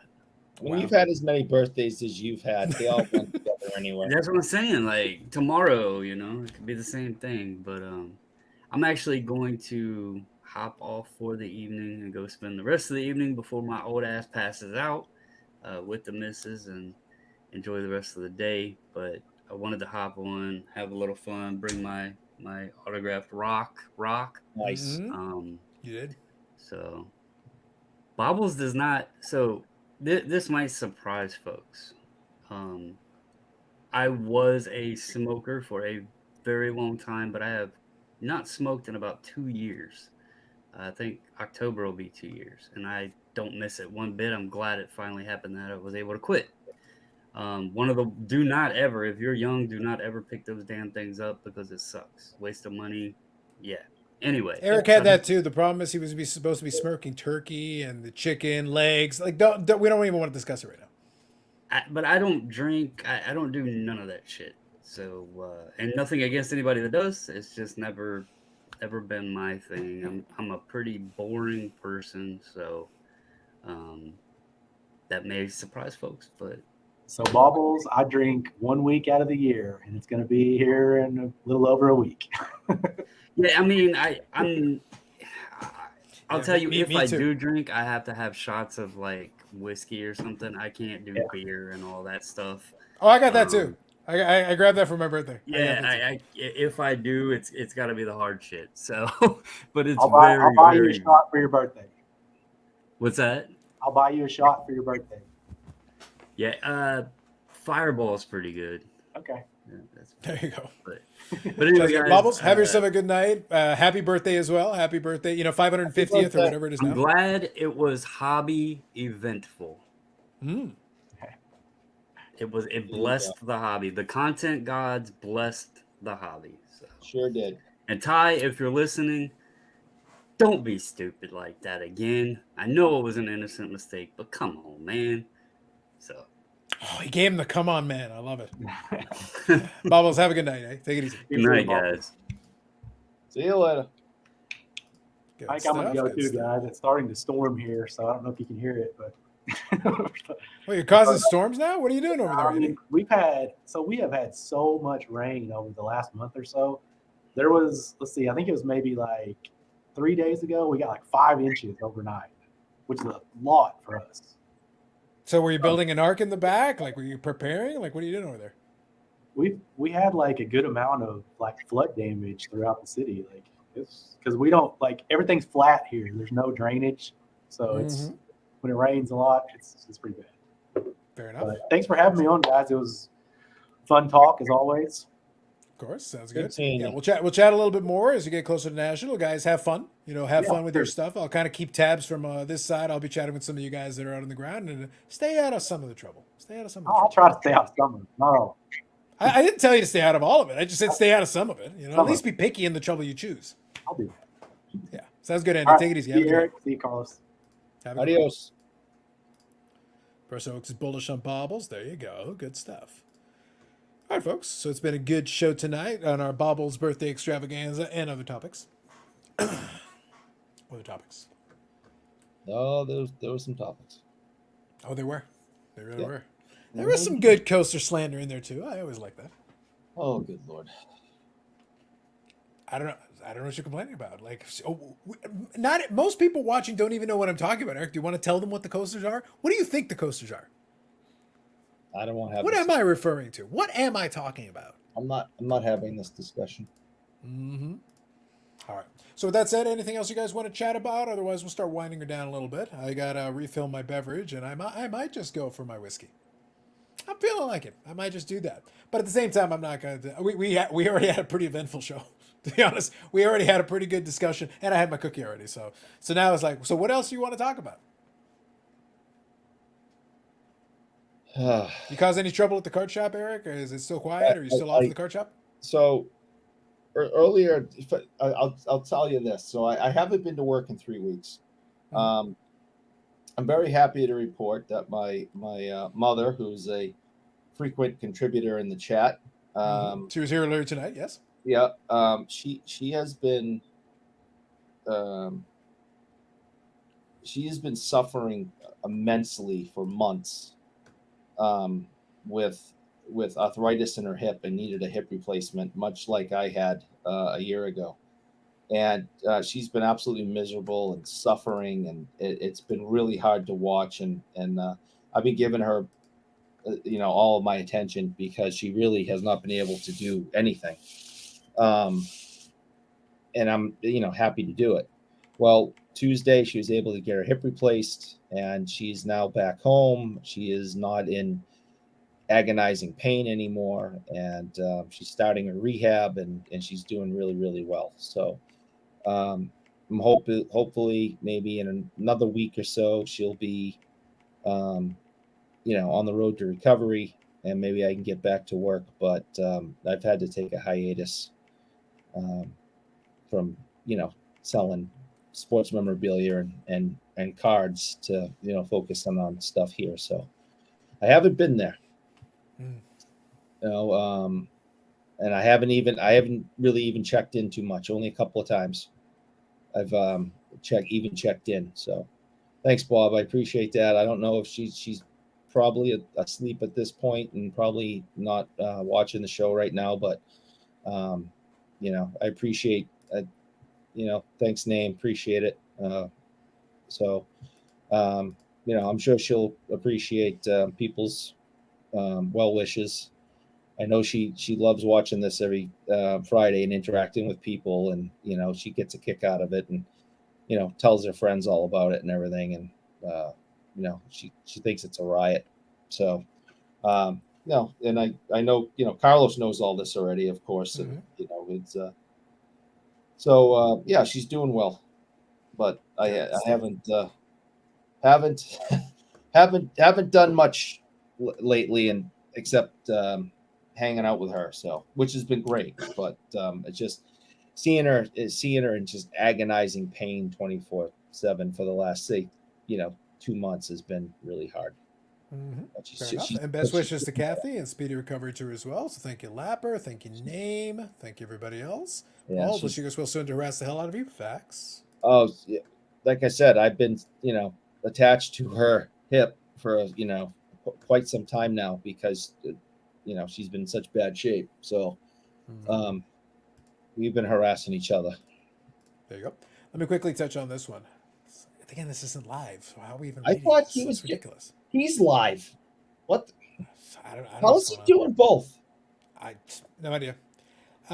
He's ripping a box of 2021 Upper Deck Peachy Platinum Hockey right now, and he's typing. He's probably not even paying attention to the box. He didn't pay attention to the box. He just paid attention to the hits. See, the recap. The recap is Eric was making scandalous statements of the beloved tie from Chasing Cardboard. Nope. We were all trying to talk him off the ledge. He was talking crazy. Nope. He was wilding out there. Didn't Eric know about it. Woo. Never. Man. Don't know. Still don't know who Ty is. Don't care. We were being the moderating influence to Eric's craziness. He was outlandish. He was out of line. It was crazy. Nope. No idea. Don't care. All right, so Paul says, ComC Trades. Want to talk about ComC Trading, the game changer that would be. So that's been pitched out there. I did see a video. The channel escapes me, but I want to say it's like Simon something cards or whatever. Like, I forget. But anyway, Tim Getch from ComC has been talking about like a trading element for a while. I know Paul's a big fan of it. I don't think it's a bad idea at all. ComC has elements of that already on the platform. The ability, like it's not that different from Upper Deck EPAC. With the platform they already have, if you could offer, hey, I'll give you this card from my inventory and this card from my inventory and this card from my inventory for this card from your inventory, and then if you agree to it, it would be a matter of can ComC include that in their programming, which Tim Getch is a programmer historically by trade, so he knows that stuff. Can you set it up in such a way? And can you get it so that ComC gets a little bit of a cut of the deal? Whether it be a fee or a percentage or something to make it worth their while, obviously. Because if you're going to do a transaction on ComC, they'll charge you for it. So the question is what that model would look like. I don't know if it's a game changer. I know Paul's really excited about it. I think it would be good. I don't think there's anything wrong with the idea. As long as the platform can handle it. And also, the other thing that they've talked about for a while is the app. And I think we want to see an app. I think the app, to me, would take priority over the trading element. But I don't think it's a bad idea. I think it could work. And if they can have a fee that's fair, you don't want to fleece everybody. But even if it's like 50 cents a trade, $1 a trade, something nominal, and then people could trade potentially high-end cards, you could be the middleman there. Once upon a time, there was a company that somebody invested in and then abandoned them, because he's a bad person that abandons other people. Safe trade, something. Anyway, whatever. So they had that idea about this whole middleman thing. Well, ComC could basically be the middleman, and they already have a warehouse. They have a platform. They already have at least a background in it. The question is, can the app be set up to do it? Can they make it so it's viable for them to even bother? Because it's a lot of work. It's labor. Their method with all the SKUs is labor intensive. It's crazy to do. I don't think anybody would want to start that business today, even if you could, because it's very difficult to set that up. That's why they had so many troubles during the pandemic. As soon as they couldn't have enough people in the warehouse, it became a disaster. Because it's so manpower intensive that you need people to physically pick cards from shelves and all this stuff. That's why you needed the machine and the building you could see from space and all that stuff I had fun with. It's a lot. Now, is ComC still doing well in this hobby, you think? Or do you think they're suffering like many other, companies? I mean, we've seen so many different companies fall. We've seen so many companies merge over the last year. Where do you, because you do business with them. I buy stuff from them off of eBay. That's my only thing I've ever done. I know you have much more intricate business dealings with them. In your opinion, Do you think they're still strong? Do you think the investment they put in during COVID with buildings you can see from space and the machine and all that, do you think that investment has kept them strong coming out the back end of the boom, or do you think they possibly are the next domino to fall? So I don't know what Tim Gedge's finances are. All I know is that I actually have been able to sell quite a number of cards to that platform recently. Stuff that I submitted during the Fall Expo. It'll come in waves. I know Dakota has done actually very well with it, but he's also sponsored by ComC, so he talks about them. But I know, like, from chatting on the Discord and trading notes and stuff, I have no direct affiliation with ComC. I spent a good 6 months to a year ridiculing them without mercy. Again, it seems to be a theme. It's kind of a thing that I do. But they deserved it. But when they got better, I gave them the credit for doing better. And they're in a much better shape now. They're not perfect. There's some things I want done better still. Sure. But it's much better than it was. It's much better than it was. And it's still an acceptable service for a lot of things. So, like, right now, I'm going to have, like, maybe 50, 60 cards are going to come in. It takes some time now. They got to process it through the thing, whatever. And I'm still buying cards on there because there's stuff that makes more sense buying on a ComC platform. Because, like, $2 cards. eBay, it makes no sense. Even if you get it for $2, okay, but how much is shipping? Right. ComC, you don't need to do that. You can consolidate it and ship at your leisure. You can ship 200 cards when you're ready instead of doing a handful. Also, as a seller, but ComC takes a fee for this and a fee for that and a 5% fee on the thing. Yeah, but you know what? When the sale's done, the sale's done. There's no takebacks. As a seller, the sale's done. You're good. I don't have to worry about returns. I don't have to worry about that's ComC's problem. Any other issues? That's ComC. If ComC damages somebody's card, right, not my problem. Right, I already did my end of it. Because they're in possession of your stuff. My end of the transaction is done, so from my end of it, I get my credit and whatever. The only thing that's a little tricky is obviously if you want to remove it, there's a fee for that as well. But you can basically cycle cards and money through and build up a nice big balance and then take out a cash payment if you want. Or you can use it to buy more cards. That's an option. So that's why I say, like, depending. My perception is it seems like they're again, I don't think anybody would want to take on what they do from scratch now. It's too money intensive. It's too labor intensive. It's too much stuff. But now that they're there and they have the machine in the building you can see from space, they've got the infrastructure. And I know from the Canadian side with those folks that I do get a chance to chat with a little bit, they're doing their best. They're doing as good a job as they can with what they've got going on, and seems to be all right. But again, you never know. You're never going to know for sure until suddenly you know, if you hear something. I see no reason why they couldn't be doing well, though, in an environment where low-cost cards, where maybe people are being responsible. I can go to ComC and find 35-cent cards, 25-cent cards. And if I just want a couple of cards to fill in my setter collection, 25-cent cards is a splurge that most of us can manage. Right. So there should be some business there. And ComC gets a couple of cents on those transactions too. Yeah. So just throwing it out there. Paul says that's why Burbank charges 60 cents for 10-cent cards. Labor to find it. Very true. Now, see, that would be an interesting merger, right? You put ComC and Burbank all under one roof. I mean, they're generally doing this, I mean, well, maybe they're not the same thing, but I mean, the one distinction I'll make, so it's a good comparison, but the one distinction I'll make is that when Burbank sells a card, they'll do a stock photo deal. I think they've gotten better with that. But this is why I say ComC's model is really hard to replicate. The reason I say so is that each thing is its own individual SKU. If you've got, one Bobby Orr card, another Bobby Orr card, it's the same year, same set, same card. This one is 001, this one's 002, this one's 003, this one's 004. So when you're buying 002, you're getting 002. You're not getting 001 or 003. It's not pick one from the stack. No, you ordered 002. That's the one you're supposed to get. Right. So they have to have individual SKUs, individual barcodes, individual. So now imagine picking it. It's not good enough to go get one of the Bobby Orr cards. No. Eric ordered the second one. You got to get the second one. So ignore the first one, ignore the third one, get the one in the middle. Yep. That's complicated. That's not an easy task. Right.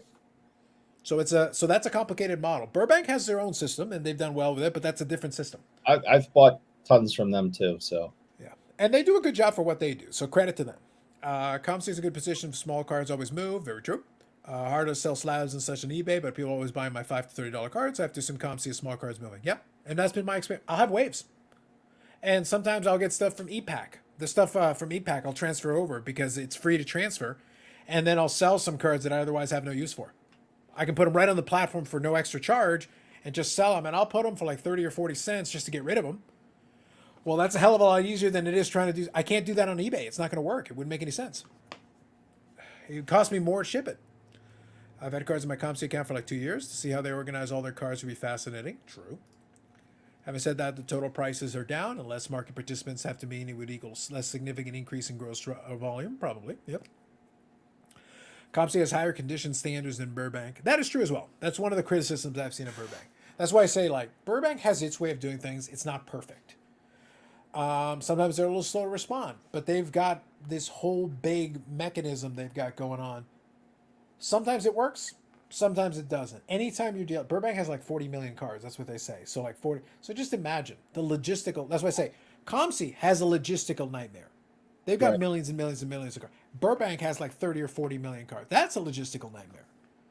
The warehouse and everything. But they've got their system, right? The idea is I train somebody and they should be able to go find me the card. This is the order. Carlos ordered this. Go get it. You're supposed to be able to go find it within short order so you can get it shipped out. But it's not easy. I've got this absolute garbage tier condition cards, talking PSA 2 or 3 and early 2000s cards. Yeah, fair enough. Because a lot of it is stock images. That's why I say, like, the ComC model, you're supposed to get the exact card that's pictured here. This is the card. If it's a little off center or whatever, that's the exact copy you ordered. That's the one you're getting. I wouldn't want to try to replicate that with even with unlimited funds. I'm just not interested. But I know that there are a lot of businesses in the current space that are being very aggressive in trying to get business. And funny, as I'm saying this to you, I actually was scanning over in my Gmail, and I just got an email from PC Sports Cards. I've ordered cards from them before, but I haven't done any other business with them. They do consignments. You know what else they do? They do consignments and they do grading through the consignments. This email is, don't have enough time to sell your sports cards? ? Let PC Cards help you. People are aggressively marketing. They're trying to solicit business. Yeah. Because I've ordered something on their eBay store, they're reaching out to me and go, hey, do you have any cards you want to sell? We can do that for you. I get it. Yep. Yeah, someone who owns my own business, I cannot fathom how the hell they make it happen as individual SKUs. Yeah, that's why I say I wouldn't envy them. So it doesn't shock me that Tim has his head in 57,000 directions. The app, I think, would be good. I think the app would be amazing to be able to quickly sift through and sort through some stuff. I like the integration with the grading. I think that's great. They've made the update for the CGC grading. For some PC cards, I'll buy them on ComC and get them graded right through there, and then I can have it shipped to me. For Canada, that's super convenient for me. That's really handy. It saves me some effort. Their new thing where you can submit it with the expedited whatever, that means at Expo, for $1, I could have them put it right into the system in a week, get it graded, and get it shipped back to myself at my leisure. Sounds great. Yeah. Cool. Hey, you know what? That's an option. I don't have to do it, but it's an option. For $1 is a small surcharge to pay just to get it in the system in a week so I can make my decision. And I've already gotten to evaluate the card. It's my card.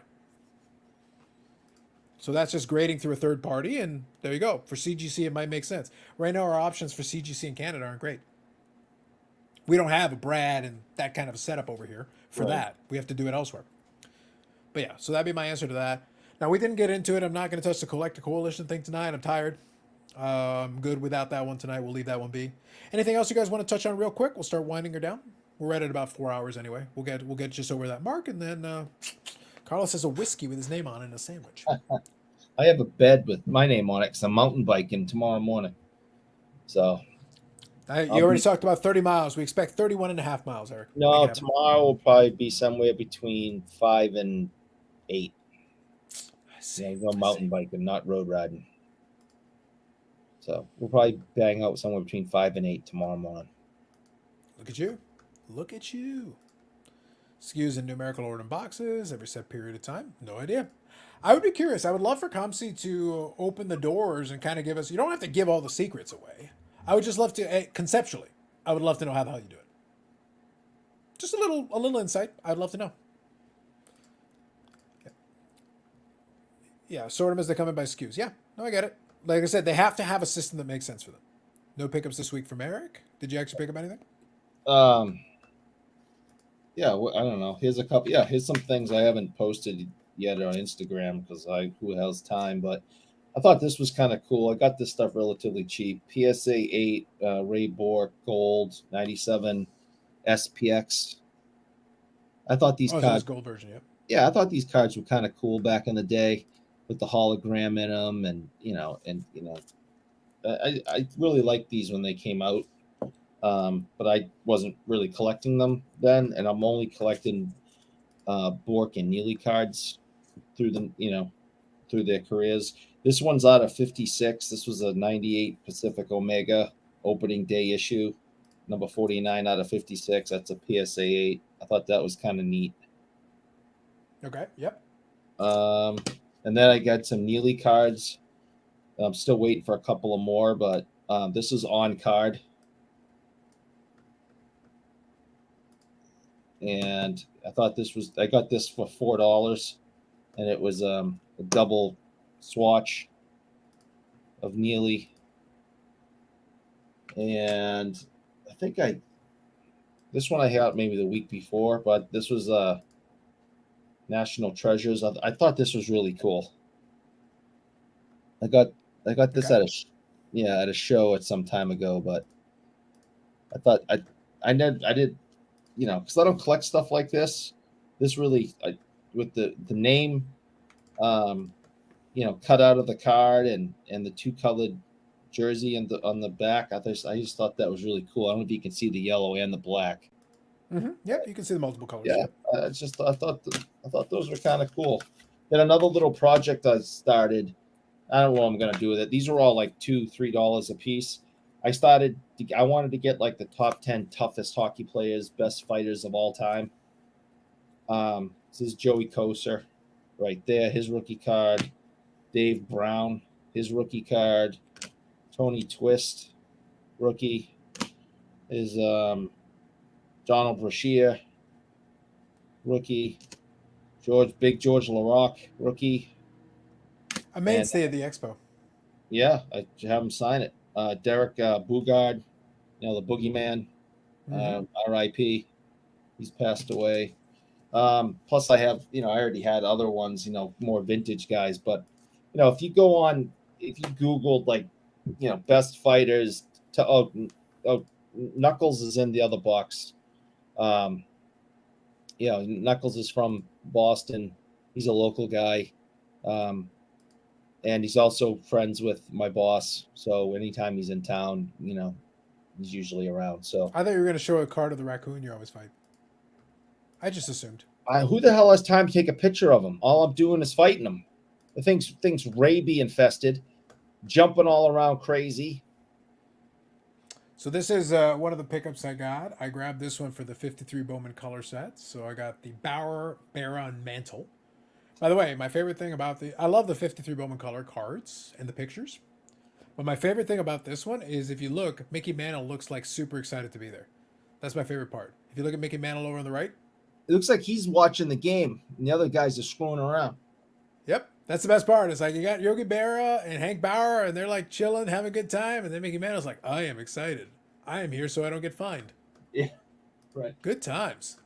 So that's the picture for that one. That's a good one. So I got that. I got a bunch of stuff, but I'm picking and choosing here a couple things from the ship my cards, so that'll be forthcoming. And then this one is one of my it'll be one of a couple that I'll show off when I get that mail day. It'll be a lot of the stuff. Picked up one of my favorites. Ooh, we got nice. that one. Yeah, so we got the game use piece. Oh yeah, I got to get this up to you. I as you understood, and what I just explained is how busy I've been. But I still have this to get up to you. I would say let's combine it. If anything else comes in, then I can have it sent over to the ship my cards, and I can just do it all in one lump sum. Because I got stuff still coming in. I got that autographs ticket and a bunch of other stuff. So right now I've got 68 different eBay lots sitting in my ship my cards. So I'm actually going to have them ship over this stuff probably early next week, and hopefully I get it by the end of the week. I'd like to do that. But I've got some cool stuff. Like I've been making some hay on some of this stuff. So I've been having a lot of fun with my projects. So it's been Yeah, good for me. I The irony is with all this stuff, I've been collecting all through. I've been finding stuff, having some fun with it. Not all expensive stuff. Some of it's just for fun. people But people I, people are naming names, and every time I turn around, I got to come back over here to see if I can pull out what they're. I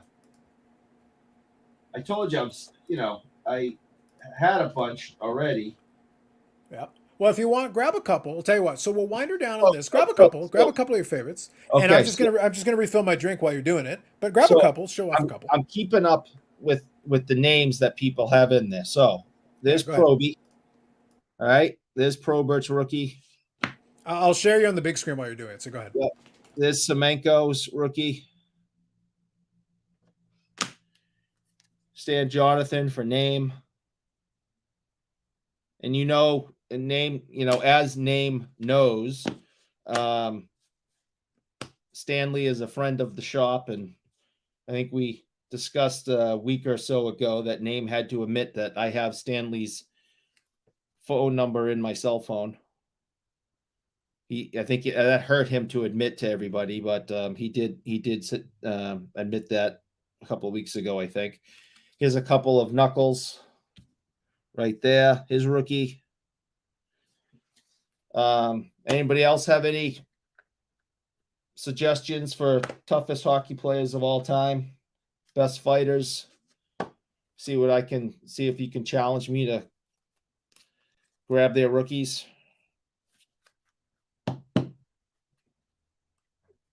Let me see.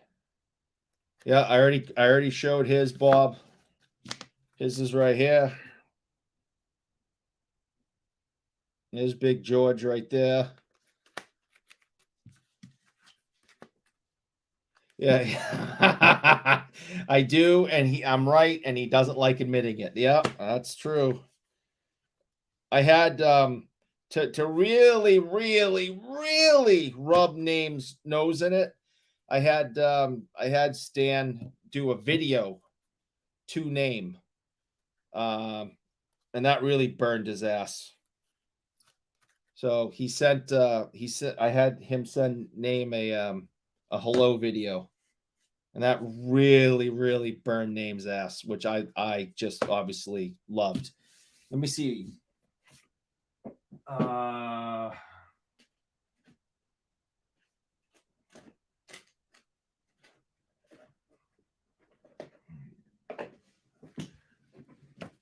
There's Domi.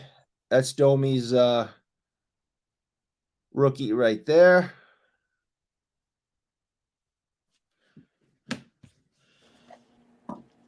Scott Stevens is definitely one of the badasses of all time, Paul. No question.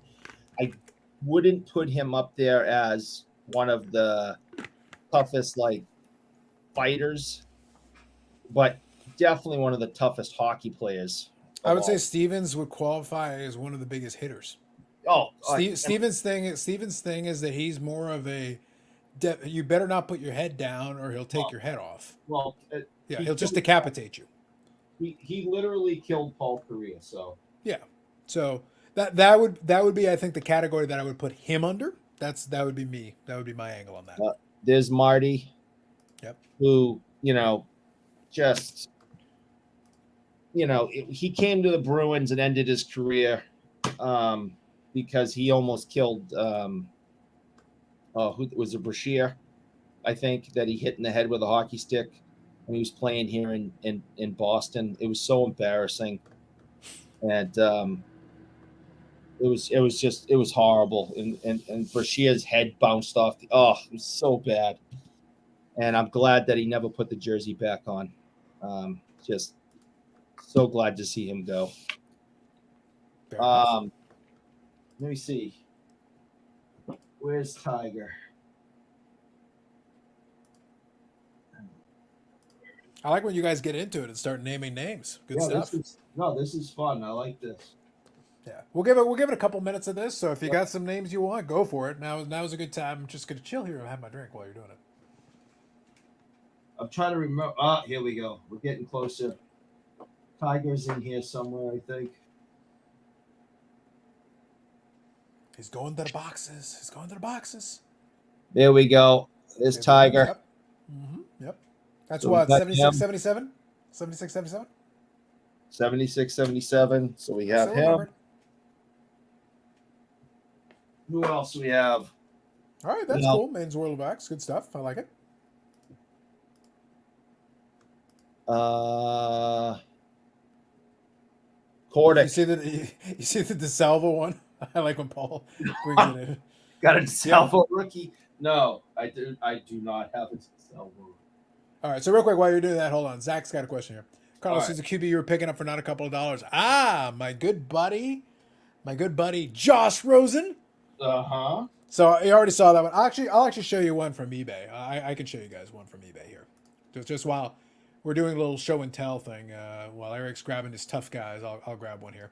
So one of the ones that I wanted to grab that was key. If you're going to do the project the way that I wanted to do it, I wanted to get a good cross section of stuff from his rookie year. So I'm not worried about his rookie card. I don't care about that. I already talked about that earlier tonight. I don't give a crap about rookie cards. However, there are certain cards that make sense for this kind of a project, and you got to have it if you can, if you can get your hands on it. So I'll show you this one. So Eric, tell me, do you know what this is? What the card itself is conceptually? Yeah, that's one of them rookie patch cards. Yes, but specifically, it's the National Treasures one. National Treasures, yeah. So the thing is, if you take a lot of the current guys, you take a current modern day rookie, and you're looking at some of the more valuable cards for it, the National Treasures RPA, the patch auto, is one of the bigger ones. So Right. This was his rookie RPA from the year that he was the rookie. So he was one of the guys. So I got that for the princely sum of $20 shipped, which is still, high, but at the same time, compared to what it was, I would love to know exactly what it would have been in 2018 when people still had hope. And that's kind of the fun part for me. No, nobody mentioned this guy, but there's the Grim Reaper. Oh, okay. Yeah. Stu Grimson, yep. Yep. So there's the Grim Reaper. I got Rob Griffs, good evening. I'll scroll through. Good evening, Big Scott. By the way, I think I mentioned it already, not tonight, but Rob Big Ray. Scott is doing his thing. Yep. He was a badass. Big Scott is doing his thing on Sunday, and I'll be there for that one. So we'll talk about it more when we're getting closer to it. Scott's channel Sunday. Yep. Scott asked me to come on for this Sunday, so I'll be doing that. That's the plan. Cool. All right, so I couldn't find Cordic, but here he is finally. Took me a while to find him. Nice. There's John Cordic. Yep, that's 1991. That was the Medina rookie year and a couple of the other guys. And unfortunately, he's also deceased, and his story is very, very tragic. So someone said Jay Miller. So we gotta go Bruins. We got that right here. So Maiden's World of Wax. Maiden's World of Wax is the one who collects the tough guys as well. So there you go. All good. Who is Jay Miller? Yep, you are right on Cardinals, Zach. You're right on Cardinals. Jay Miller only had like one card, and it was after he left Boston and went to LA to guard Gretzky. But that's Jay Miller's rookie. Years late, because his rookie year, I think, was 86 or something.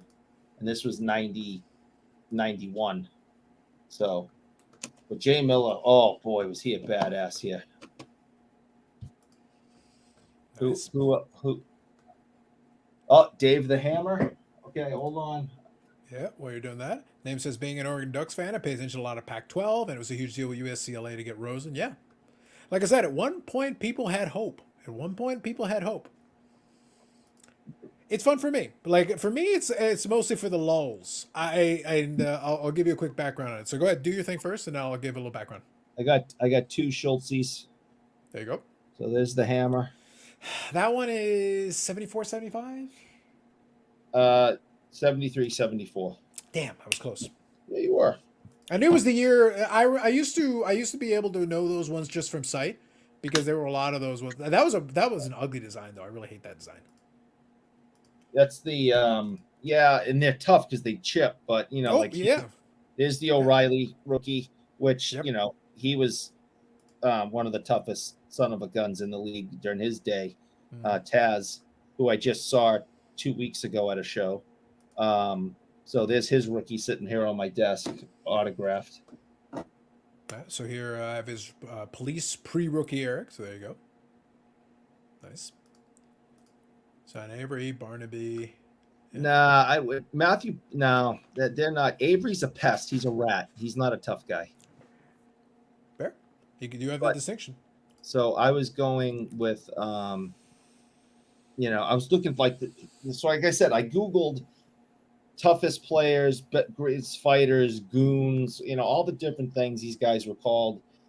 And, everyone had different opinions and things like that.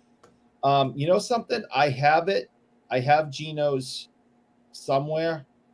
It's probably in a different box, and I have to find it and add it. Because he was a tough son of a gun. He was a big boy.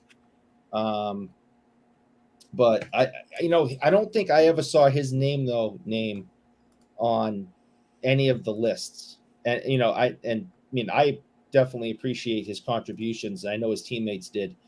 So for this one, you'd have to ask Name. Name has got the market cornered on this one. Yeah, but I don't think Jordan Tutu is one of the big bad goon fighters. But a great name. Yeah, a great yeah. name. Oh, absolutely. It rolls off the tongue, man. Come on, at least work with it. Is there any tough guy you won't get out of principle? Honestly, and I already said it, buying the McSorley card, which costs nothing, but after what he did in a Boston uniform, I don't, I could tear it up and throw it away, and that'd be fine with me too. Mm-hmm. There you go. That was disgusting what he did, and I'm glad he never played again. He claims to live in Boston. I think he lives in one of the territories surrounding Peabody. Clark. Yeah, I went to. If you went to Clark, you probably remember there was on the. Behind Clark, down the road, more towards WPI. There was a small college, Becker College. It's one of the oldest colleges in the United States of America. It's one of the first colleges here, and unfortunately, COVID killed it. Mm-hmm. But I know exactly where Clark is. I've been there many times, and right up the street was my school, Becker College. So you're saying it doesn't exist anymore? My college does not exist anymore. COVID killed it. Your college never existed because that's just make believe. That's stupid. Whatever you say, Eric. That's just Whatever stupid. Doesn't really exist. Whatever you say. Anyway, next week I'll try to remember to wear my Becker College ball hat. Now I'm gonna have to pitch it over to them, and I want to get like a full Guelph Griffins like jersey set. Yeah. All the sports. I'm just gonna get them all. I have an auto. Hell, I'll bring the mascot and he'll make fun of you. I have his auto along with Tiger and Schultz Miller. It's on a short shelf. Fair enough. Sounds good. I was enjoying watching Brad Stobitz beat the brakes off Tutu after all his antics. Fair enough. Tutu was born on February 2nd. Tutu. Very true. That's right. Good stuff. Good stuff. All right. No, sir. Really? Yeah. Is that a joke? Name. No, that's actually that. From what I recall, I think that's true. Actually, Name. I think that's the funny part. Like look, there's a lot of hilarious. There's a lot of funny, like weird. Yeah. Look, Jordan Tutu is a very interesting dude with a lot of interesting, fun little tidbits like that. That's crazy. Seriously, the odds are minuscule that your name is Tutu and you were born on Tutu. Come on. It wasn't like that's his first name and his parents named him after the date he was born. February 2nd, 83. So same year as me. So he is not 40. February 2nd, 22. Facts. That's crazy. Yep. I'll give you a crazy stat personally about me, is that me, my wife, and my daughter were all born on the 14th. Different months, but all of us the 14th. You know what I actually learned about earlier in the week? I didn't know this. So I had my birthday on Wednesday. Obviously, Bobble's celebrated on Friday. Turns out July the 12th is actually a pretty good big birthday for a lot of folks. One of the other infamous people in the birthday, a famous birthday, is Brock Lesnar. Oh, there you go. I didn't know. I was unaware. There you go. So happy birthday to me and Brock Lesnar. I And share, one of my old managers who I sent a message to probably that day to make fun of him. there you Allegedly. go. I share a birthday with Albert Einstein. And you could not be further apart. I agree, but that doesn't mean I don't share a birthday with him. Yep. Brock Lesnar. Speaking of Rock, we talked about Rock earlier tonight. Yes. But good stuff. No, a lot of fun conversations tonight. A lot of fun stuff. There's a little card showcase at the end. I'm going to show one more card here tonight. Just this is part of my recent pickups that I'm looking forward to. A lot of it was funny. Dakota asked me why I picked up so many football cards lately, and I go, "Here's the thing. I don't collect hockey. I'm a player collector. I collect Medano and I collect some Jamie Benn. Right now, I'm seeing some, but I'm not seeing like some of the Medano I'm saying is too expensive. Like I'm not into the price point that it's at. So if it's not there, I'll go where the eBay waves take me, where I see something interesting. It's priced appropriately.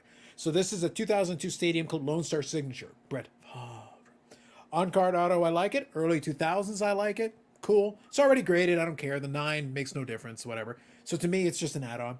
But the price point was fair. So great. I'll pick that one up and I'll add it to the collection along with the other ones.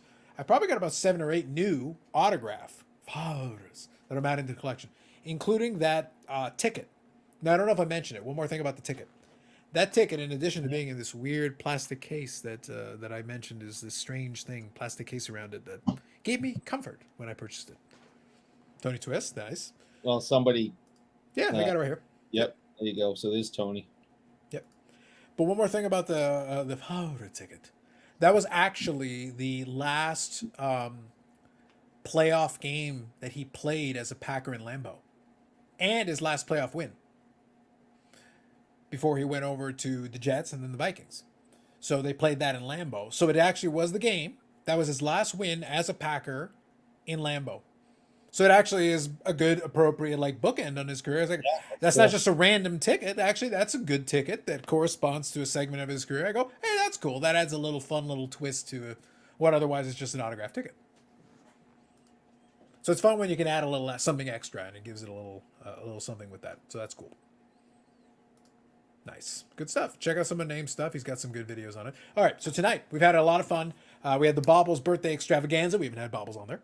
Andy Sheblind with her factors joined us tonight. So thank you to Andy for popping in. Thank you to Mike Baseball Collector coming in and giving his side. Kind of, again, in lieu of Ty himself. Mike was able to give a little flavor from his side of it.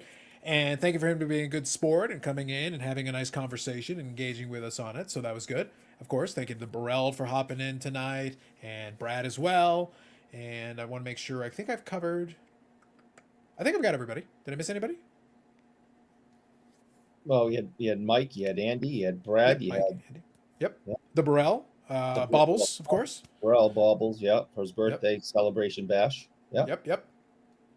I think I got everybody. I think I nailed it. All right. I think so. Cool.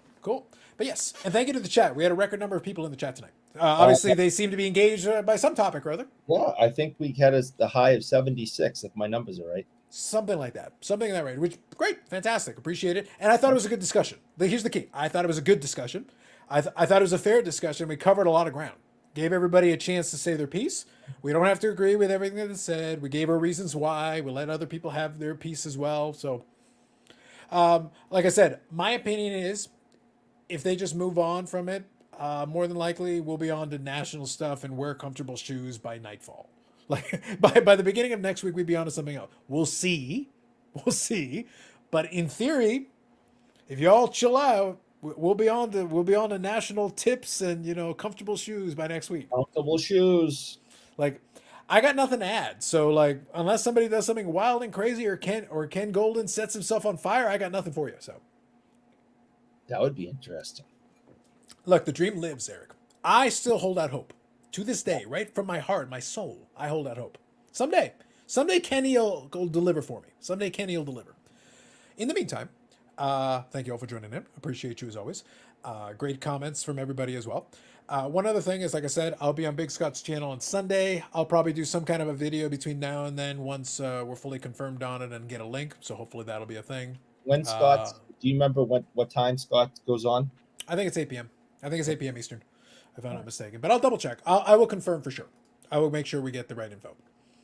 And I'll definitely shout it out on the channel at some point then. And I'll go in and then Scott can tell me what he wants to talk about. So He wants to chat about something for sure. Trade breakdown. If not, there'll be another intro song. Fair enough.